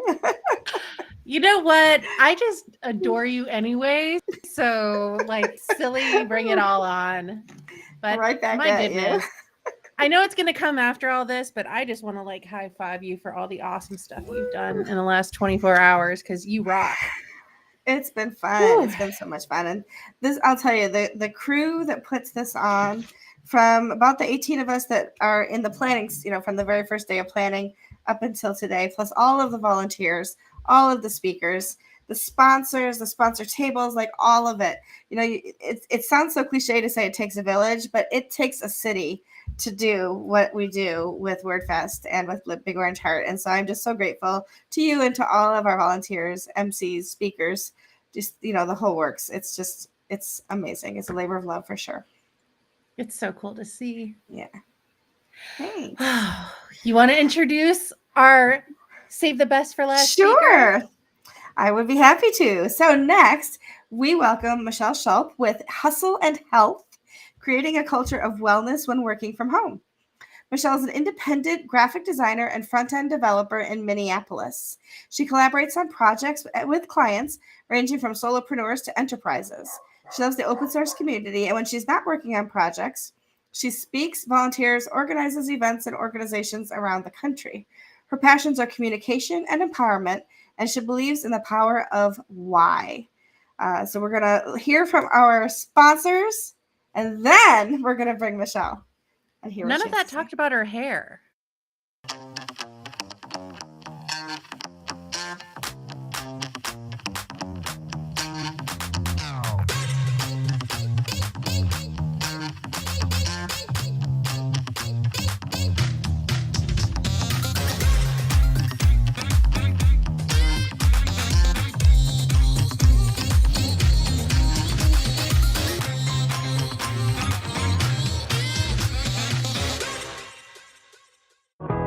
Do you know the Yoast Seo Plugin? The red, orange, and green feedback bullets that help you optimize your posts for the web? It runs on millions of websites. We try to make SEO understandable and accessible to everyone. Oh great, my website crashed again. I give up. No! Don't give up on your dreams, Jordan. Who are you? It's me, you, from the future. Your professional website is not out of reach. You just need Nexus. With Nexus Managed Hosting, you get lightning-fast load times, built-in performance monitoring and updates, and always awesome support 24/7, 365 for all your projects. Whoa, yeah. Discover Weglot, the simple translation solution for your website. All you have to do is add Weglot to your website. Select the languages that you need, and that's it. Your website is now available in multiple languages. Who says building an online store has to be hard? With Bluehost Website Builder, it's more than just easy. It's tell us your thing and smart AI will take it from there easy. It's WooCommerce friendly, so you can add one of these or swap this for that easy. It's set up shop in minutes with unlimited products easy. Whether you sell boots, books, or bowls, it's create an online store with Bluehost easy. Build beyond boundaries with Bluehost.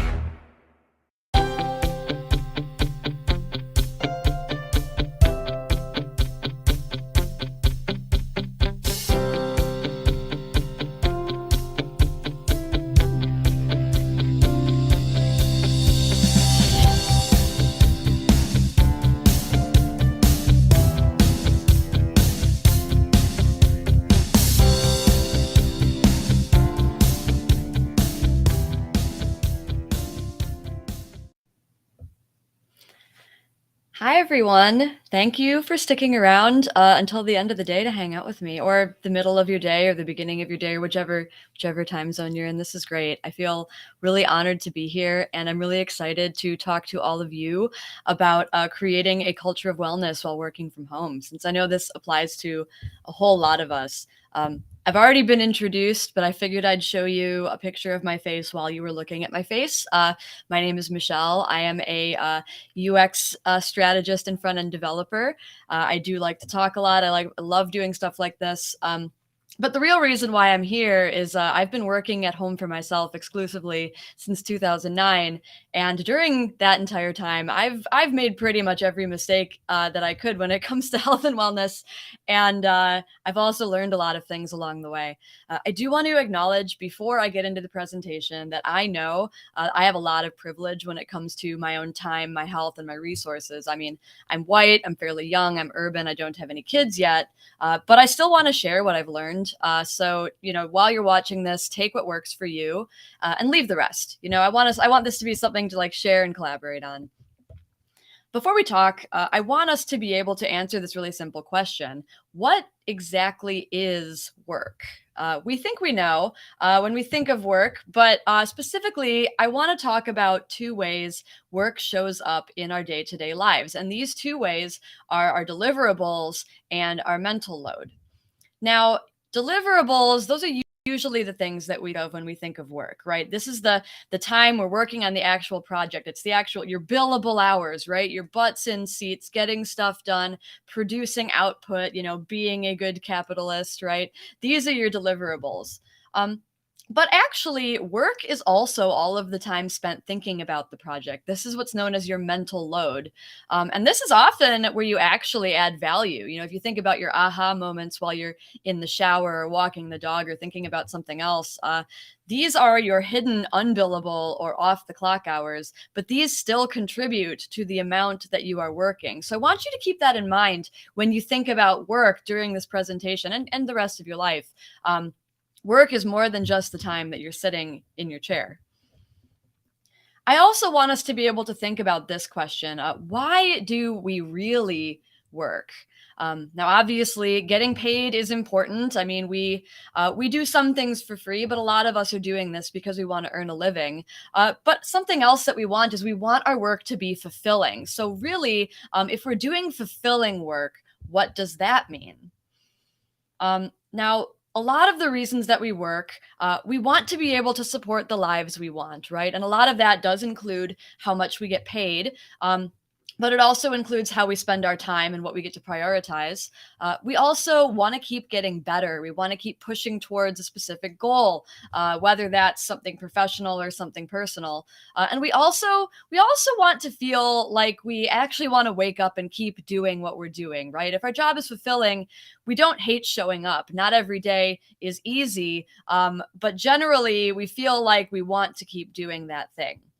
I want to actually focus, though, on the second point here about growth, right? And I want to talk a little bit about what exactly is growth. You'll notice that I'm going to be spending a lot of the beginning of this talk defining things because I really want us to be able to kind of sit back and reflect. So what is growth when it comes to you as a person and also you as a professional? There are many different ways in which we can grow, not just as a professional, but also as a human being. And of course, you can want to grow in multiple ways, but usually only one or two are specific priorities at any given time. And I arrange them this way in a circle because often the decisions you make to prioritize one will mean that you'll have to deprioritize some others, right? We don't have infinite energy and infinite time, so we do have to have priorities. If you're looking at this list of do any of these resonate with you? Which ones do you think that you really want to prioritize and grow? Now, I want to talk a little bit about hustle culture, right? You can see that hustle culture really prioritizes the growth of your finances and the growth of your company, right? This is a traditional growth that you'll hear about in all the business blogs, the books, and even other events. And these are not bad, right? These are great things to want to pursue. But they're not the only things that people want. And they're not the only things that entrepreneurs want. They're not the only things that people who are trying to make a good living want. But the problem with hustle culture is it has permeated our society so much that it feels wrong if you pick one of the options that aren't these two kinds of growth, right? Hustle culture says that the ones on top are the only right ones, and the other ones are lesser than that.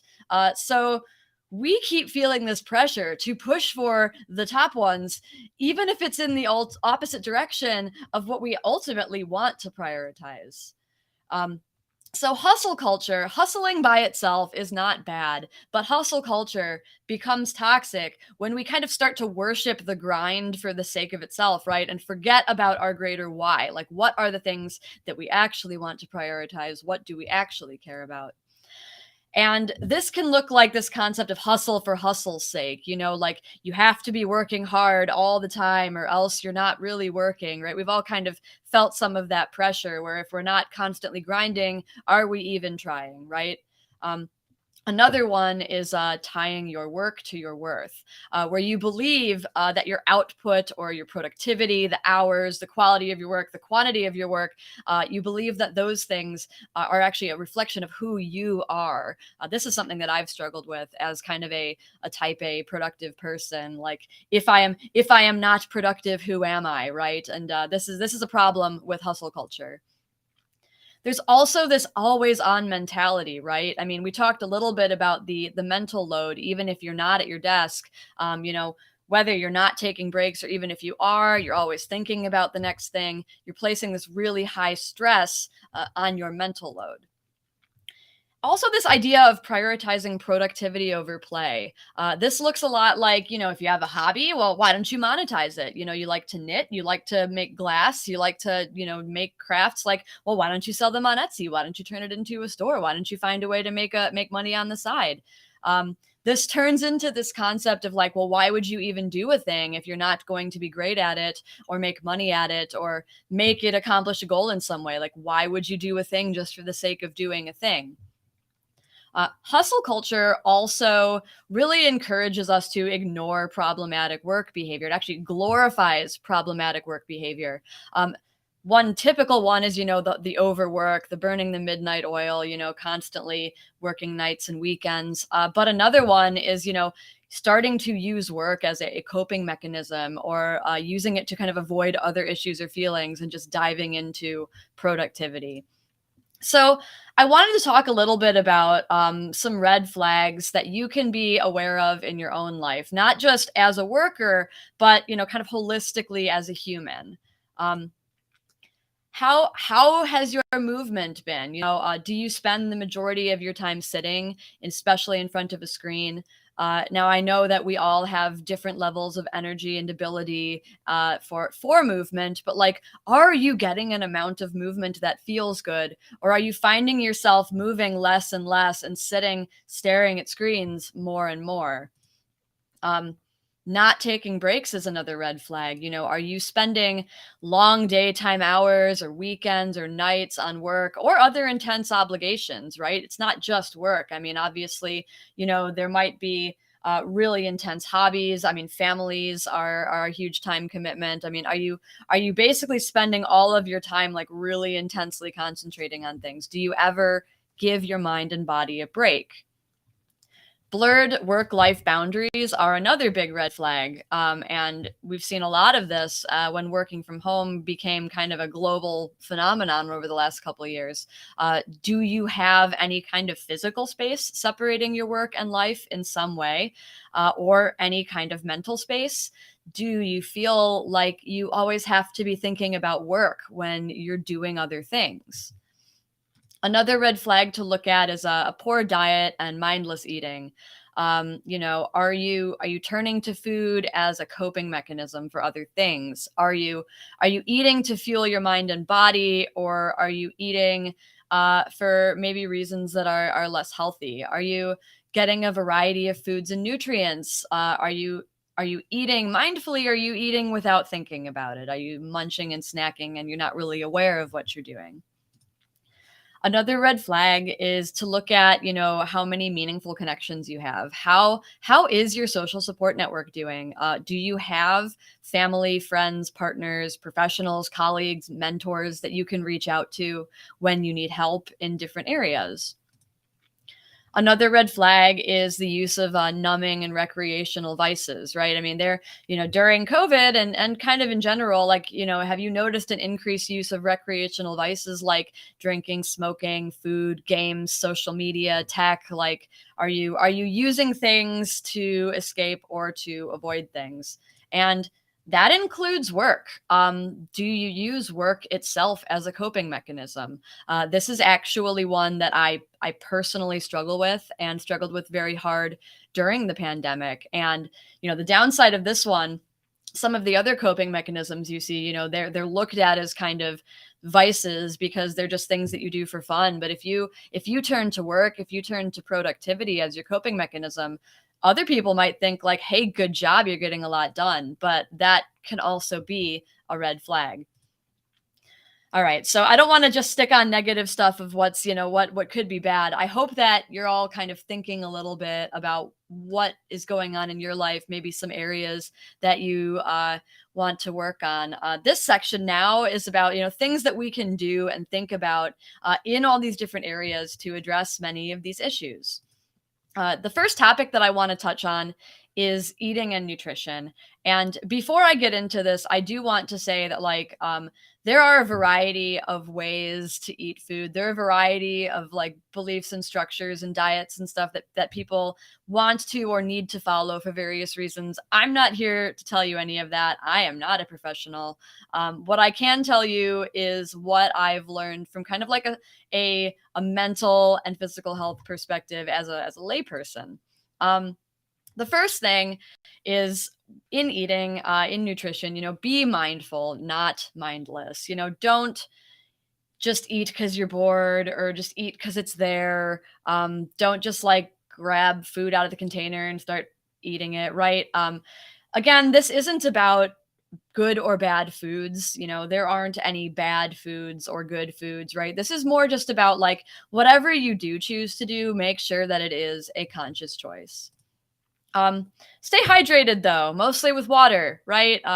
Probably a lot of us aren't getting the water we need. I personally have a really large, this is my water glass. It's 32 ounces. I use that to keep track of how much I'm drinking during the day. So that can be very helpful if you aren't really sure how much water you're getting.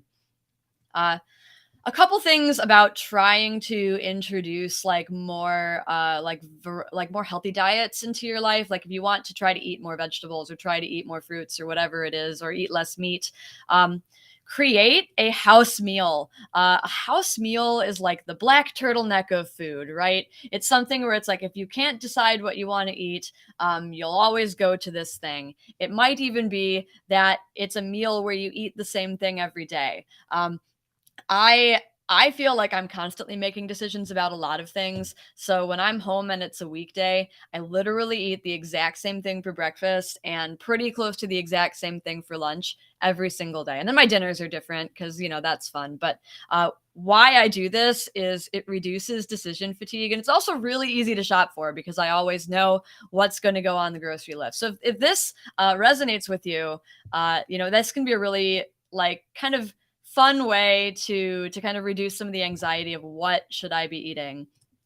On the reverse side, though, some of the complaints about trying to eat a healthier diet is that it's boring, right? I don't want to eat chicken and broccoli or a salad every single day, right? That's boring. So if the other thing didn't resonate with you, maybe try new things, find new ways to enjoy foods, make healthy eating a discovery process. What can you learn about yourself? What can you learn about food? It's been fun for me to learn about why different flavor combinations do different things to food, or why cooking things a certain way or storing things a certain way affects the flavor. So if that sounds exciting to you, yeah, get creative, try new things. And again, I want to remind you, there are many reasons that we eat. We hear a lot of the whole food is fuel in kind of the wellness Instagram culture. And that's true. Food is fuel, but food is not just fuel, right? Why else do we eat? You know, we eat out of joy. We eat out of celebration, right? We eat to connect with people, right? Like sharing a meal, breaking bread with people. And we do eat for comfort.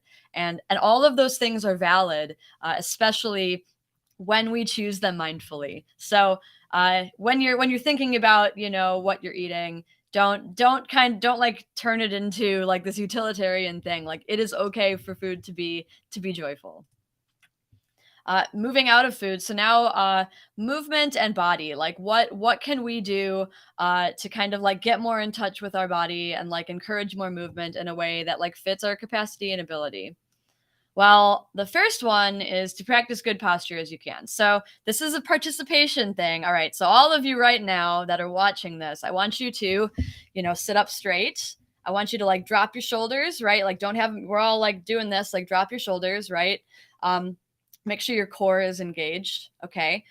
Make sure that your back has support. I've got like a back cushion here, right? And then when you're sitting in your chair, I want your feet, you know, flat on the floor or on a footrest if you can't, but basically like very, you know, be kind of feel what your posture is doing, you know, feel if your head is forward, you know, bring it back, shoulders down. And then now that we're sitting up straight, release the tension that you're carrying. You know, you are, your jaw is probably clenched, like, you know, unclench your jaw. You're probably very serious. So unfurrow your brow, kind of feel your face, relax, feel your shoulders relax. This is a really great way to check in with yourself a few times a day, especially if you sit at a desk all day without even having to get up, just being able to do this. If you have a moment, doing deep breathing exercises or box breathing is also a really great way to check in with your body.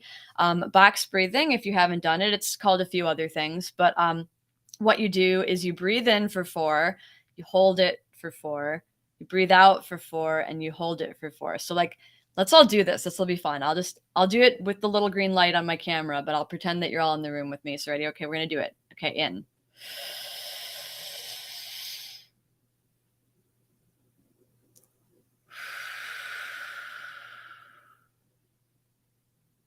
Yeah. And if you do that a few times, I already feel less anxious and I just did it once. It's really great for kind of helping with anxiety, which is something that I struggle with. And it's great for just like mindfulness and presence in your body. Obviously, you know, as best as you can during the day, take breaks for movement. Some ways that I've been able to do that, if I'm on a non-video call, I walk around my apartment.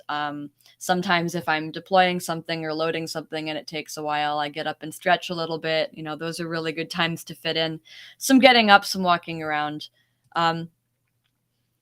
Also keeping in mind that working out doesn't have to be an entire hour or an entire half hour or whatever dedicated to just like really intense movement. You know, there's lots of time that we can get in like short little workouts. So if like formal exercise is your thing, maybe doing some body weight exercises for a couple minutes, you know, here and there, you know, squats or push-ups or lunges or crunches or whatever. There are plenty of really short cardio routines that you can do that are like 5 or 10 minutes. Even getting out, you know, during lunch or before dinner for a walk if you can. These are great ways to fit in movement without having to turn it into, you know, a whole thing that you have to plan in your schedule. And, you know, when the weather allows, I hope that you can get outside. Now, I live in Minnesota, so the weather doesn't allow it half the year, but, you know, we're resilient and we do it anyway. But fresh air, sunshine, getting a connection to nature, or even just seeing new scenery besides the walls of your house, your apartment, wherever you live, can be really, really restorative, both to your body and to your mind. And again, find movement that makes you happy. Movement doesn't have to be exercise. I am a person that enjoys doing formal exercise, weightlifting, running, all of that stuff. But you don't have to like that. Movement does not have to be exhausting or punishing. And movement doesn't have to be in service of a goal. You know, you don't have to be trying to lose weight or get a beach body or gain muscle or run a marathon to move. You could just be moving because you like it, because you like to dance, or you like to garden, or you like to play with your kids, or you like to go for a walk, or you know, whatever you like to do, silks, or I don't know, whatever you're into. Find a movement that makes you happy. All right, now I want to go, we've kind of checked in with our body. You know, we've talked about like what we're putting into our body, what we're doing with our body. I want to, you know, check in with our minds now, because like what we're thinking and feeling has a huge impact on how we experience our day to day. The first and most important thing, and again, this is a thing that I struggle with, is to be kind and patient with yourself. We are often so cruel to ourselves. We are not just our own worst critic. We're like a heckler in the audience, you know, berating us when we're in the middle of trying to do something, right? Try to treat yourself the way you would treat a dear friend. Like, would you yell those things to your dear friend or a close family member? Like, no. So like, try to remember to treat yourself that same way. I also, when I'm thinking about being patient with myself, especially as a productive person, an overachiever, a person who always wants to do, you know, the best I can do, and sometimes I feel like I fall short of that, I remember this sentence from the 4 Agreements. Under any circumstances, always do your best, no more and no less. But keep in mind that your best is never going to be the same from one moment to the next. Your best, you know, it'll vary. And I think like that is like something to remember in being kind and patient with yourself. Also, you know, step away from the screens sometimes, right? I've noticed that it's really easy to go from screens for work to screens for pleasure, right? Because what do? We want to, you know, oh, the day's over. I want to unwind with like a video game or watch TV or movies or streaming or scrolling social media or playing a mobile game or like catching up on Wordle. You know, step away from screens sometimes, you know, find something else to do that isn't a screen. It can be anything. It could be cooking dinner. It could be reading a book. It could be playing with the dog. It could be, you know, going for a walk. It could be making something, doing a puzzle, whatever. But like, find some time to step away from a screen. And again, you know, we're kind of, mindfulness is a big theme during this entire thing, but, you know, practice mindfulness. Mindfulness is simply being fully present in the moment, aware of where we are and how we're doing. Techniques like box breathing, nature walks, or even just looking away and counting the number of objects that are a color or a certain shape in a room is a really great way to kind of like recenter yourself in exactly this present moment. Also great to check in with the feelings in your body. You know, some of that stuff that we did with like releasing tension. How do I feel? Am I tired? Am I stressed? Am I sore? Am I anxious? Where is that? You know, is my chest tight? Is my head hurt? Like, is my nose stuffed? How do I feel right now? Really great way to kind of practice mindfulness and recenter in the moment. It's also really important to practice gratitude. And this can look like a number of different things, right? Maybe it's a journal or a blog post or something on social. Maybe you write a letter, maybe you write a Post-it note, maybe you scream it out the window. I don't know, whatever feels meaningful to you.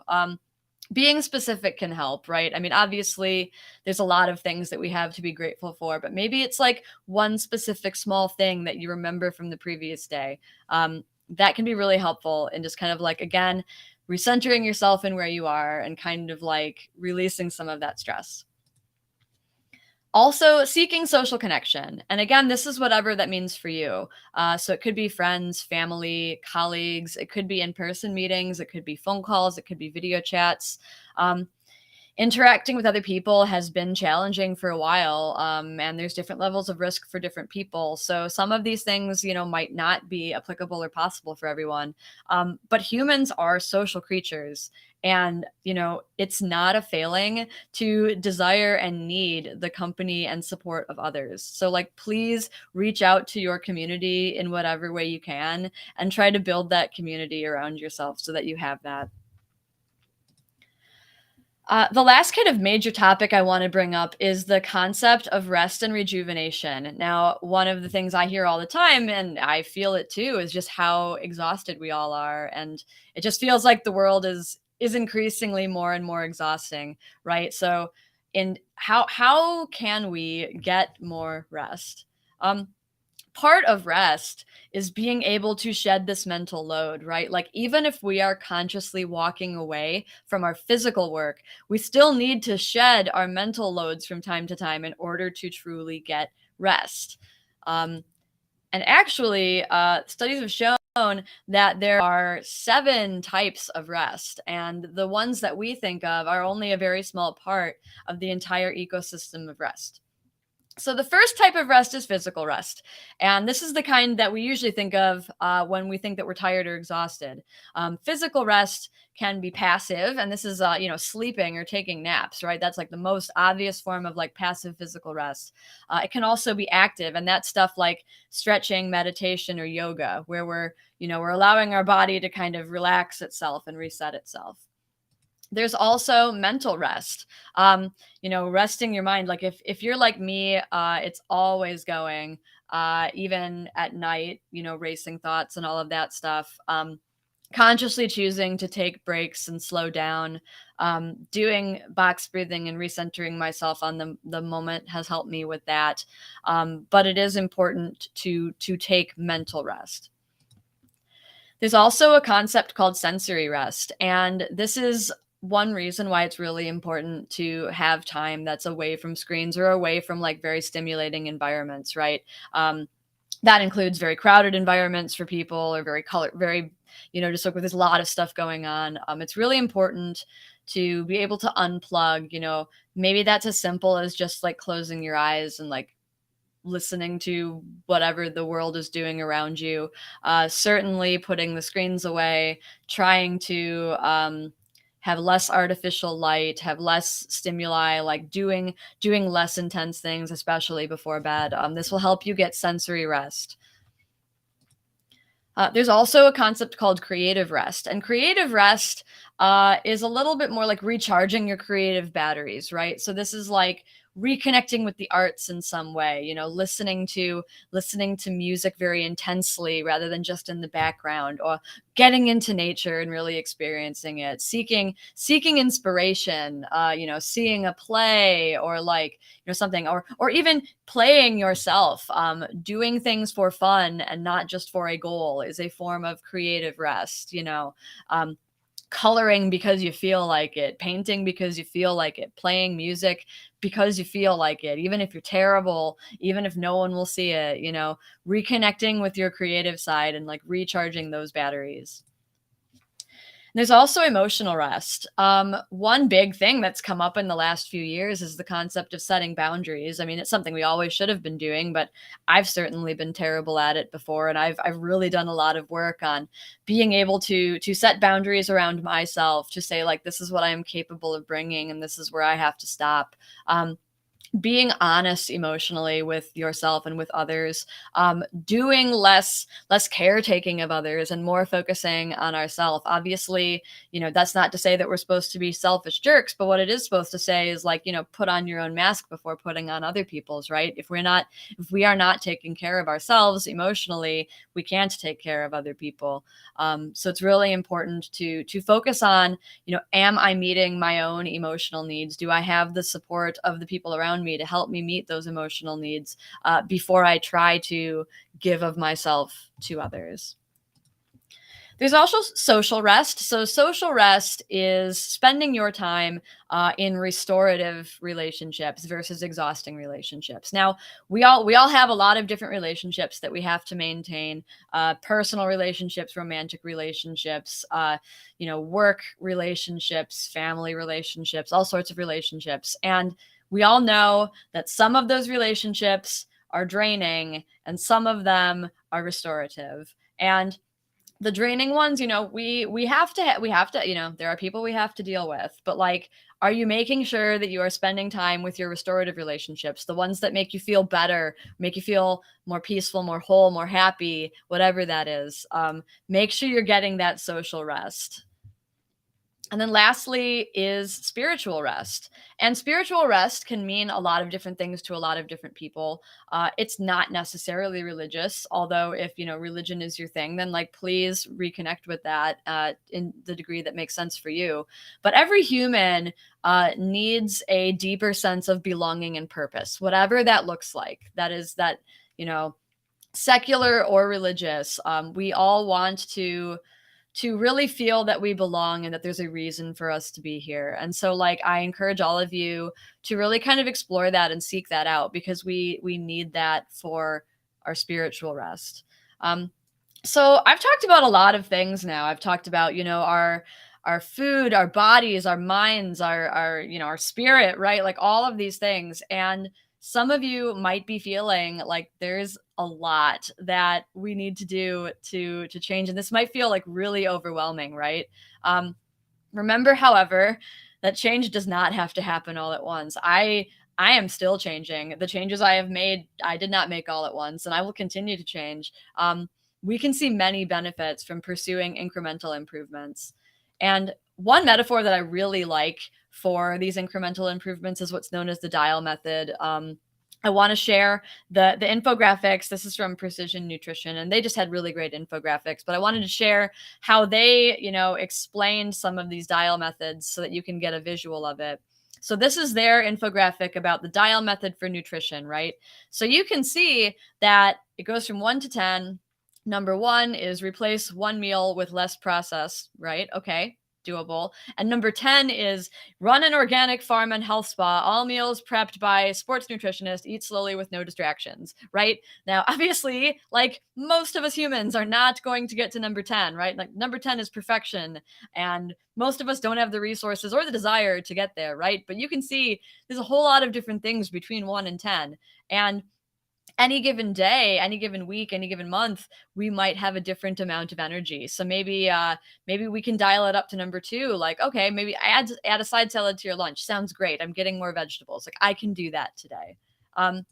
Their example for movement is great too. So the dial 1 is like park farther from the office and walk more. And dial 10 is intense daily training for a technical or military job. Like, I'm guessing most of us don't have a technical or military job, so we're probably not going to be a 10. That's totally fine, because there's lots of other things in between, right?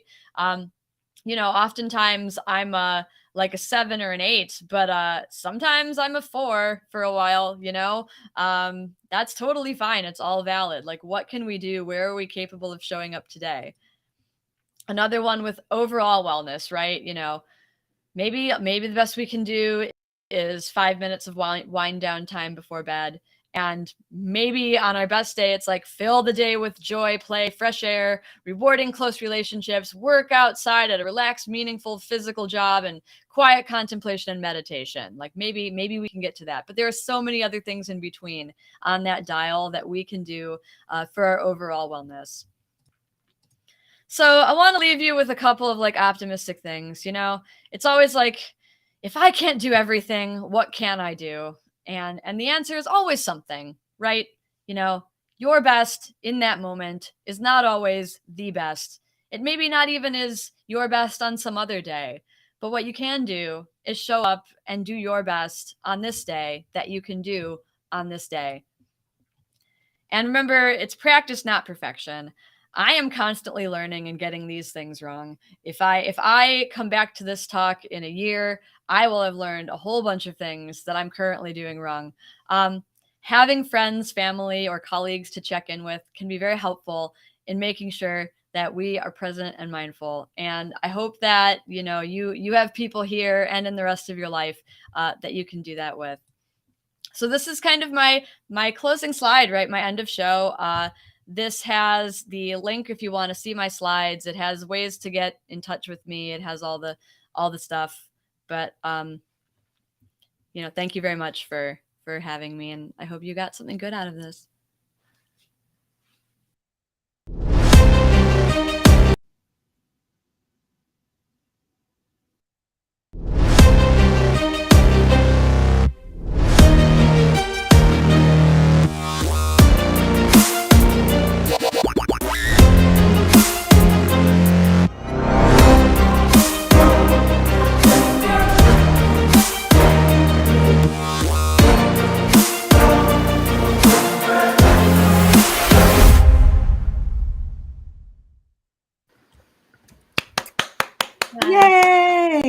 That music is my jam.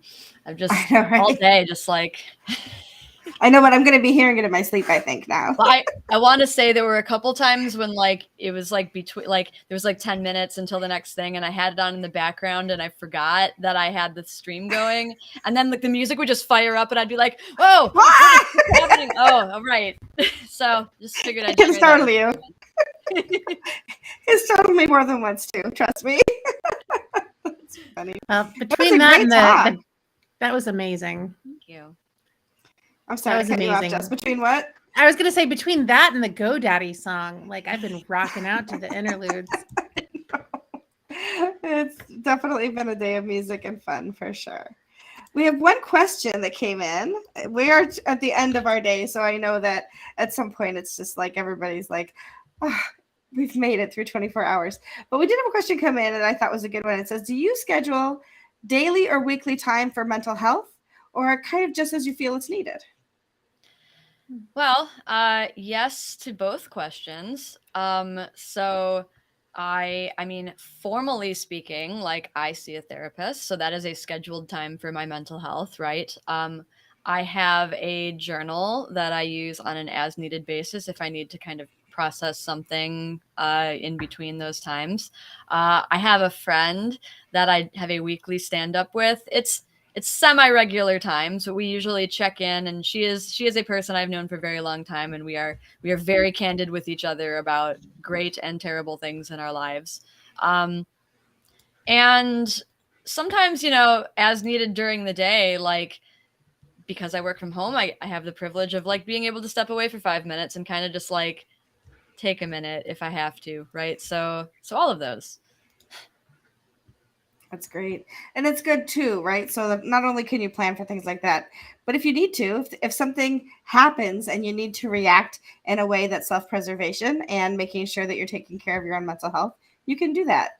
It's not like, well, I took an hour yesterday, I can't take any more. No, of course you have to take the time that you need to do. I also ate yesterday. I'm still hungry today, so right. No, I mean, I do struggle with that one though, because I'm all like, I don't have time to have like mental health issues multiple days in a row. This is ridiculous. Like, no. I'm a human being. Like, I too am a human. Sure. We all are human. It's fine.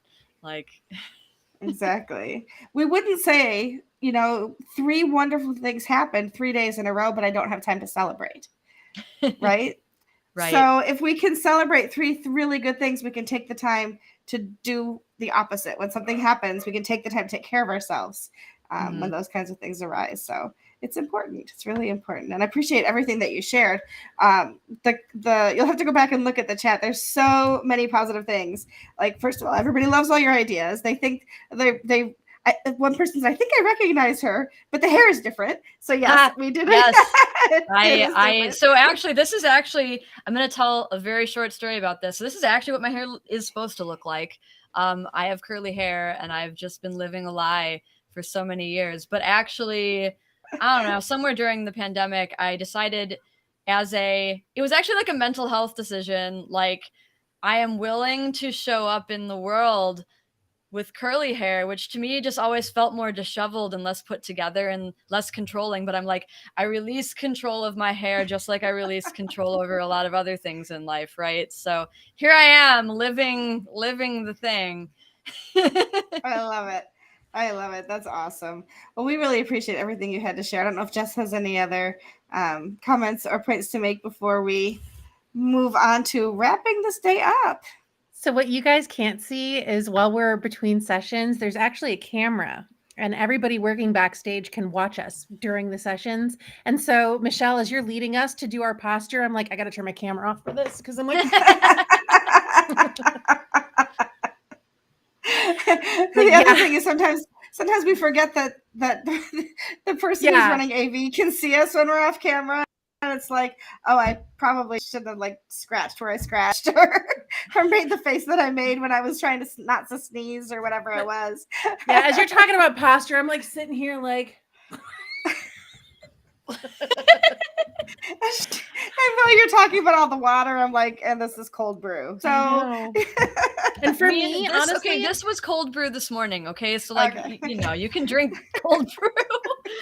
Here's my water. If I can just get to the part where I'm supposed to take the deep breaths and do the box breathing, the problem is when you're in the moment, it's so hard to pause.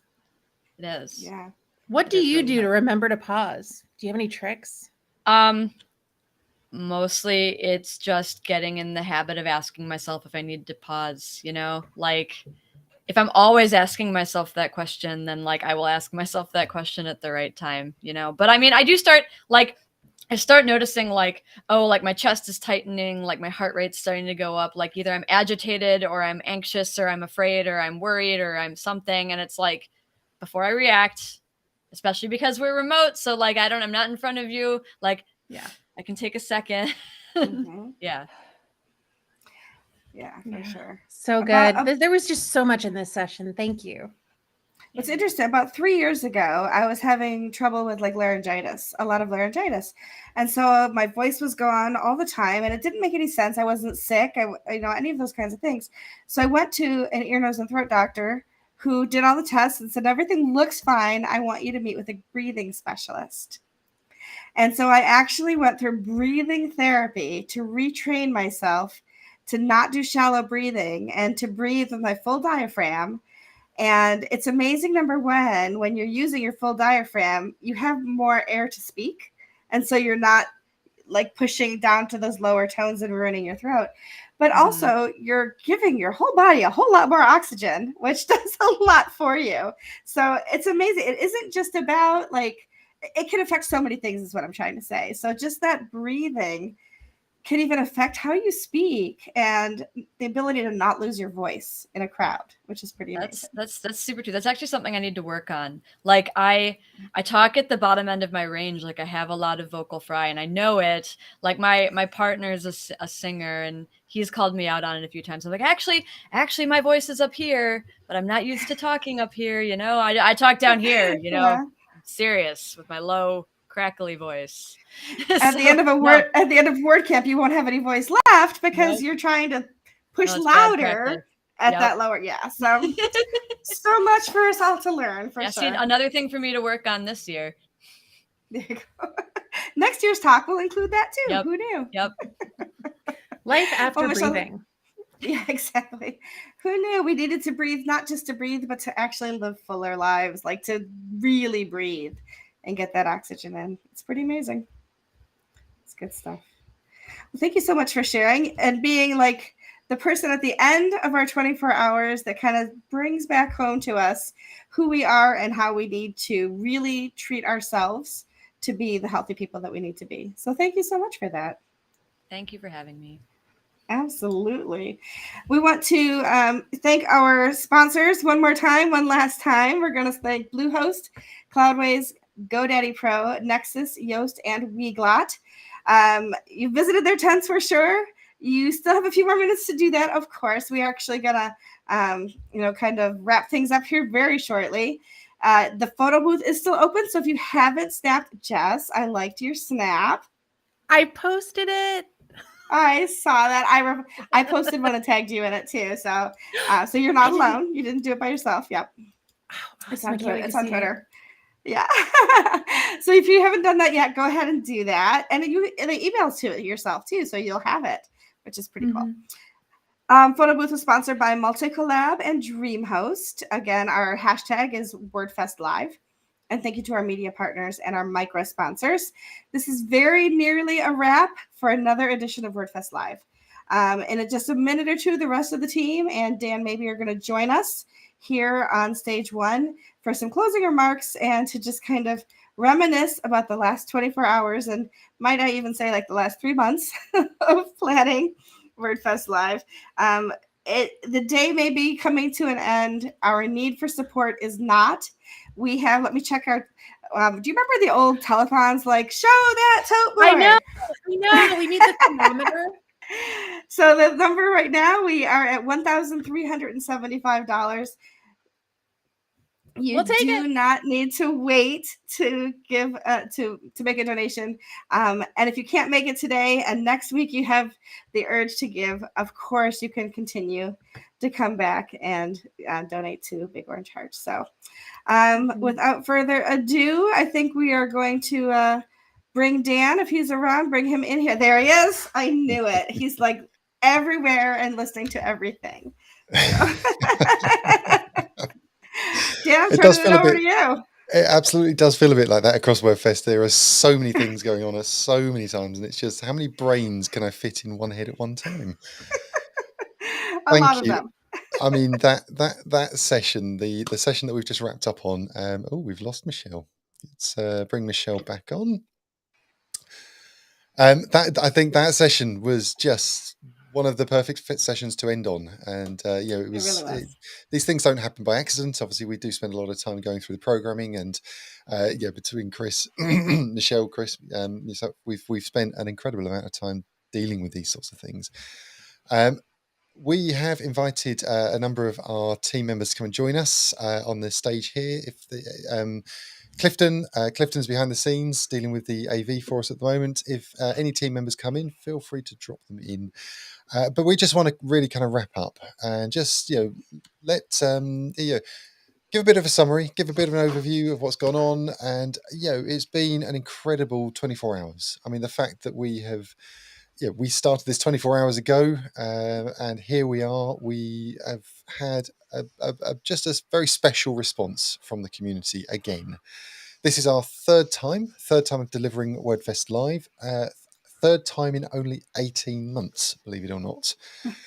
It has felt like we've done it maybe 3 years on the trot, but it's just, I don't know about you yourselves, but certainly I find it quite a challenging, enjoyable, difficult, rewarding. I mean, there are so many words that could be used in relation to exhausting, rejuvenating, like all of the opposites. It is a wonderful process to go through, but I'm not going to belittle the amount of work that goes into delivering it. It is an enormous amount of work, and I just want to run through a few numbers with us. To deliver we've required 6 teams to deliver this. So we've had our speakers, sponsors, marketing, AV, fundraisers, and DevOps to bring this together.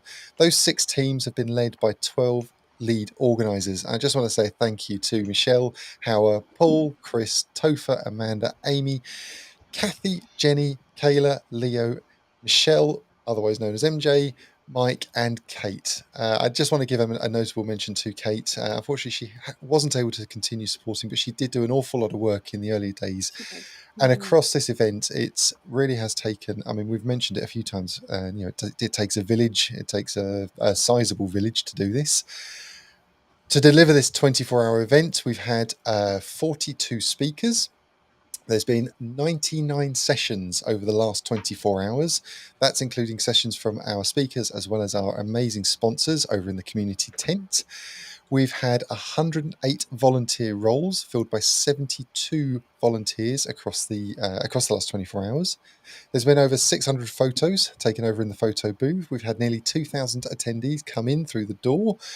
We have delivered over nearly 1,500 hours of video content in the last 24 hours. And you lot have been pretty chatty. There's been nearly 20,000 messages sent between us in the chat again through this event. This event is it fills multiple roles. The key focus for WordFest Live is about bringing the community together, enabling us to be as a community and really trying to build something in this environment where we're having to deliver virtual events, but trying to get to that kind of core that we have when we deliver physical events. And by that, I mean the special experience that you get as a volunteer, as an organizer, coming together as a community and really working together to deliver something. And I've honestly been humbled today, seeing and hearing the responses coming through from the volunteers that have come through, from the speakers, and equally from the sponsors and attendees that have said messages of thanks across the Big Orange Heart Slack. So it's been incredible. But it is also, there is a very serious side to WordFest as well. And that is around the free wellbeing and mental health support that Big Orange Heart delivers into the remote working community. I just wanted to, again, just touch on a few figures here. Big Orange Heart has set a target to raise $260,000 this year through 2022. This is to support our projected costs of $258,400. The lion's share of those costs are going into us delivering our Life Groups program. So we want to expand our Life Groups program into our community. This is an incredibly special supports network based around a peer-to-peer support program. It's not a small undertaking, and yet the money that we're talking about is relatively small in relation to the good that we can have, the impact that this system can have on our community. Thanks to our sponsors. We have had some wonderful sponsors through this event, and thanks to our global sponsors of Big Orange Heart and the generosity of of our community. So far this year, we've raised $136,000, which is spectacular. I mean, what are we, 3 months into 2022? So I'm overwhelmed by how much we have raised. But we have still got a long way to go. We've still got $124,000 to raise to be able to hit that target so we can move forward and really deliver the support that our community deserves. I want to just say a quick special thank you to the sponsors that have supported WordFest. You've heard their names multiple times. I honestly hope you've gone and spent time in the community tent with them. They are good people. They are good teams. Bluehost, Cloudways, GoDaddy Pro, Nexus, Weglot, and Yoast as our global sponsors. A huge thank you. I also want to thank DreamHost and Multicollab for helping us and supporting us. If you've gone over to that photo booth, you are one of those 600 photos. There's a lot of funny faces in there. There's been a lot of fun had in that photo booth, and looking forward to spend some time going through them. I just want to send out to the people that are on the screen here right now in front of me. I have a deep respect and so much respect for all of you, and there are other team members as well that unfortunately can't be with us right now, but we've done it. We've delivered a third WordFest Live, and it's spectacular. Each and every one of you deserves a very special place in the community, because it does take an incredible amount of work to bring this to our community and to see the way that the community is coming together. Some of the talks that we've been hearing about well-being, about mental health, about if we're looking at the educational content that's been coming in, it is I can't say enough good about what is being delivered here through Big Orange Heart and via WordFest. So thank you to all of you. If any of you want to take a moment, let's just enjoy this and let's be in the moment. I don't know how many words I have left after 24 hours and several months of planning, and that's saying a lot for me. But I've said it, I think, after every other WordFest, is that it isn't just about having provided content. We're not paid to do this. We don't just show up and do a job, but we've become friends, and there's so much more to it. We join together for Big Orange Heart because we love what the organization does. We love being a part of that, but also because we have become the friends and built the friendships that we have with each other, and make this machine work every single time. So, my love and respect to all of you as well. Excellent. Okay, well, I just want to say one big final thank you to everybody across this: organisers, volunteers, speakers, sponsors. There are so many unsung heroes through this, behind the scenes. We're sitting in here right now, and there are people behind the scenes that aren't on camera. They don't get that ability to be seen. Every single one of them, big thank you. And we're now going to jump out and let's head over to the community tent. And let's grab some of those community tables. And can I just tell you first, we just had another donation come in. We're at $14.75 for the day so far. Excellent. Fantastic. Okay, well, it all feels a bit well sad. done, everyone. Just wrap it up as another WordFest Live comes to an end. Yep. Teamwork makes the dream work. Mind you, looking at my And clock, thank you, we've- Dan, for everything you do to make this Mhm. happen. I mean, we are all following the lead that you are setting, and a lot of the praise should go to you as you shoulder a lot of the Absolutely. technical and resources and leadership in making this all happen. I appreciate that. Thank you. Excellent. And my clock has just ticked over to midnight, making it a full 24 hours. Well done, everyone. I think we've got to hear it just one more time. Thank you, WordFest. Until next time.